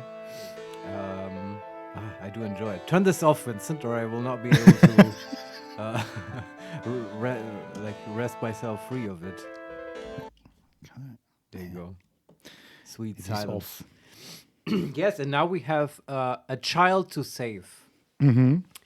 A child has gone missing in this shithole of a town called Baldur's Gate. And after already beating down some criminal ambushers in a park, which is honestly awful, like to ambush people in the middle of the day, these Baal assholes, after killing those, we will now save a child. Yes. Basically, Butterscotch is such a cool person. She just rolls into town and just starts fighting crime immediately. Yes.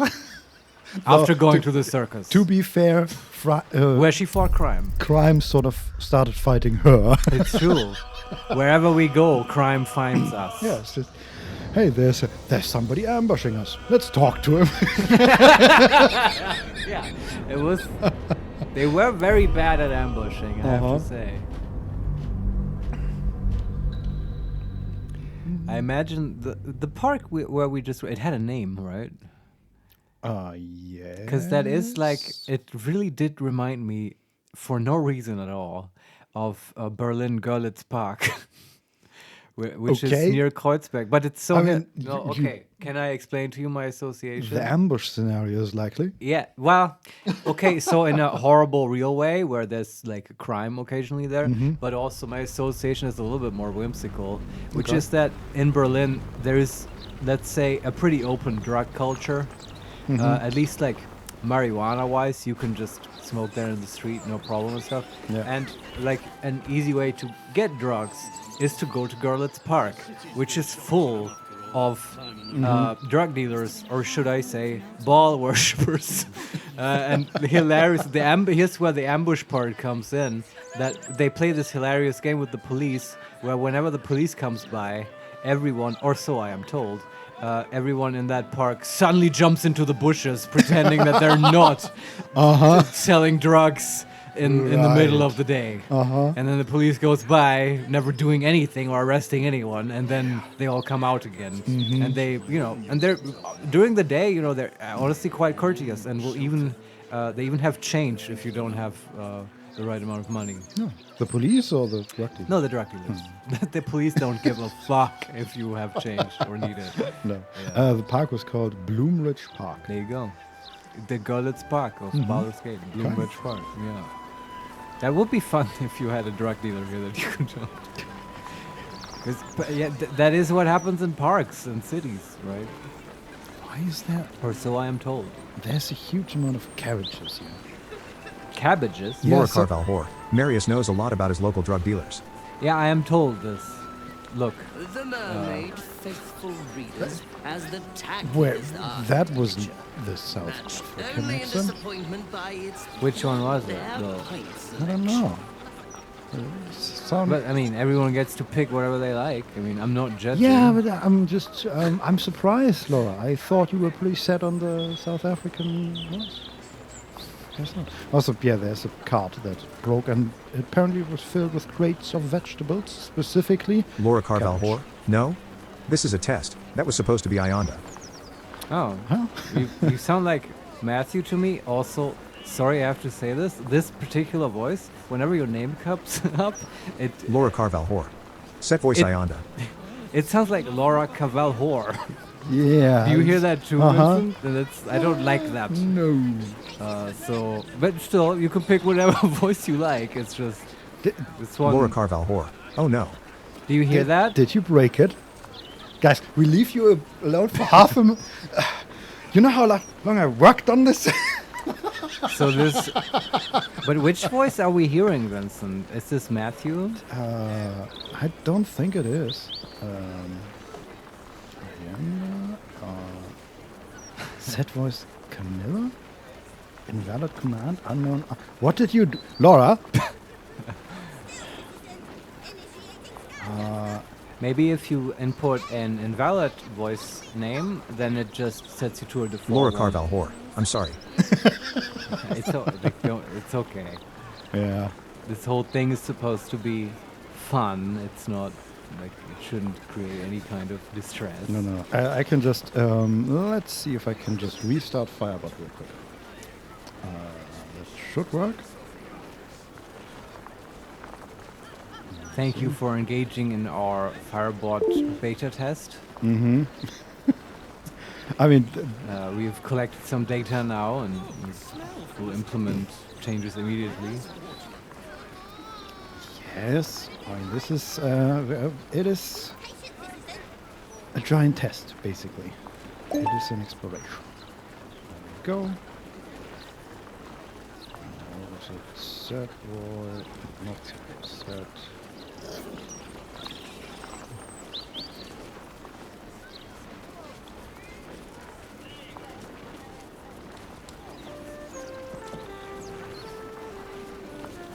I'm just restarting the voice thing, basically.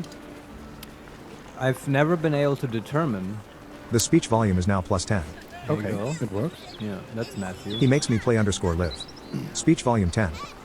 Yes, exactly. And now you just maybe need to set your voices again. Yeah, I could never determine if it saves user settings. It should. Well, we never let it run long enough to figure that out. Laura Carval whore. I changed my username to avoid the reading of the underscores in the past one, but apparently the lack of the LH phoneme in English makes my name sound like an insult. I'm stuck with that for 60 days. Oh my god. Oh no. Oh no. I'm sorry that we find this so hilarious, your predicament. But, I mean, to be fair, it only comes up with screen readers. And, yes. So only in this channel. And Tavern review enthusiasts will note And the absence Laura of Carval the whore. landlord Set from voice this Ionda. article. While I requested an interview, Captain Chaotic Oil. We will pretend we don't hear it. lives up to her name. Yeah. I'll get used to it real quick, I assure you. Yes, but it didn't set your voice to Ionda, did it? It did not, no. Am I... See what's happening? So, it would be nice to try it for some other Laura user. Carval whore. No, Ionda is dead. Yeah, I suspect this may be because of your username change. Maybe? It's just the only variable that has changed. Yeah. And maybe that, like, Firebot internally still uses your old handle or whatever, and it just gets confused. Mm-hmm. Maybe. So, I don't Chaotic know. Oil. Stupid question, but do you have to allow her to access the voices? So you do need to have permissions for the set voice command.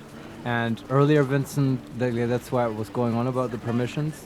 And I think Vincent enabled for everyone to be able to use that command. After restarting... Chaotic Set voice Joey. Yeah, that works. That works. Yeah.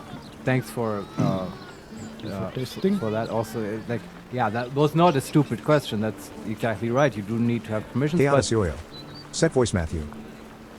Yeah, now it's back, I guess. To the default. Yeah. So everyone has permissions. Laura, thanks for trying to get rid of the underscore. It seems to have doomed you. So your kindness has been immediately punished. Yeah. And we don't know how to fix that. But I suspect that maybe that's interesting. I didn't know you can change your username on Twitch. Yes. Well, I think you can change the appearance, basically.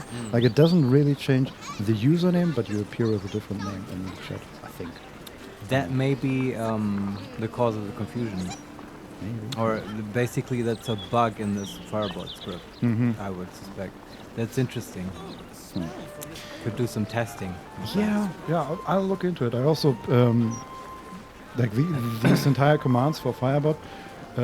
Laura Carval whore. Don't worry, lol. It is kind of funny. It is kind of funny, yeah. These were made by another streamer.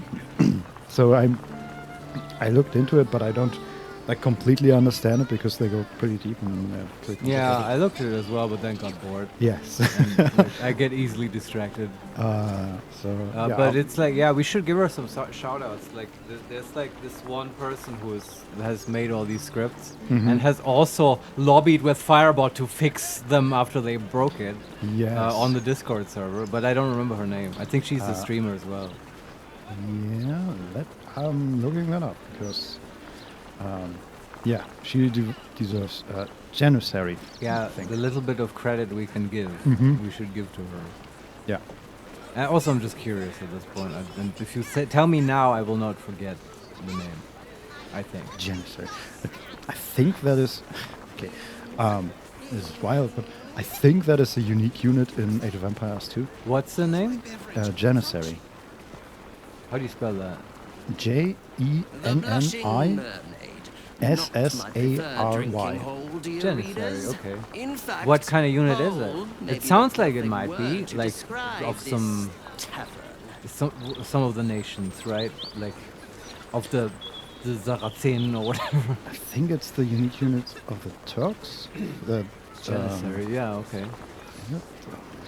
Yes, you can Google it. Okay, yeah? this is it's spelled completely different, sort of, but it's phonetically the same. Yeah, it's hand cannoneer, basically a reskinned hand cannoneer of the Turkish nation. Okay. So hand cannoneers are just a normal unit that some of the civilizations in Age of Empire 2 get. Yeah. The Janissary is it is a gunpowder unit with great range and good melee armor. There you go. But so okay, this is now really off the deep end and through a weird path to get here. But Vincent, please, what is the special ability of the Age of Empires 2 Janissary unit? Because whenever they take normal units and make them into special ones, they get like special bonuses, right? Yes.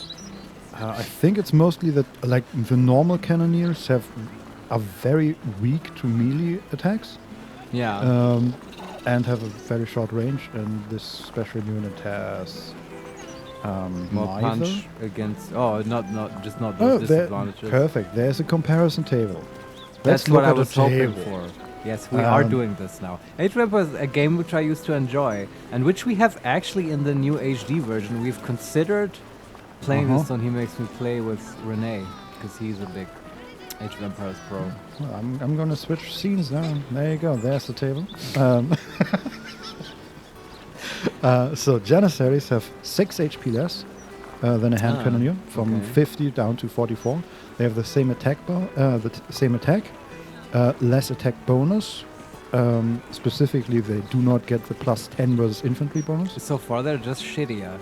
Yes, they have more attack delay, which I think that means they attack slower. Attack rate, I guess. They have the same range. They have less accuracy. They better hit like a trebuchet, because this is just suck. Okay. They have the same armor. They have one more line of sight from 9 to 10. Yeah, okay. And their training time is significantly less. You can just Zerk Rush with them. Yes, and here's the other thing. You cannot upgrade hand cannoneers, I believe. Yeah. But you can upgrade... Can you? Janissaries. So Janissary hand cannoneers are, I think, an Imperial Age unit.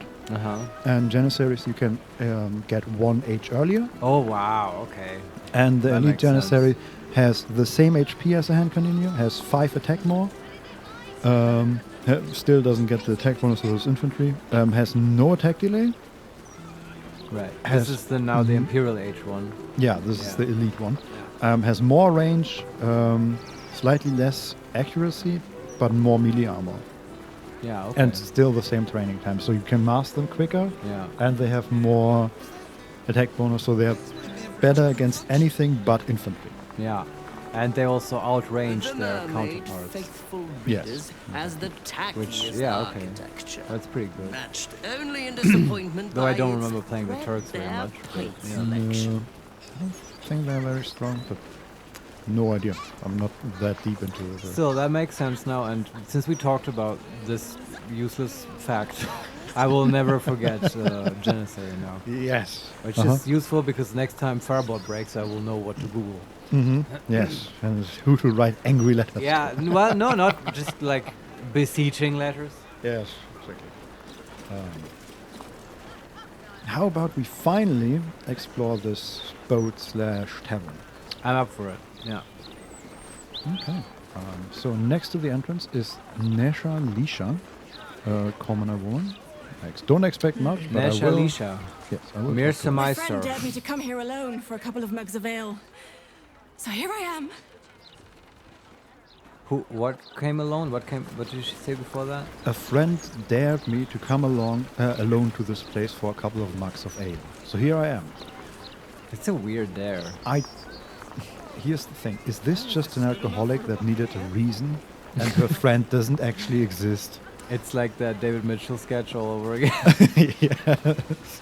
Maybe. So far, this is like an alcoholic women's meetup place? Because it seems like to be the demographic. Oh, I mean, fits well because there's a good-looking male half-elf. Okay. Also sort of in a red shirt and a vest above it. And also sort of drinking alone. Wondrous news. Baldur's Gate has a new duke. Gortash will do marvelously. Don't you think? Oh, let me tell you about it. We'll work on that. And then finally we have Xena also. Xena, like Xena? No, with a Z instead of an X. That's totally different. Keep bloody wits about you in here. The captain is trying to keep it hush-hush. But I heard a kid got nabbed. Yeah. That's why we're here. Oh, and we can finally talk to someone. Yes. Oh, wow. We can say, I know! The child is called Venra, right? You can also say, that's awful. Number 3, what happened?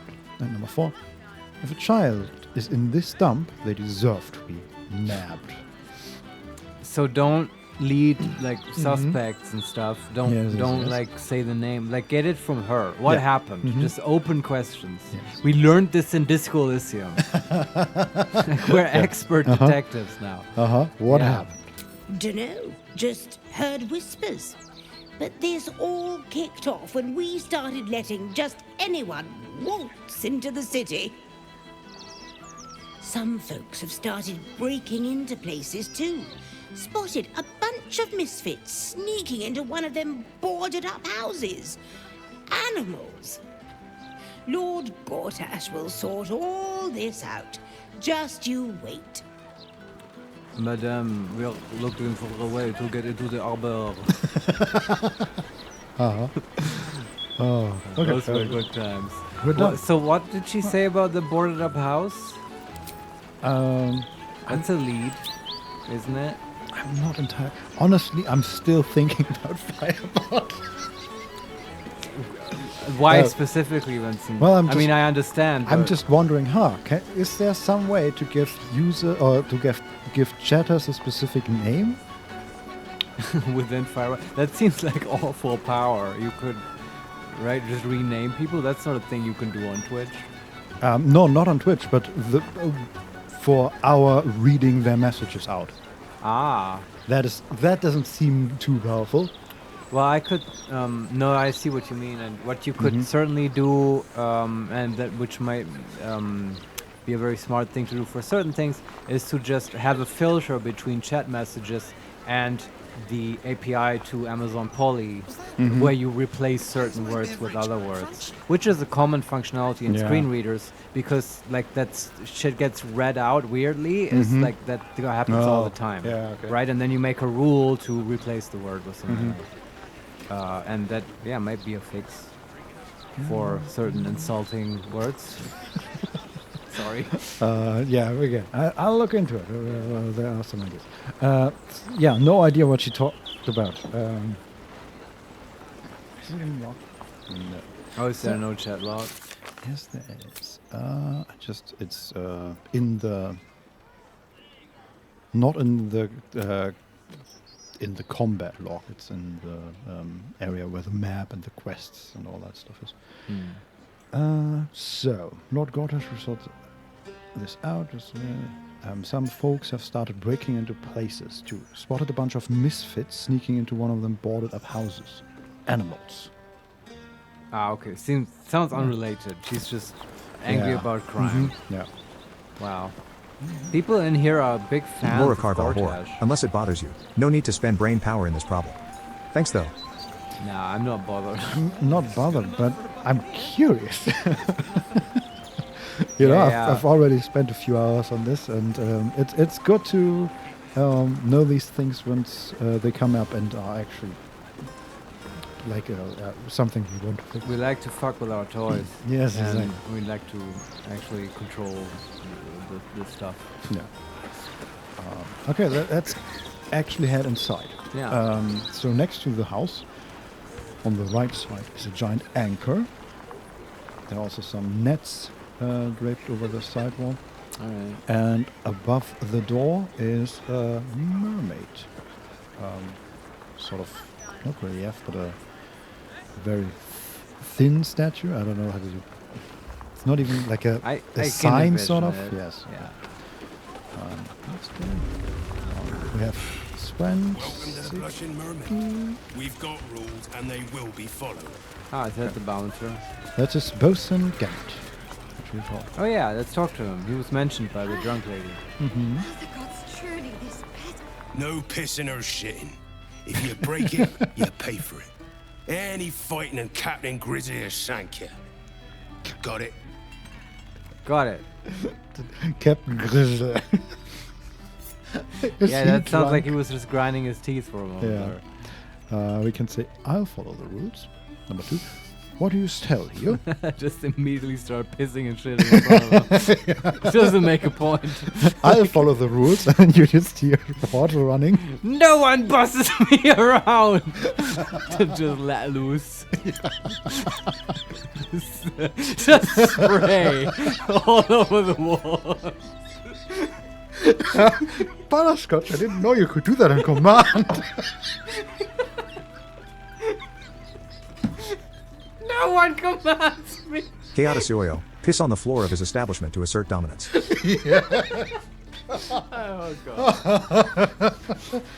Oh, I'm sorry, we are children. Yes, we are. Yes, but yeah. So, we can say, I'll follow the rules. Yes, I will. Number 2, what do you sell here? Number 3, I'm here about the missing girl, Venra. And number 4, what if I really, really needed to use the latrine? No, we're not going down that path. We won't. Not while Will is watching, anyway. We'll turn around for a moment. This is gonna get ugly. Misty, step out. I don't want you to see this. You're not ready for this. Yes. This side of me.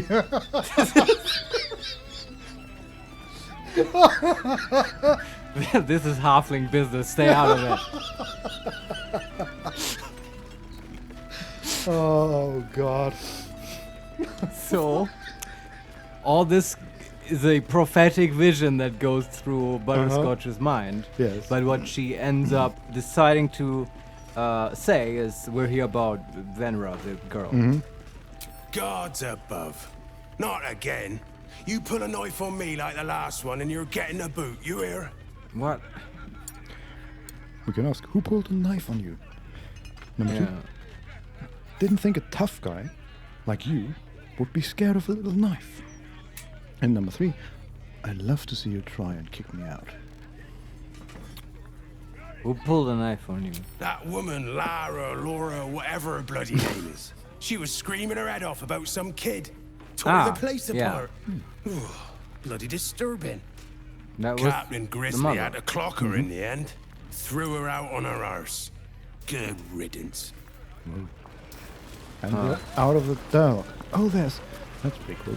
There's another one of these mermaid. Really?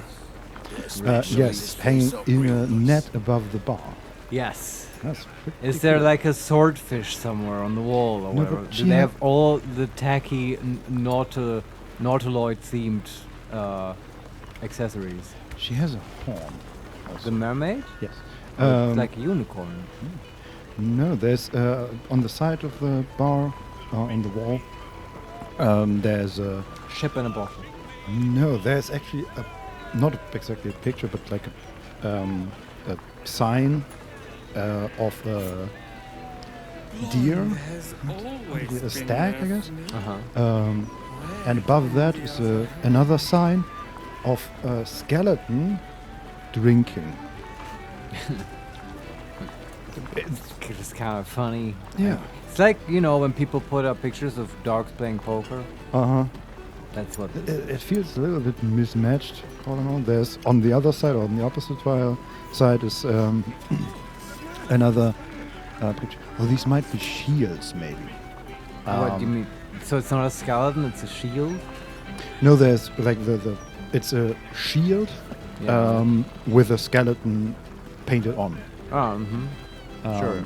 Then on the other side, there's another like these shields with a mug of ale, and another with a stag again, and then third There may one be with a like pine emblems cone. of noble houses or whatever. Maybe. Looking for. In my mind, this place, this kind of place should be decorated incredibly tastelessly. Yes. It is. Yeah, that's good. No, that's what you would expect in this kind of place. Also, they have a giant ale pump. That's pretty cool. Ale pump is a nice word. Yeah. Yeah, like not a tap, but an actual pump. Like you could hold your mouth under it and pump yourself full of ale. Sort of, yes. Yeah. Butterscotch is into it. Yes. Okay, but I think that's all we get out of him, out of Bosun Gennett. Yeah, we need to talk to the captain. There's Placer Veren, a halfling, standing in front of the bar. I wonder, is Placer a name or? It's a very Shadowrunny name, if it is. But talk to him. I want to talk to all. You had to choose the rat one or the blonde one. Which should I? Which would you choose? Oh, you've been to the pump, huh? You're pretty pumped up. Yeah.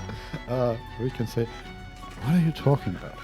Oh, with this guy we get answers? Cool. Yeah, what are you talking about? What are you talking about? Number 2, blonde every time. Number 3, red. It's the easy choice. And number 4, neither. Well, he's probably talking about hair colors. That was my association, right? He's talking about hair colors. Either that or of wine. Pretty ladies. This sexist pig. So. Yeah, either that or wine. Yeah, you might be right. Because blonde is like, the beer is blonde, right? Yeah. But what would red be? Red wine. Wine. Yeah. Now we need to ask him. Yeah. What are you talking about? Red one or blonde one? Fuck. The gestures are so good. Like he had his finger in front of his mouth, but it was sort of wobbling. It was so well done. Yeah. Okay. Oh.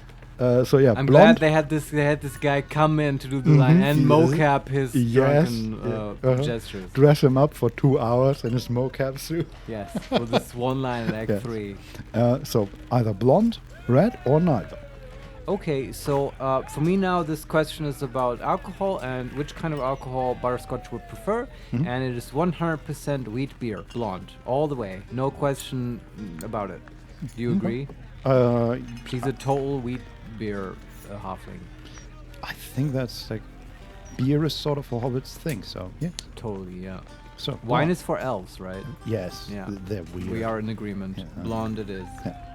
You're right. You're so right. Bosun! A blonde lager, please. Yeah. Yeah. Got it. Easy. Give you more halflings. There's an oak door, not behind the bar, but in front of it. Okay. That we can't just open, we can interact with it. Not sure. We could also go upstairs and find the captain. Open this door, I'm intrigued. It's a loading screen. Oh, okay, now we just find the child. Blushing Mermaid basement. Who needs the captain? We'll just find the child. Okay, there are, as you would expect, lots of barrels here. Is it gold in there? There's a cellar though, I assume that leads outside. There's also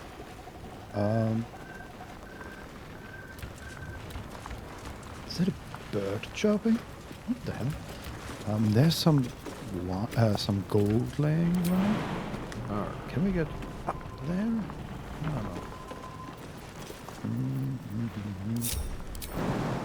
Let's get there. And There's like no music in this place. It's eerie. Yeah, there's some some kind of alcove with roots. And I wonder if that is a secret door. Something over there. Okay, we've got an investigation check, and I think that's a fake wall. Secret door found. Cool. Let's see what happens if we go through. Yeah. I'm just waiting for all of them to jump up here. Yeah, we can just run through, and it leads to not a cave, but rather a different part of the cellar.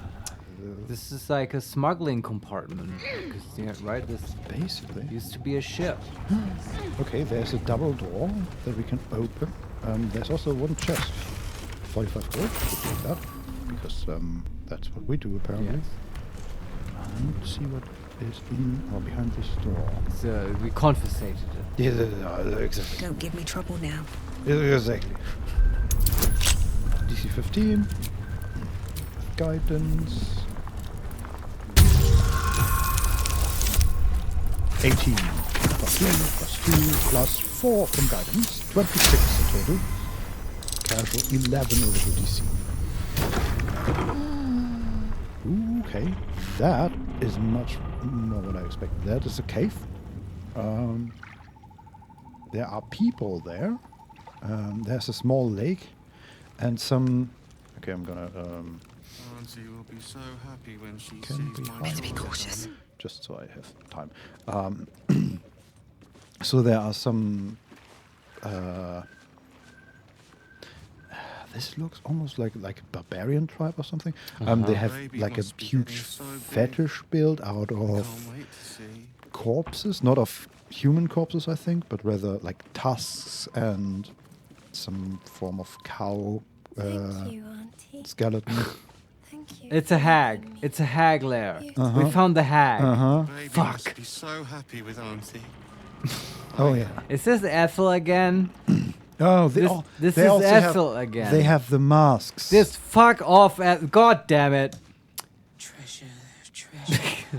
I don't know why I'm so upset at this. I guess she know got me because I wasn't expecting her. Man. Now I want to piss and shit all over the floor. Fuck you, Ethel. Ugh. Okay, do we just go to them? Do we? I think they attack us when we go.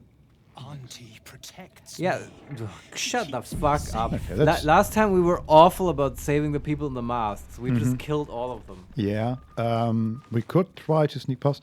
So there's on our side of the room is another door. There's also something higher up, which the is just.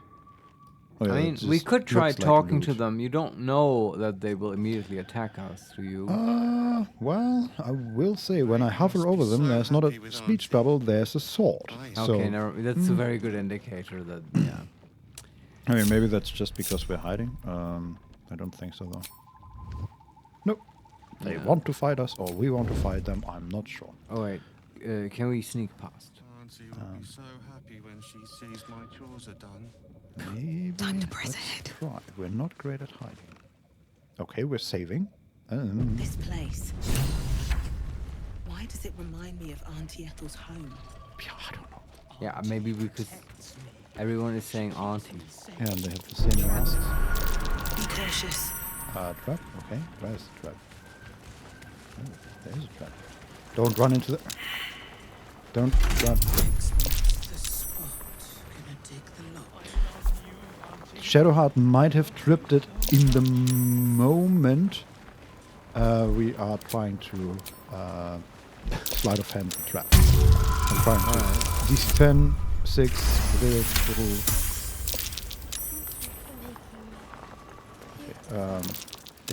we're saving against wyvern poison? Why are we saving against wyvern poison? Oh, because there's wyvern poison on the ground.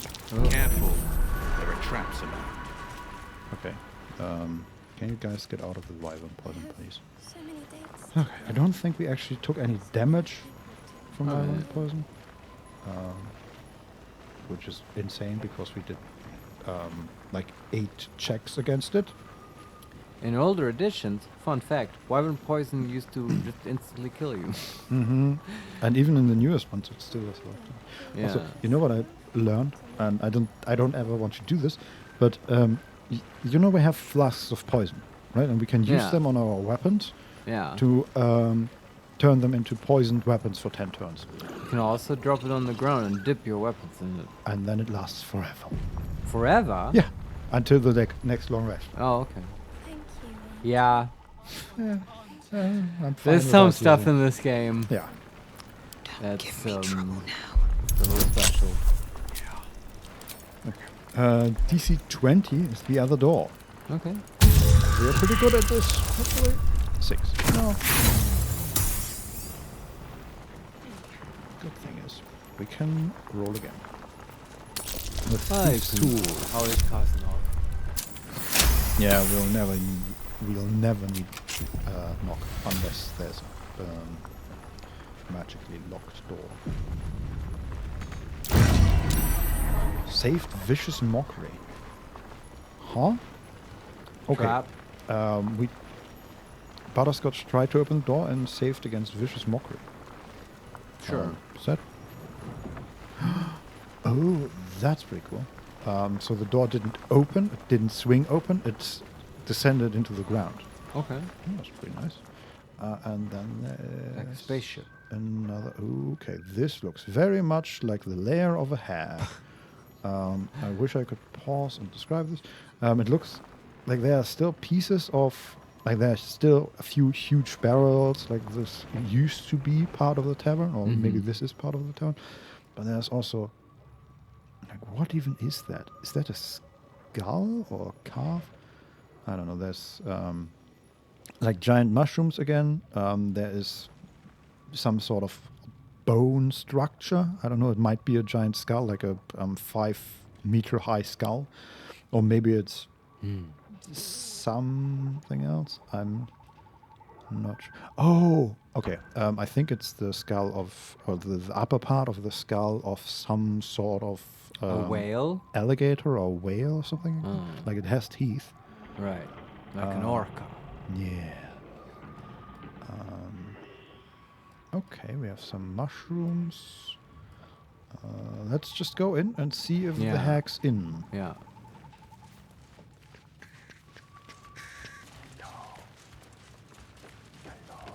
And we didn't even show up be worth a look. at the hag victim support group. What was that about the hag victim? Oh, we didn't even go to that place first. No. And then hear about, there's been like people missing, and if they're going missing around the Blushing Mermaid. Yeah, we just immediately go there, kill the hag, and then we can roll into the support group and say, hey, guess what? It's cake day. Yeah. There was a hidden lever, and Shadowheart found it. Oh, pretty good. Very close to the entrance. Like, this is a pretty large room, but I don't see any hags around. Yeah. So let's see where this leads. Let's see what this does. Looks like that might just lead back to the cellar. You pulled the lever. Oh yeah. We found Karlach. Apparently Karlach was left behind. Lol. Oh. The hag got Karlach. I'd love to, thanks. Basically. Hey Karlach, can you move these barrels for me? Thank you very much. Pick up. Few firefly barrels.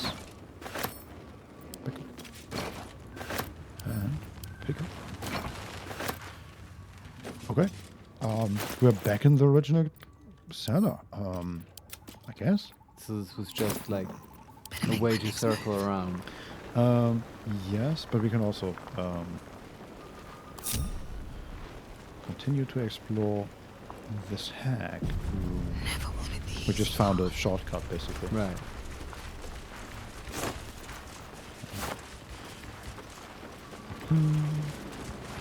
Okay. Coming up. Still looking around for actual hags. Don't see anyone. There's some pearl spore bells, which are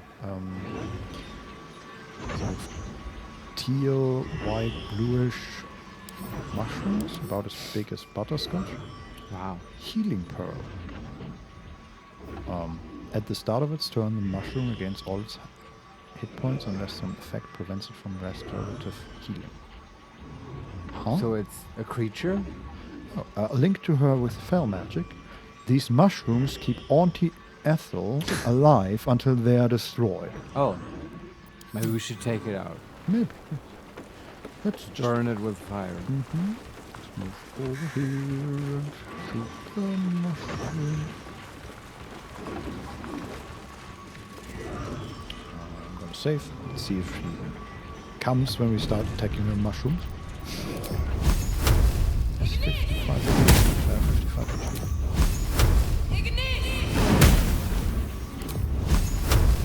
Oh yeah, they are here. That's annoying. Okay, let's see what happens when we enter turn based. Man. It's one resilient mushroom. It is. What the hell?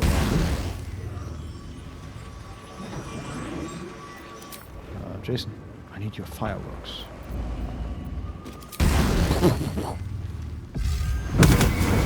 You got it. Okay, down to 8 HP. And then, what else do we have? Keep it quiet. Immune to force damage is nothing. Poison immunity, psychic immunity. That makes sense. So that means we can use spell. Careful. Careful.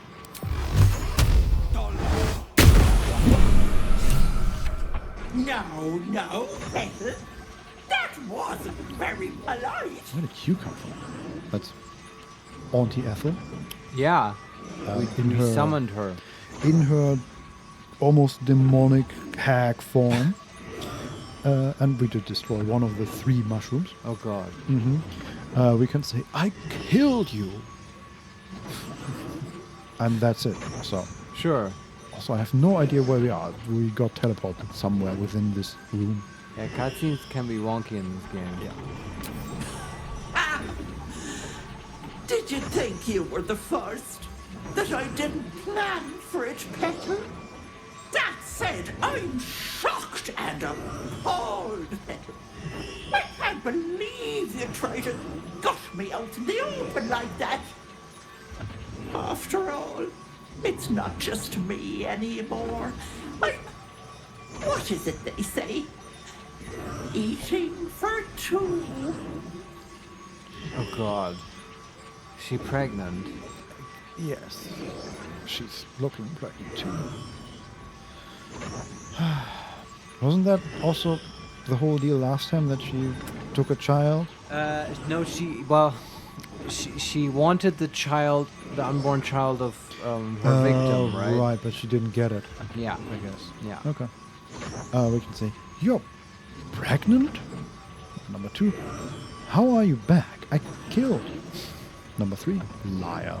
And number 4, why should I care? You're pregnant?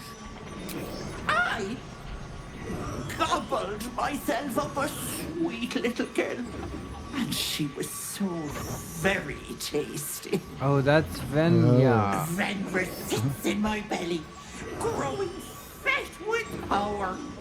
In time, I'll vomit her up and have myself a fresh young hag to train. Ugh. I have you beat, so do the heroic thing. Down.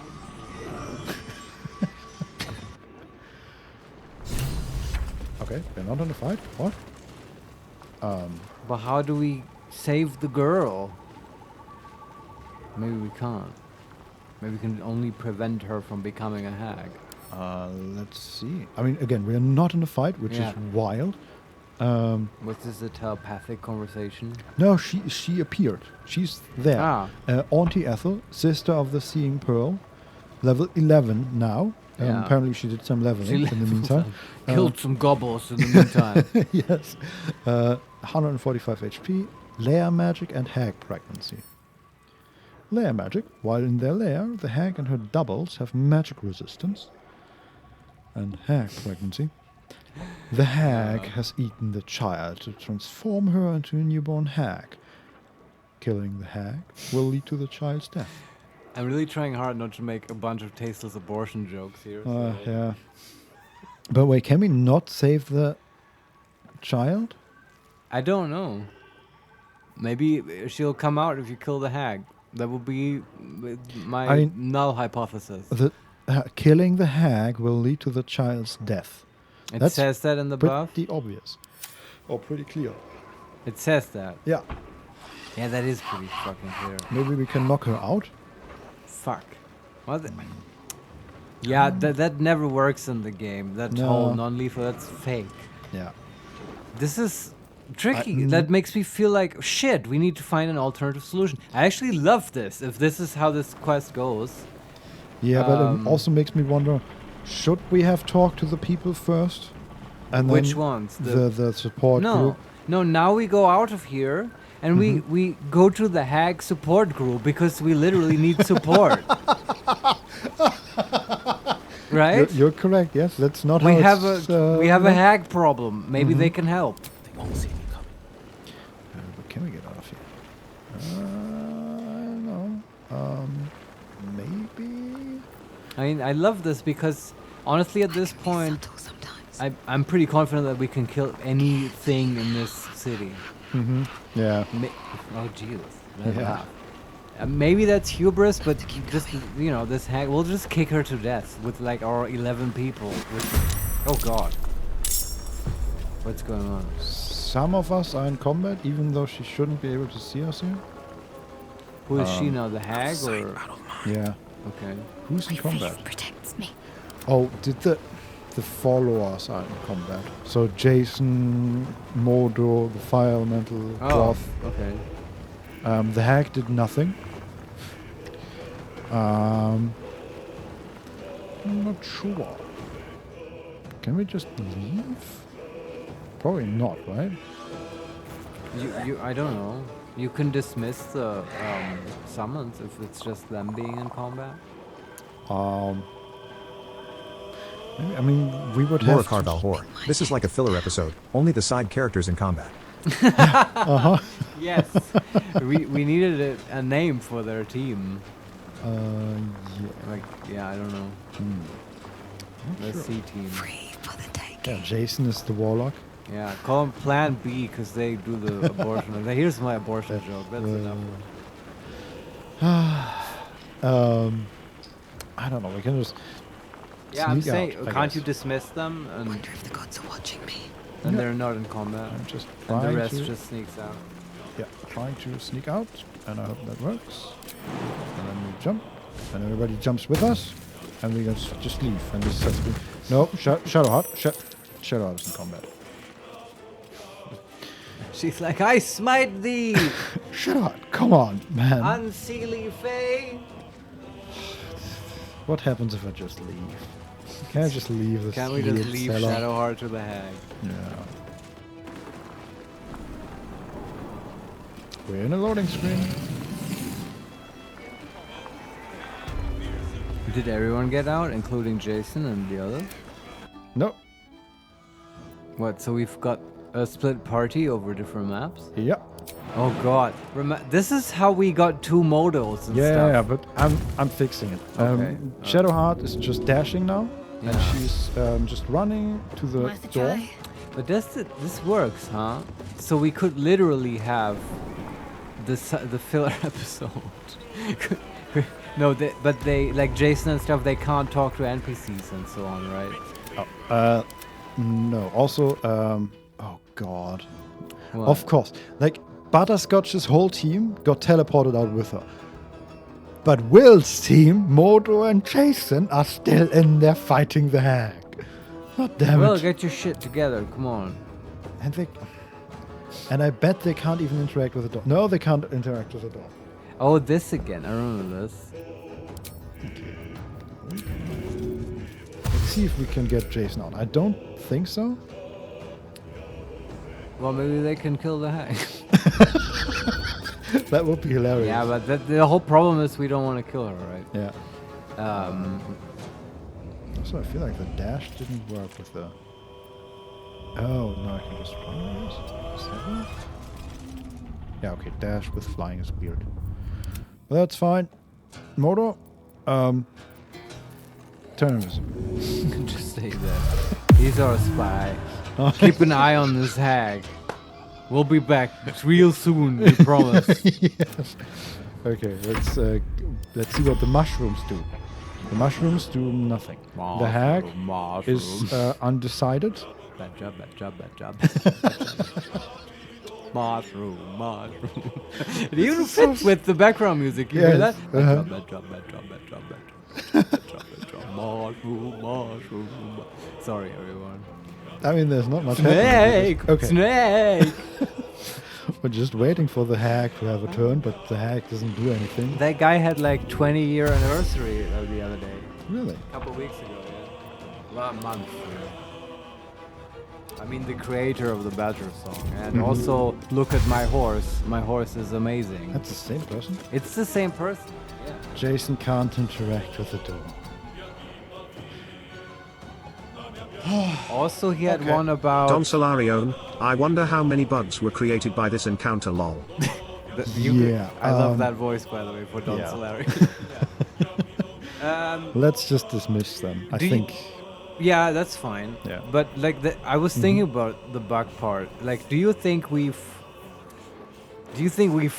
messed this up? Like... This encounter? By just leaving? And everything. Like this entire... Like from the moment we entered Baldur's Gate, do you think we just fucked up?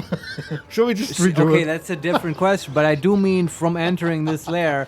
But like, we snuck around a bit, like, touched a mushroom. The hag teleport appears. We're in a conversation. And then the conversation is over and then we leave. Leaving half the summons behind. To have sort of a little bit of combat with her. It's just, you know, in the like quest programming of the game, a couple of triggers might have been set off in a way that isn't healthy. But like, I don't give a fuck. I mean, I was promised hilarious bugs in Act 3. I don't really care about this hag, so you know. No, I care about the child. That's what we're here for, after all. And you know, we'll figure it out. But yeah, we probably, as we always do, went about this in a slightly non-standard way, perhaps. Yes, and it may have some complexities for us in the future. We'll see. But it is very Butterscotch like. It's Butterscotch, yeah. We had wall. Let's see. Oh, there are hag people. Oh, there's a hag. There are mushrooms. Fireballs. What? I killed you. Yeah. Oh, pregnant. I'm pregnant now. I'll figure this out another day. You're pregnant? Anyway. I'm going. I need to read up on stuff. I'll need a blonde. That's right. This is too much. I want to go shopping. Oh. No, but like, yeah, we'll go to the support. Oh boy. Okay. Nope. I think we have to. Is she gonna follow us? Is that No, it? I tried to dismiss Jason and it didn't work for a while. Okay, but he can just die. Oh, it worked now? It worked now, okay, yeah. I know. And then Modo. Right. Oh, it's an animation. That's probably. Okay, now we're just loading and back to the party. Woo! Yeah, this is fine. Someone asked, like, what happened to Jason? And everyone's like, no. We don't talk about Jason. Yeah, he'll be back tomorrow. Yes. Let's talk to the captain. I made it back. I'm here. Thank the gods. You click on Colac? Yeah. Thank the gods. What is she talking about? Back in Baldur's Gate, maybe? He's happy about that? I guess. Okay. What path lies before me? Oh god, we have entered the tavern and now we're fighting. What? So the upper level of the tavern is full of red caps who have lost their caps and have basically donned sailor gear with including maybe they were just disguised. Were these the patrons from earlier? Are you on that same level or are you in a different area? No, it's the level above them. Like Flaming Pete is here and Maggoty Jim, Two Toes Richer. So yeah, maybe they were just disguised. But no, the people we talked to were actual people. Apparently. Okay. I don't know. But this is fine, right? We can just kill some red caps. Sure. Wait, are we all? Got to concentrate. Don't be shy. Oh, Karlach is not in combat and Will is also not in combat. Well, we can fix that. What's cooking? So if you go here, Karlach, and then you attack that one, Silas Silvertongue. If you can, that would be great. How many red caps are there? Good question. Let me. I wonder if this is worth the cost. 2, 4, 6 are there. Yeah, this should be. Yeah, and they are level 4. Like, they shouldn't. You know, they have a lot of HP for level 4, but still, shouldn't be. Good looking. Just a bit weird, all in all. And I was thinking earlier, and I never finished the thought. More combat. It's just. They're entering. Karlach entering the combat. Since it's a big map and it's like all of Baldur's Gate, you could just park Butterscotch and the other NPCs like in a tavern, and then just send out the literal B team like Mojo and Quartz and Jason and the Azer to go through Baldur's Gate and solve problems for people. It's the literal B team, right? The side episode. That would be sort of funny. They can't talk to anybody. I know, that's the big problem. With anybody, but they could have fought the Baal ambusher people all on their own, right? That's that would have been fun. Yeah. But yeah, I agree, and I'm very saddened by the fact that they can't quite. They're not full citizens of Baldur's Gate, right? They can't interact with objects very well, and they can't talk to people, and that's very sad. Yeah. We could throw a fireball here into 3 people. 3 red caps. Laura Carval Whore. Only now I notice that all your summons are from Butterscotch and Will. They're basically a couple that has got several pets because they don't want kids. That's that's a very good observation. I didn't quite realize it, but that's yeah. And couples do that. Yeah. Sometimes I feel like it's also not because they don't want kids, but it's like a training thing where they're working up to it. Though to be fair, having like a full-size demon named Jason in the apartment with them is a bit weird. I'm not judging, okay? Yeah, it's just Jason is constantly on the couch watching TV. Laura Carval Whore. But do they need to train 6 times? Well, wow. You start small with a raven, and you work your way up through dwarves and demons. Yeah. Jason on the couch. Jason, want cookie? Make more. Jason, you need to be able to pay rent. Like, we can't have it. Honestly, Jason, get off your ass. You keep hanging out in Görlitz Park? What is this?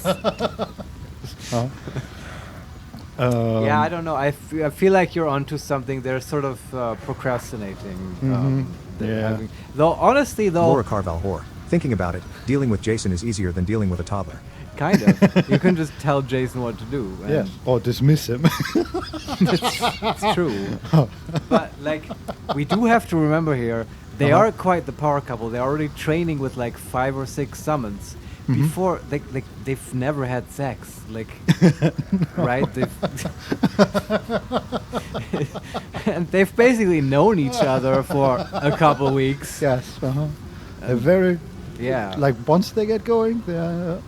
I mean, Butterscotch is working on it. We want to go into Baldur's Gate and like go shopping, maybe go out drinking, you know, have some time for rest and recreation, relax. But then this shit happens. Like, we just can't catch a break. Yeah, we just explored some cellar, and now we're fighting redcaps. And there was a hag, and what the hell, man? Just wanted to have a drink. It's kind of, even the hag gets to be pregnant. Yeah, god damn it. Yeah. I'm just gonna attack some redcaps. Yeah, yeah.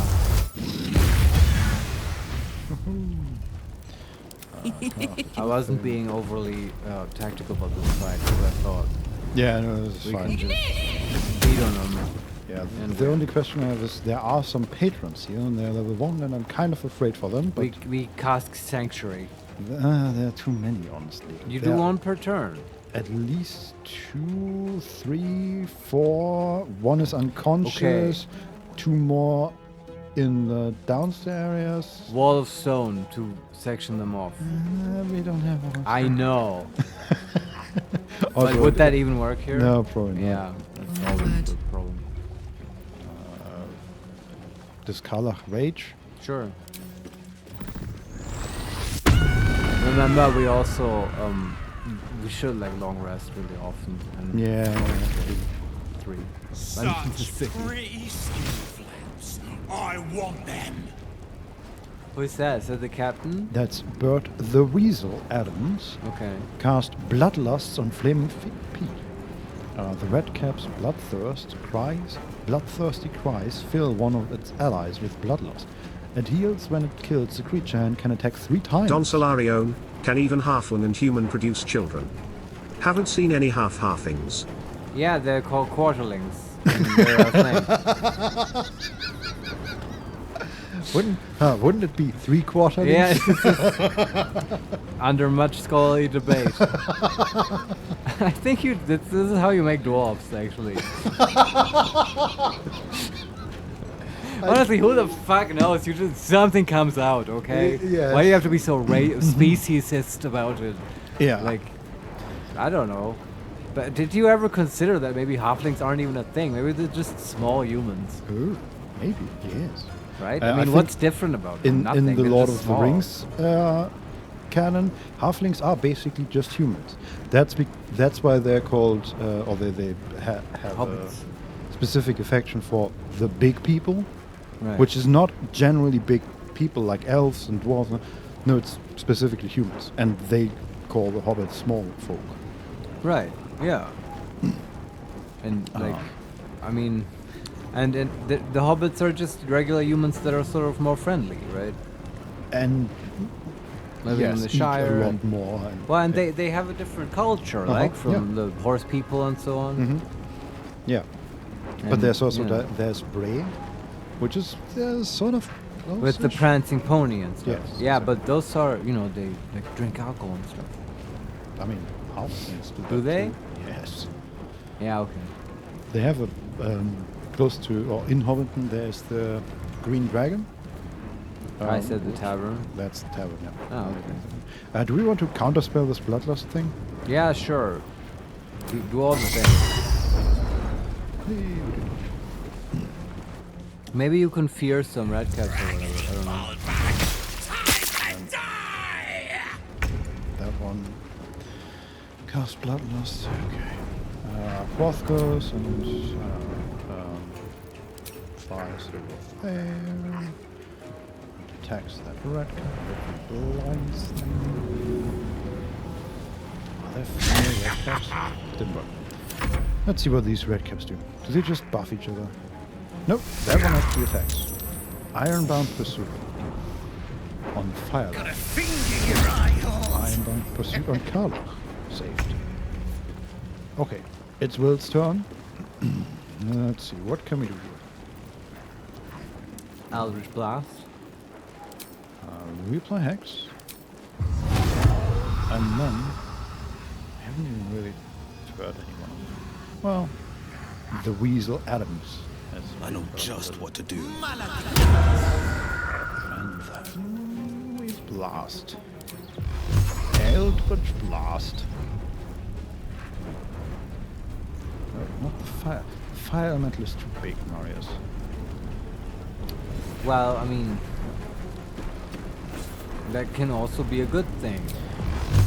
Yeah, but for aiming, it's difficult. Hey, kids. That's pretty good. That the first red cap is at half HP. All right. Let's see, we have 2 more going. That is the bloodlusted one. Carla. Okay. Bloodlust on another one. Okay. This dude with the bloodlust screams a lot and did 2 damage and 1 damage and 4 damage and 3 damage and 4 damage and 4 damage and that's it. Sure. Ethel's Twisted Blessing.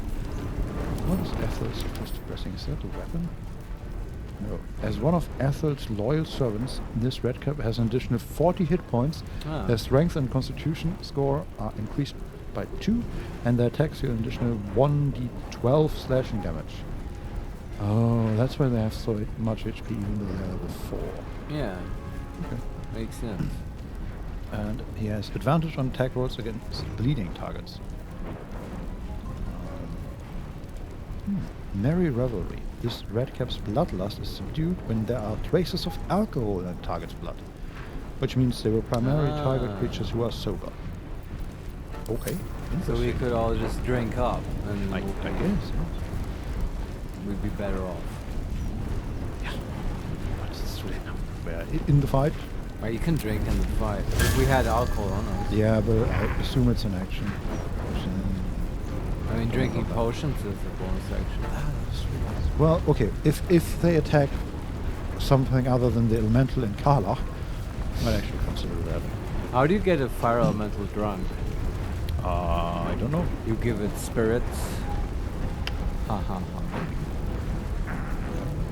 Maybe it gets drunk off like fire resistant potion or something. The original meaning of spirit is like fire. This. So it's all the same. How? I don't know. It's words, man. Okay. Sure. It's the same in German, by the way. Geist originally meant flame. Really? Yeah. Huh. Okay. Didn't know that. Speaking of... Laura Carval whore. You give them methanol? Probably. But how do you get it into them, though? It will, like, burn up. Well, in a bottle. Yeah. Through the bottle. Like it's like a message in a bottle into the... Anyway, let's continue continue this what does Shadowheart do here? How about Spiritual Guardians? How about really high level and then just walk through them?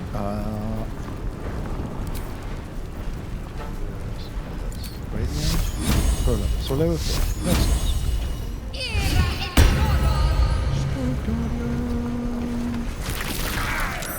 They don't like that. Nope. And then summon a weapon? Sure. Haven't done that in a while. Yeah, also, it might break concentration, would be great. So 2 of them are concentrating on bloodlust. Bloodlust, yeah. Sure. So far away. So maybe do that. 80% chance to hit. Come on. Saved. But we did 14 damage, which is not bad. How did we do 14 damage? Okay. 8 on the 1d8 force damage, +1, +5 summoner spellcasting ability modifier. Don't know where the +1 comes from, but sure. That works. Can't give up. Not now. But that's all she can do. Okay. Where's Butterscotch? Oh, she went first. I should have CC'd something, but I don't know. I thought they were level 4 and just firebolt one of them. All right. But she is going now. No, let's fear some of them or whatever. Yeah. Actually, she might be able to fear the 2 that are concentrating. Yeah. And I hope fear breaks concentration. It should. I'm going to save because I don't know how the the cone reaches both. No, it's stupid to Need to run find the and way figure out. forward. Oh, it doesn't reach them. Fear? Exposed? But they are not affected? Why are they not affected? Are they immune to fear? Doesn't say so. Probably hypnotic pattern is also more guaranteed to break concentration.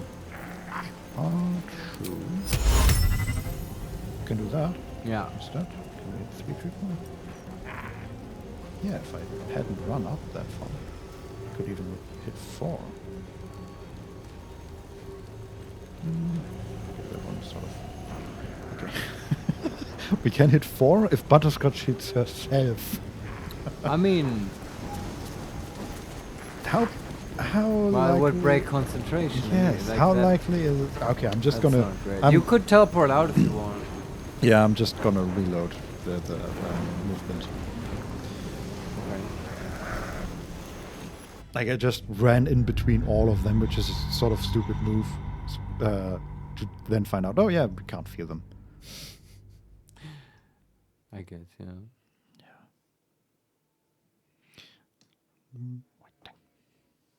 I was just... these games never...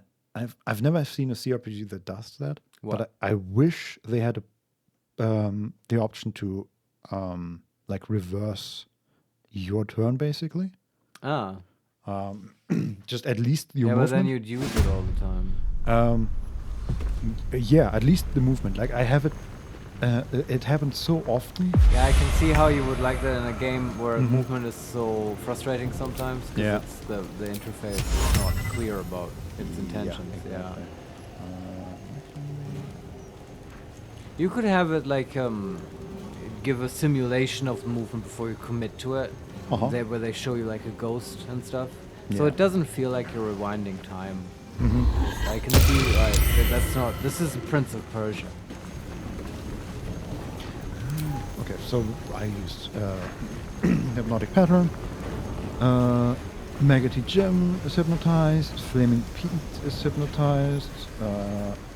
While Two Toes Risha and Blunder Bob succeeded on the saving throw. And the weapon is immune. Oh. Right. Yeah, but that's pretty good. Sure. But that means... So, both characters that are concentrating are not hypnotized, but the two targets that they buffed with that thing. Oh, we can also... we have a flaming target, and we can now use multi-attack on Bert, the Weasel Adams. That's burning. Okay, one was a critical miss, the other hit for 18 damage. I'm just gonna call our flame elemental Ignis and pretend that we visited Sigil and just picked up our old friend.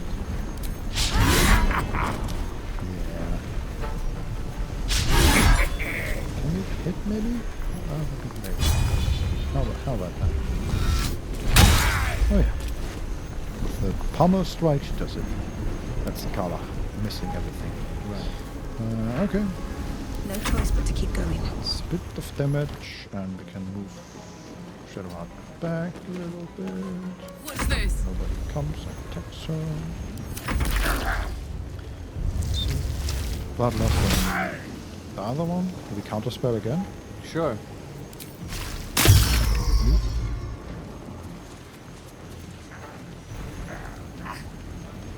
Oh wait, that's not a level 3 spell?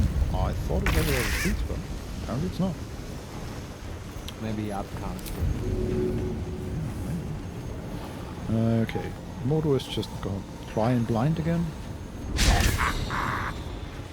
Should be easier because they already are wearing an eye patch, so, you know. I just hit the one eye. Not my other eye!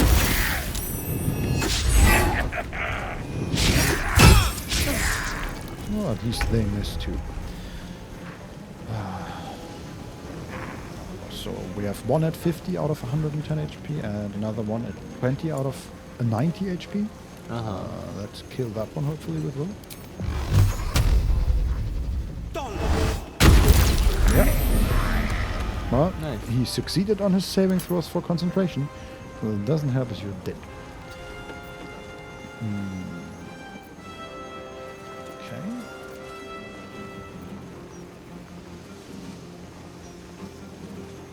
Oh no, the Spirit Guardians. Yeah, the Spirit Guardians will end the hypnotized thing probably. Can't do anything about that. Yeah, he's no longer hypnotized. And Shadowheart is prone and took 23 damage. How's that? She was standing next to him and he stopped being hypnotized, turned around and hit her. How can he do that on her turn? It wasn't her turn. Oh, okay, he just ran into her? No, it was his turn, and he started his turn in Spirit Guardians. Ah, okay. And then everything went to shit. Yeah. Okay, but now it's her turn. Fast. Did she pass concentration? No. Alright. She rolled a 6 plus 2. Not great. Okay, but it's the Ace's turn, it's Shadowheart's turn, and it's the weapon's turn. The weapon can try once again to break concentration. That would be great still. Can you move that far? Sorry. Yes. Nope. They also, I think they have Warcaster. Okay, let's see if we can finally kill one. What should I do? She could guiding bolt someone.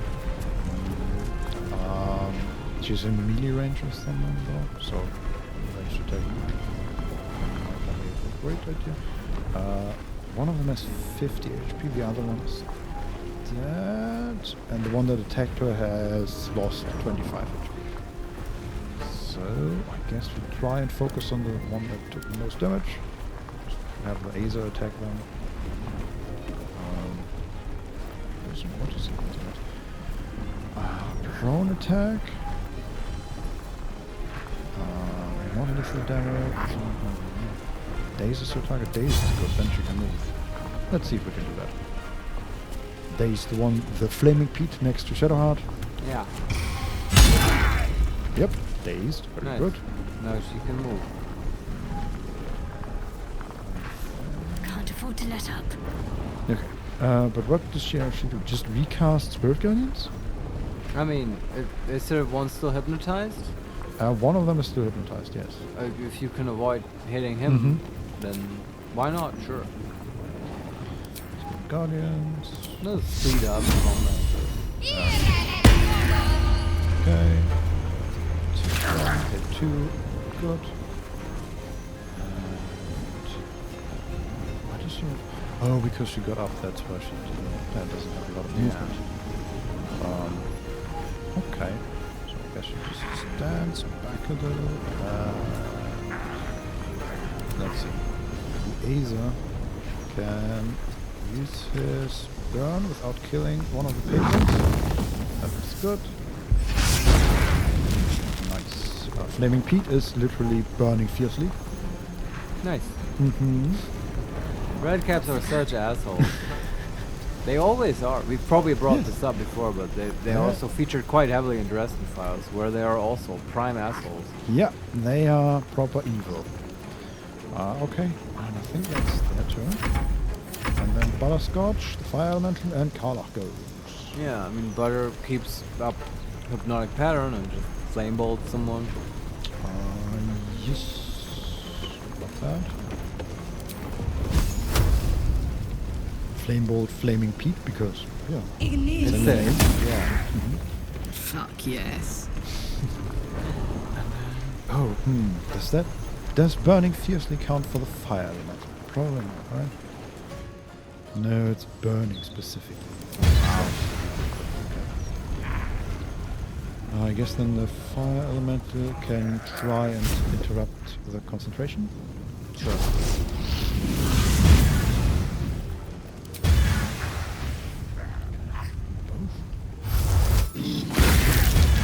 Nice. Okay, it didn't break the concentration, but 2 of them are now burning. Alright. And both of them took 7 fire damage, because the normal attack is melee, yes, but also AoE. Like a little bit. Good to know. So in this case it did 4d6 fire damage. It's not bad. And they're both burning for multi-attack now.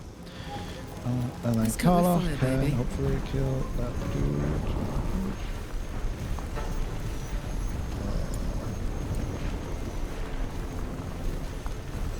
Let's kill... okay, they have equal HP. Let's kill the bloodlusted one, hopefully. Sure. That was it. That was it. Okay, he has 18 HP left.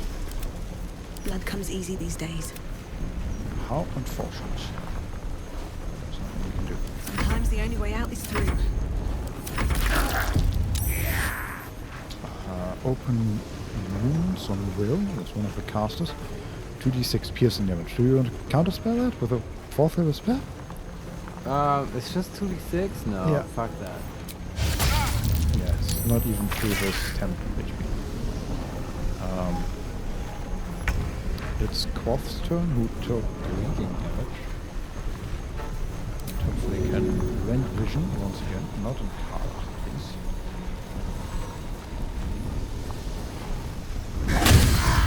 Critical hit for still 1 damage. Nice.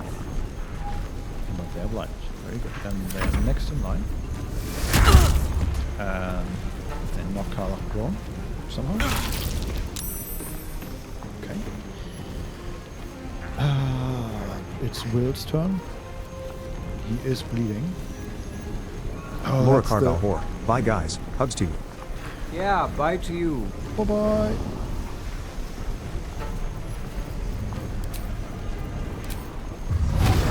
Target flaming peak one more time.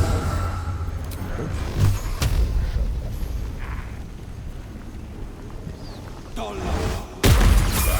Yes. Level up. Level up. Oh, really? Oh shit, yeah. You mentioned that earlier. I keep forgetting. Yeah. When I said it, we were off 700 XP. Yeah. That's not much. Nope. Guess the red cats did it. Open wounds on Carla. Do not react. Saved. Okay. We have this negative gem who is hypnotized, but we'll leave him be, I guess.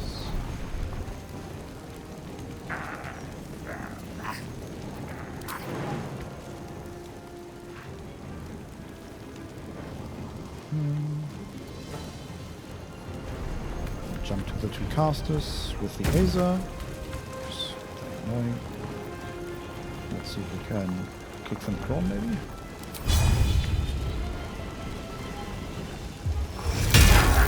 Nope. But we deal 4 damage. Talk to me. And then we have Shadowheart. Deal another 20 damage. That's great. That one. And then maybe jump over to the casters. She can also teleport.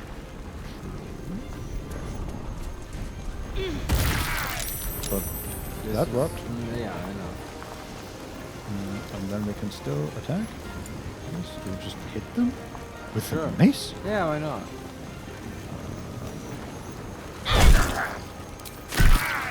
10 damage and another 5 radiant.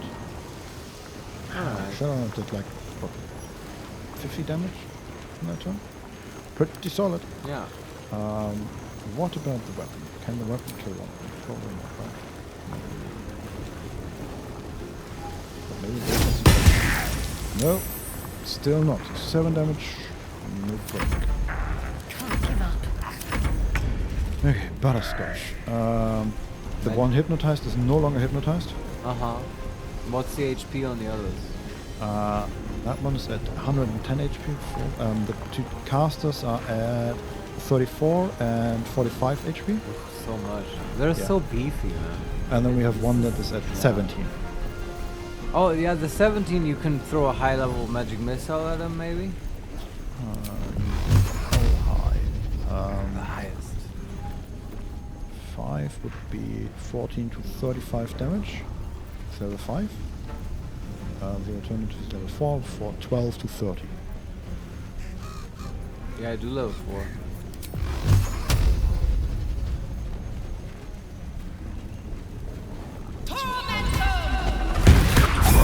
Yeah, that was Nice. it. Alright. Fell to a lethal blow.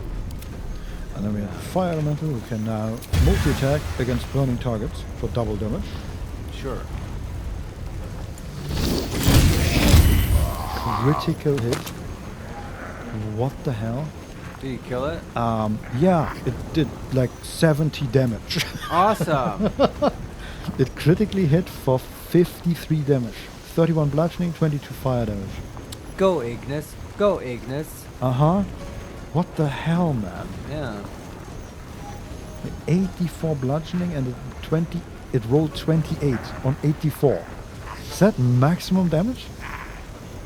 I don't know. No, okay. It's 4 off. It's 4 off maximum damage. Alright. It's pretty high. And then Karla can attack finally the one that used to be just a normal one. No, that used to be hypnotized. That worked. That was a crit. For a casual 53 damage total. Alright. And then, oh yeah, because she crit, she can attack it again. For another 19. Okay, Karla, calm down. Nothing stand in my way. This is my happy place. Took 1 damage. Bloodless on negative gem. We do not counterspell, I guess. No. And we might attack Karla. Sure, attack Karla, I guess. Quoth might be able to blind them. 50% chance, 45% chance. Yeah, for another critical.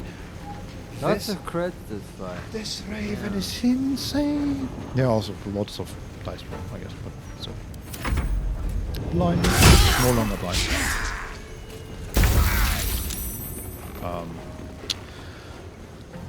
Will lost concentration on Hex because of the 2 damage from bleeding. Sure. I mean, not that we're bad in this fight. This fight is pretty much over. Yeah. But the concentration rolls pretty ridiculous for our side.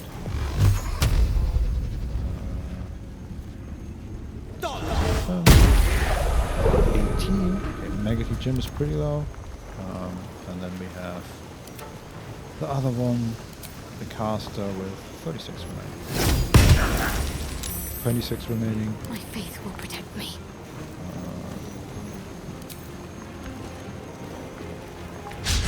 Okay, this is once.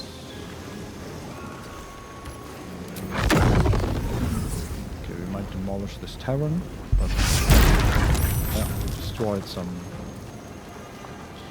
beers and chairs. Put it on my tab. That's who favors the fearless. I'm ready. Shadowheart cannot kill him, probably. It's unfortunate. Just attack this one. Yeah, okay, so we have one at 14 HP and one at 19. Alright. Getting pretty close. Yeah. I really liked it when, like, monsters had, like, 8 HP. Remember at the start of this game? Yeah. I'm heating up. I mean, hey, at least it wasn't what I first feel that these are just red caps with more HP. They had comes down to the casters. same thing, though.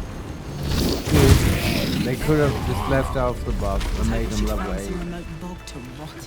He did it. Yeah. Find deep and move. What about you? Did we lose any civilians? Congratulations, Vincent, we did it. No, we did not. Okay, cool. I like how everyone immediately goes back to tavern fun. Yeah, the music. The music starts immediately, even though there's no band. We find some masks, whispering masks. Part of the talk, Auntie Ethel welcomes you, dear. Yeah. Respect. We don't even have weapons or anything. It's just. Nope. We do not even have weapons. And where's the captain? Here? Yeah, I would like to talk to the captain. I feel like he has some some questions to answer. Ethel's chest key. Sure. Shrapnel grenade. 1 damage. The barbs inside this bulb explode on impact, making all nearby creatures bleed. Because they get a bonus to bleeding targets. Okay, is that all? Have we done all the looting here? Yes.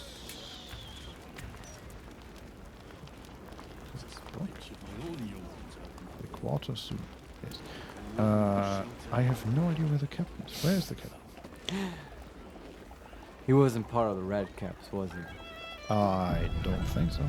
I would have noticed some captain. Slog, and there's Bruno and Domicus.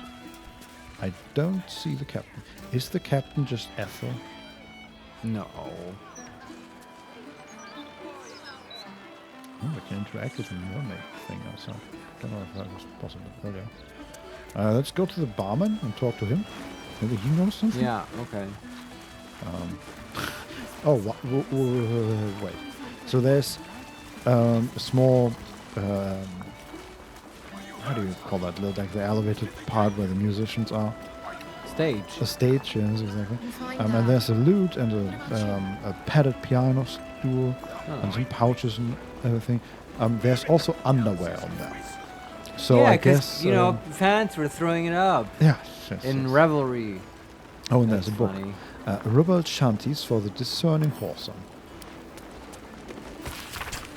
A collection of broady tavern songs, each one more grimed in filth and innuendo than the last. Wonderful. One of them, Birthday on the Bilge Rat, is such horrifying material that any decent person would burn this book right now. The cleanest verse is...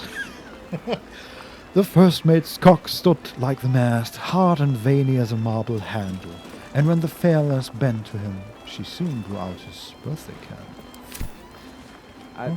I approve of this message. Teatasurio, Lamau.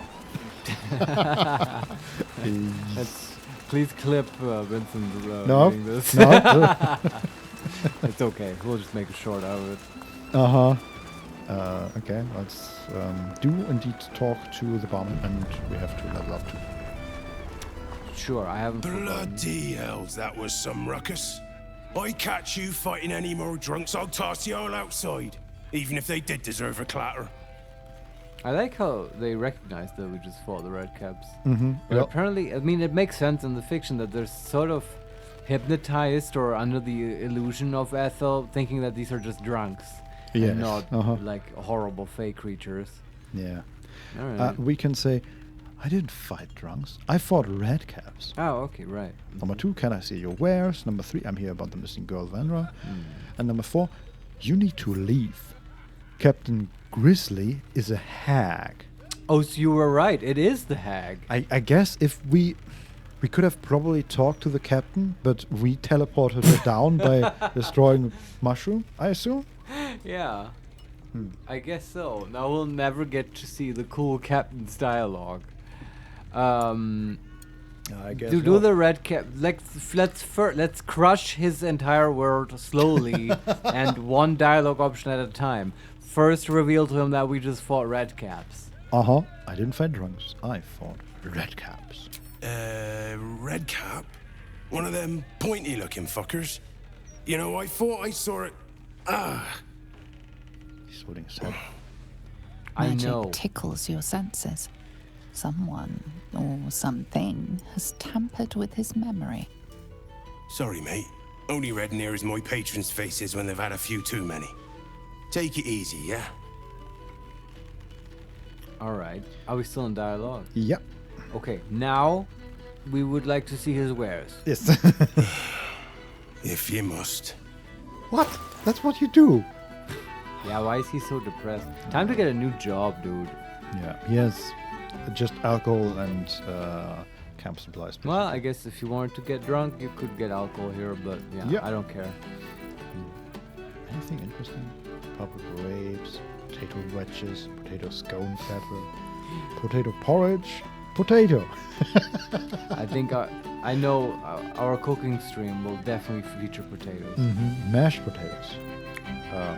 Potatoes are great. Cook them, Boiled mash them, potato. boil them, put them in a stew. A lot of potato variants. Okay, but nothing we want, I think. Yeah. And now... Enjoy the blushing mermaid. Now tell him, you need to leave. Your captain is a hag. Also, before I forget, we are out of the dialogue, but I can talk to him again. Yes, before I forget, I will change Butterscotch's weapon back. Yeah, I thought about that earlier. Yeah, she has just like it's just a normal. There we go. Yes. You're also wearing the broken moon lantern for some reason. What's going on? Okay, let's talk to him again. Yeah. So I will save. Bloody hells, that was some ruckus. I Identify catch Sorry, mate. Only red near is my patron's faces when they've had a few too many. Captain Grusty. Take it easy, yeah? You saw her change too? I tried to gut her, but she dug her claws in me and... His eyes glaze over as the spell takes effect. His memory lost. Here, mate. I know the captain's a bit of a battle axe, but a hag. You're out of line. You're out of line. Okay. All right, they're under her spell. Yeah. Yeah. Most definitely. Okay. I guess we need the hag support group. Yeah. I mean, we could kill the hag. We could get rid of her, but if we want to save the child, we need something extra. Yeah, well, the halfling that we talked to earlier just said, Umberly's titties, what were those fuckers? Oh, I love me a rough sailor bunch. Yes. Okay, let's do some leveling up. Yeah. Okay, we start with Karlach, although it's sort of doesn't matter anymore. Level up. What is it, level 10? Barbarian, level 10. Alright. Gain the passive. So the level, as you would expect, change bestial heart, which we didn't want. Animal aspect. Adopt the powers of another mighty beast. So we have aspect of the bear. Your carrying capacity is double and you have advantage on strength checks. And we can add to that chimpanzee. You gain resistance to falling damage and throwing camp supplies blinds targets. Because you fling shit like a chimpanzee. Guess? Very funny. That's... That might be very powerful with Terran Brother. Oh yeah. Like that needs to be more powerful though. Aspect of the crocodile. Your movement speed is increased by 10 feet while standing in water-based surfaces. On slippery surfaces, you also have advantage in saving throws against being knocked prone. Not terrible. Eagle. You can see in the dark up to 40 feet and have advantage on perception checks. I want that one. Elk. You can use aspect of the elk, giving yourself and nearby allies extra movement speed. Aspect of the Elk is a cool band name. Just saying.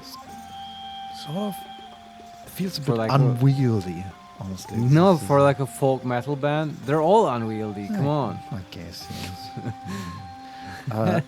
Yeah. Aspect of the beast, Honey Badger. If you're poisoned, frightened, or charmed at the start of your turn, you have a 50% chance to begin raging without expending a rage charge. Nah, that's not. Stallion, dashing grants you temporary hit points equal to twice your barbarian level. Who wants to dash? Yes. Tiger, you add an additional strength modifier to attack rolls against bleeding and poison targets and gain proficiency in survival. Wow, an additional strength modifier. Yeah. So against what? Bleeding and poisoned? Yeah. Yeah, okay. Don't usually bleed people. Nah. Although she does have lacerate once per shot. It's not great. If you build around this, might be fun. Yeah. With these bombs we just found that make people bleed, that might be interesting. Yeah. Then we have Wolf. You gain proficiency in stealth and can use aspect of the wolf, which does what? You and nearby allies add your dexterity modifier as a bonus to stealth checks until long rest. Yeah. Okay. If you have a spell, I mean that's not bad for a stealth party.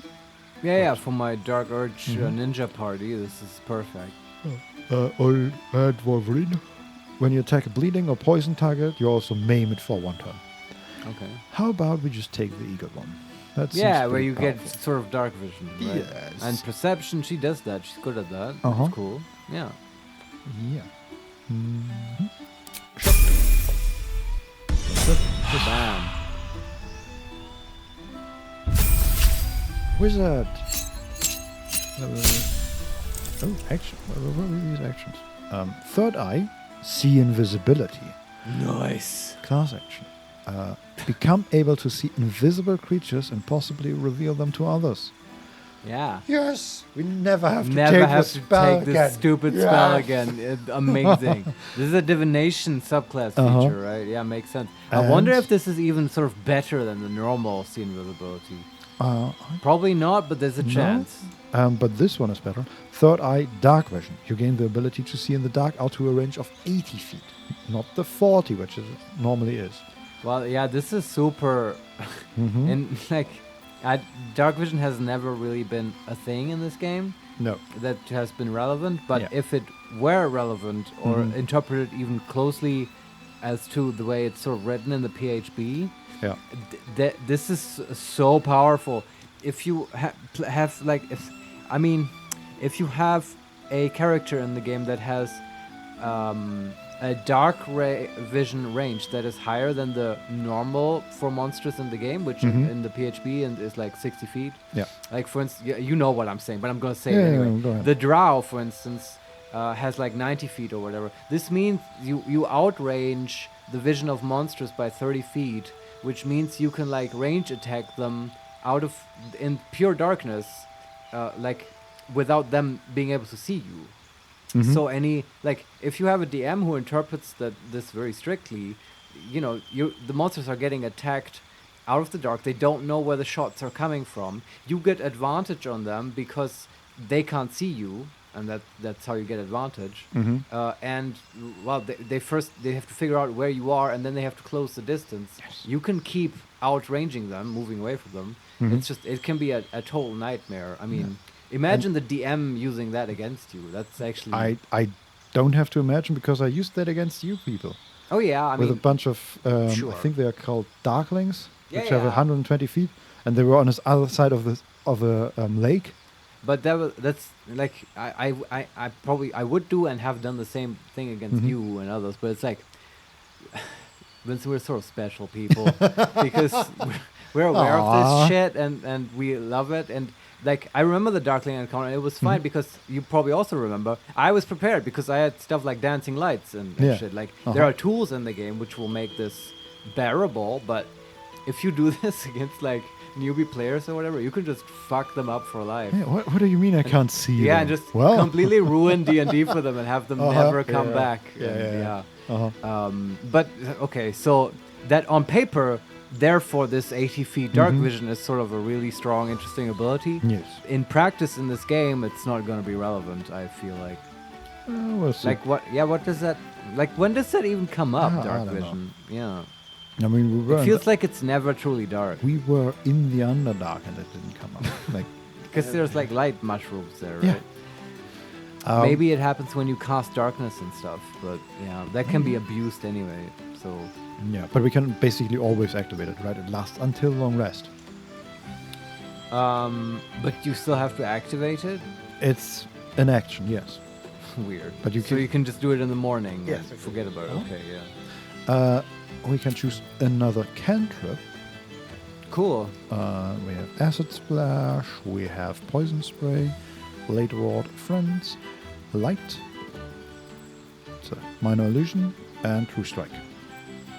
And I will say we have often talked about. They do 3D now. We've often talked about how Butterscotch does not have a safe cantrip. You want to get what? Poison spray? Poison spray or acid splash. I mean, both are not great, but Yeah, safe. but this is also like the umpteenth cantrip. Yeah, uh-huh. And we could like learn cantrips from scrolls. Like, True. yeah, just take acid splash. Okay. That's cool. And 2 new spells. Wow. Level 5 is Cloud Kill, is Cone of Cold, is Dominate Person, is Hold Monster, Planar Binding, Seeming, Telekinesis. That's just level 5 spells. Which we should probably take one of those. Yeah. How about Hold Monster? Okay. And kind of curious about planar binding. I feel yeah, like me too. Let's take it. It will not come up, but if it comes up, not it like will Wall of be- Stone comes up. Yeah. But if it comes up and we have it, It's we fun, will, right? That will be the best day of our life. Yeah. Like if Raphael comes up and tells us, "Hey, I've got a deal." Planar binding. You're here now. You're stuck. Well, but yeah, okay. If he's on our plane, then yeah. Yes. Okay. Well, that was easy. The prepared spell. We can do that later. Yeah. Also replace the invisibility. Oh, the Ralph is new. Yeah, what is that? Where are we anyway? That is Will. We're still in the level area. Yeah, but are we in camp? No, we are still in the tavern. We're just leveling up in the tavern. Okay. Yeah, I mean, to be fair, the level up screen is sort of in nature somewhere in Act 1, I assume. Oh, really? Okay. I didn't know that. Yeah, there's just like a waterfall in the background and plants and a statue of a hawk? An eagle? I think it's an eagle. Okay. So, warlock or sorcerer? Sorcerer. Sorcerer. We gain 6 HP, class feature sorcery point, and level 3 spell slot. And what do we take as level 3 spell? Blink, counter spell, daylight, fear. These are like his ramp first flight. level 3 spells, right? No, he has fireball already and haste. He has haste? Apparently. I mean, he had fireball, but from warlock spells. Yes. Right? And I mean, these are his first sorcerer level 3 spells. It might be that we have taken haste as his first level 3 spell. No, but these are... Look, it's level 10 for him. Oh, He has 5 warlock no, levels. you're This is correct. fifth Yes. sorcerer. Because I don't know how we took haste. Because we're like avoiding that on purpose. Yeah, no idea. I feel kind of like Lightning Bolt, because that's just another cool AoE damage option. That's his role, and Sure. it's just when you can't place a Fireball, maybe you can place a Lightning Bolt, right? Or is there a cool twin spell option here? I don't think so. I think, I mean, we have haste, basically. That's true, yeah. Cassius form, maybe. Grand Fly. I guess he can probably gas himself and his girlfriend. can float through the cracks of the Baldur's Gate sewers together. Protection from Amazing. energy, maybe. It's very clutch, very niche. Yeah, I don't think so. Just honestly. lightning bolt. Lightning bolt, yeah. Lightning bolt. Lightning bolt. The alternative would be counterspell, but I think Butterscotch No, has that's that. not his job. Yes. He brings the pain. Do we want to place a spell? I don't think so. Accept. And Shadowheart. Yeah, shadow. Oh, class features. Level 5 spell slot unlocked. And Divine Intervention. Oh, that's fun. You can cast Divine Intervention to invoke your god's aid. Once used, this can never be used again. Oh boy. I know, I've read about this. The interpretation of this in this game is so hilarious. Okay. Yeah. That's pretty intense. We can choose a cantrip. We have Thaumaturgy, Light, and Produce Flame. That's it. Thaumaturgy might be fun, but it's only for like conversations, right? Gain advantage on intimidation and performance checks. Yeah, that's not going to come up. What were the other ones? Light and Produce Flame. Which are also like, we have Firebolt, which is just Produce Flame, but better. Well, with Produce Flame, she would like throw it with dexterity? I guess. Okay, pick Thaumaturgy. It's just sort of fun. Yeah. And prepared spells. Okay, yeah, we have an extra spell slot. It took Flame Strike, I guess. Yeah. That's sort of fine. That is fine, yeah. Except she doesn't have that many spells. There we go. At least things have stayed interesting. Level 10. 2 2 more to go. And Yeah. I do The think pride we of the have- gate. Getting close to the max here. Yes, we get more cantrip damage. So Will has now 3 bolts. Oh, that's on level 10? That won't stop Well, me wow, that's a big level then. I Yeah. wasn't Need to aware of find a way that. forward. Does Karlak get another attack as well? Nope. Oh, okay. Because she's a barbarian, not a fighter. Oh, I think. they never get more attacks? I don't think so. Oh, wow. I think. I mean, I might be wrong. Let me look at. I thought they get a full progression, and it's just like the weird ones like paladins who don't, right? Because they have smite and stuff. Yeah, I think. Oh God, she has so many notable features. Holy moly. Where is her extra attack? Can make an additional free attack after making an armed or weapon attack. Yeah, I think that's just one. Oh, also they improved the UI for the skills. That's pretty nice. Oh, okay. It's just made everything a bit larger and easier to see. All right. Oh, and Armor needed. did they? Oh. They used to have a bar for approval rating, and now they have just a number. Oh. And yeah, Okay. we have exceptional approval with Shadowheart. With Karlach, we are 6 off the maximum, and Will is also at maximum. Wow. Yeah, but you know, it makes sense. We've been running with these guys for a while. Do you want to briefly look at Butterscotch's spells? Sure. Before we forget. So we can forever get rid of Seeing with Broken. We do not even have it. Very good. You can definitely slot in Wall of Stone again, though. I'm not giving up on that spell yet. We will find a use for it. For what?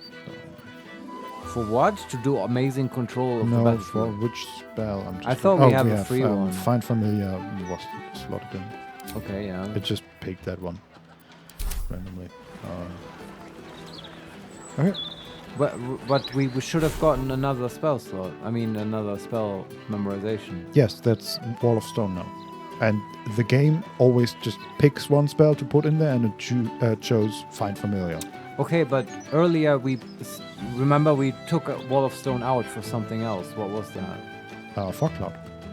Oh, for Frog Cloud, okay. Yeah, so currently we have Magic Missile, Fog Cloud, Shield, Web, Mirror Image. I feel like we Misty can Step. take out Fog Cloud, because whenever we use Fog Cloud, it's out of combat, and True. we can just do that, slot it back Yeah. in. So we one of the new spells I want, right? Hold Monster or... Yeah, let's pick Hold Monster. That's more likely to come up with something. Okay. And that's Anything a else? fun one if you can land it on a big monster. It's kind of fun. I want to see it in action. Yeah, on Hag, for example. That's right, yeah. Does she count as a monster? Probably, right? I assume so. Yeah. There is Dominate Person, right? But that's probably very effective, but I actually didn't want to take it because it feels evil and un-butterscotchy. Yes. Yeah, right. Also Hags are not persons. No, but I mean, not specifically for the hag, Yeah, just yeah, in yeah. general. It's probably strong, but sort of evil. Probably. Yeah. Alright. There are 2 cash guards. Counting house. What were you thinking? The counting house. Right. No one will.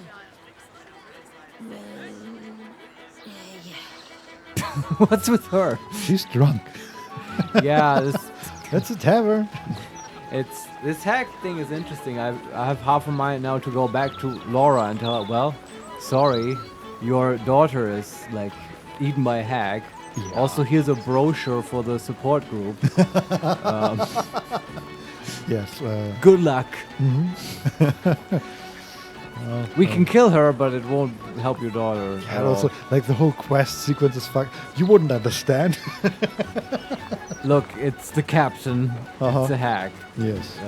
And yeah, it's weird. Okay, where is the support group? Okay, we have save Venra before killing Auntie Ethel as a quest. That's good. We also have, oh god. Maybe the quest isn't fucked. I think we can do that. Yeah, help the hag survivors is all the way on the other side of the town. Okay, but we can't teleport. It's pretty good. Are there teleport spots in Baldur's Gate? Yeah, there's one at the Basilisk Gate where we enter, and there's another in the lower city central wall. next to the Bloomridge Park. Right. So All right. How do you feel, Vincent? I feel like this might be a good actual spot to call it. Yeah, actually. Yeah, after level up, that's always a good spot. Yeah. We walked into a big trap with the hag, Mhm. and we're now set up for tomorrow. Are we up for tomorrow, Vincent? Yeah. Nice. Yeah. And then with like a fresh mind. Today was kind of a weird episode with a weird Yeah. start.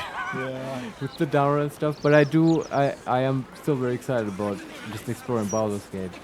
Yeah, me too. I feel like we have barely scratched the surface. Yeah, of absolutely. It Baldur's feels massive. Yeah. It's a little intimidating. Mhm. But now I feel like we have very straight direction with this hag quest. I am very interested in this.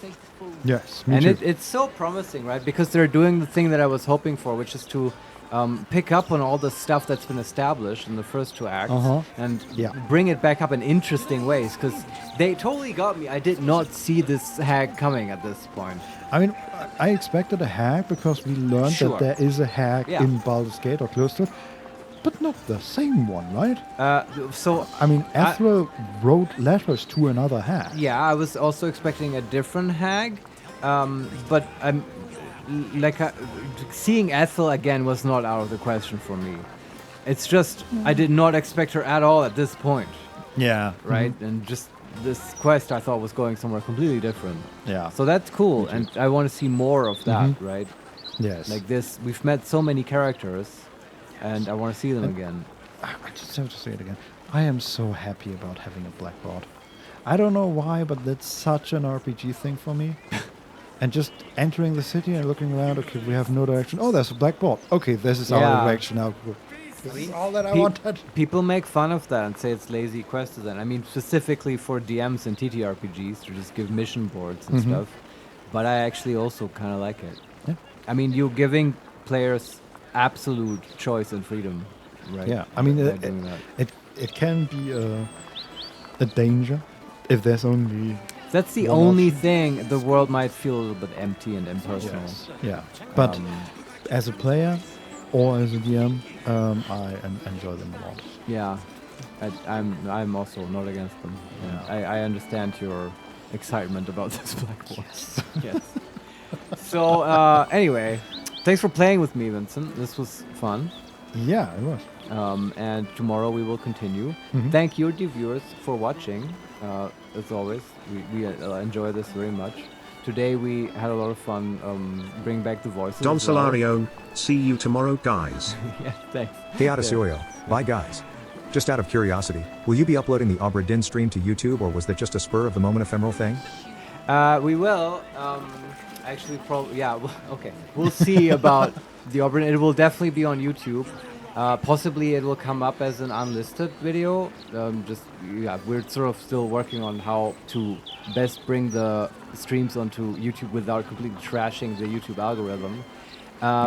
But also, we will actually. Vincent doesn't know about this yet, but probably on the 10th, we will be continuing the Obra Dinn playthrough because. Yeah, what day? It should be like a Friday. Next Friday, yeah. Yeah. Okay, very good. I have not talked to Vincent about this. Hey Adesioyo, oh hell yes.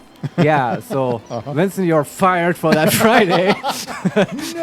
Heads up, yeah. No, but Renee has said he wants to continue. Cool. We're thinking it might be the last one, but I don't know. From what I hear, we might finish up Honestly, with that. I mean, I thought the last one was the last one, but apparently not. Apparently you try to figure out the entire game with 20% of the necessary information. So we're very slow, but like some of our flaws in our method has been pointed out to us, and we might have a faster approach next time. But so that's it's definitely eventually coming on YouTube. But before that happens, we'll probably do that 10th. The next Friday, that just have it all continuation of the actual playthrough, and then we'll see. So as always, I will say our wonderful socials now, all the addresses. You can find the stream archive and other playthroughs on YouTube, youtube.com/@HeMakesMePlay. We are also on Twitter at @makes_play. We, announce whenever streams are cancelled or if we have surprise streams or anything else really you can find there. And of course, we're on Twitch, twitch.tv/HeMakesMePlay_live. That's it. Thanks again, Vincent. Thanks everyone for watching. We'll see you tomorrow. Bye-bye. Bye-bye.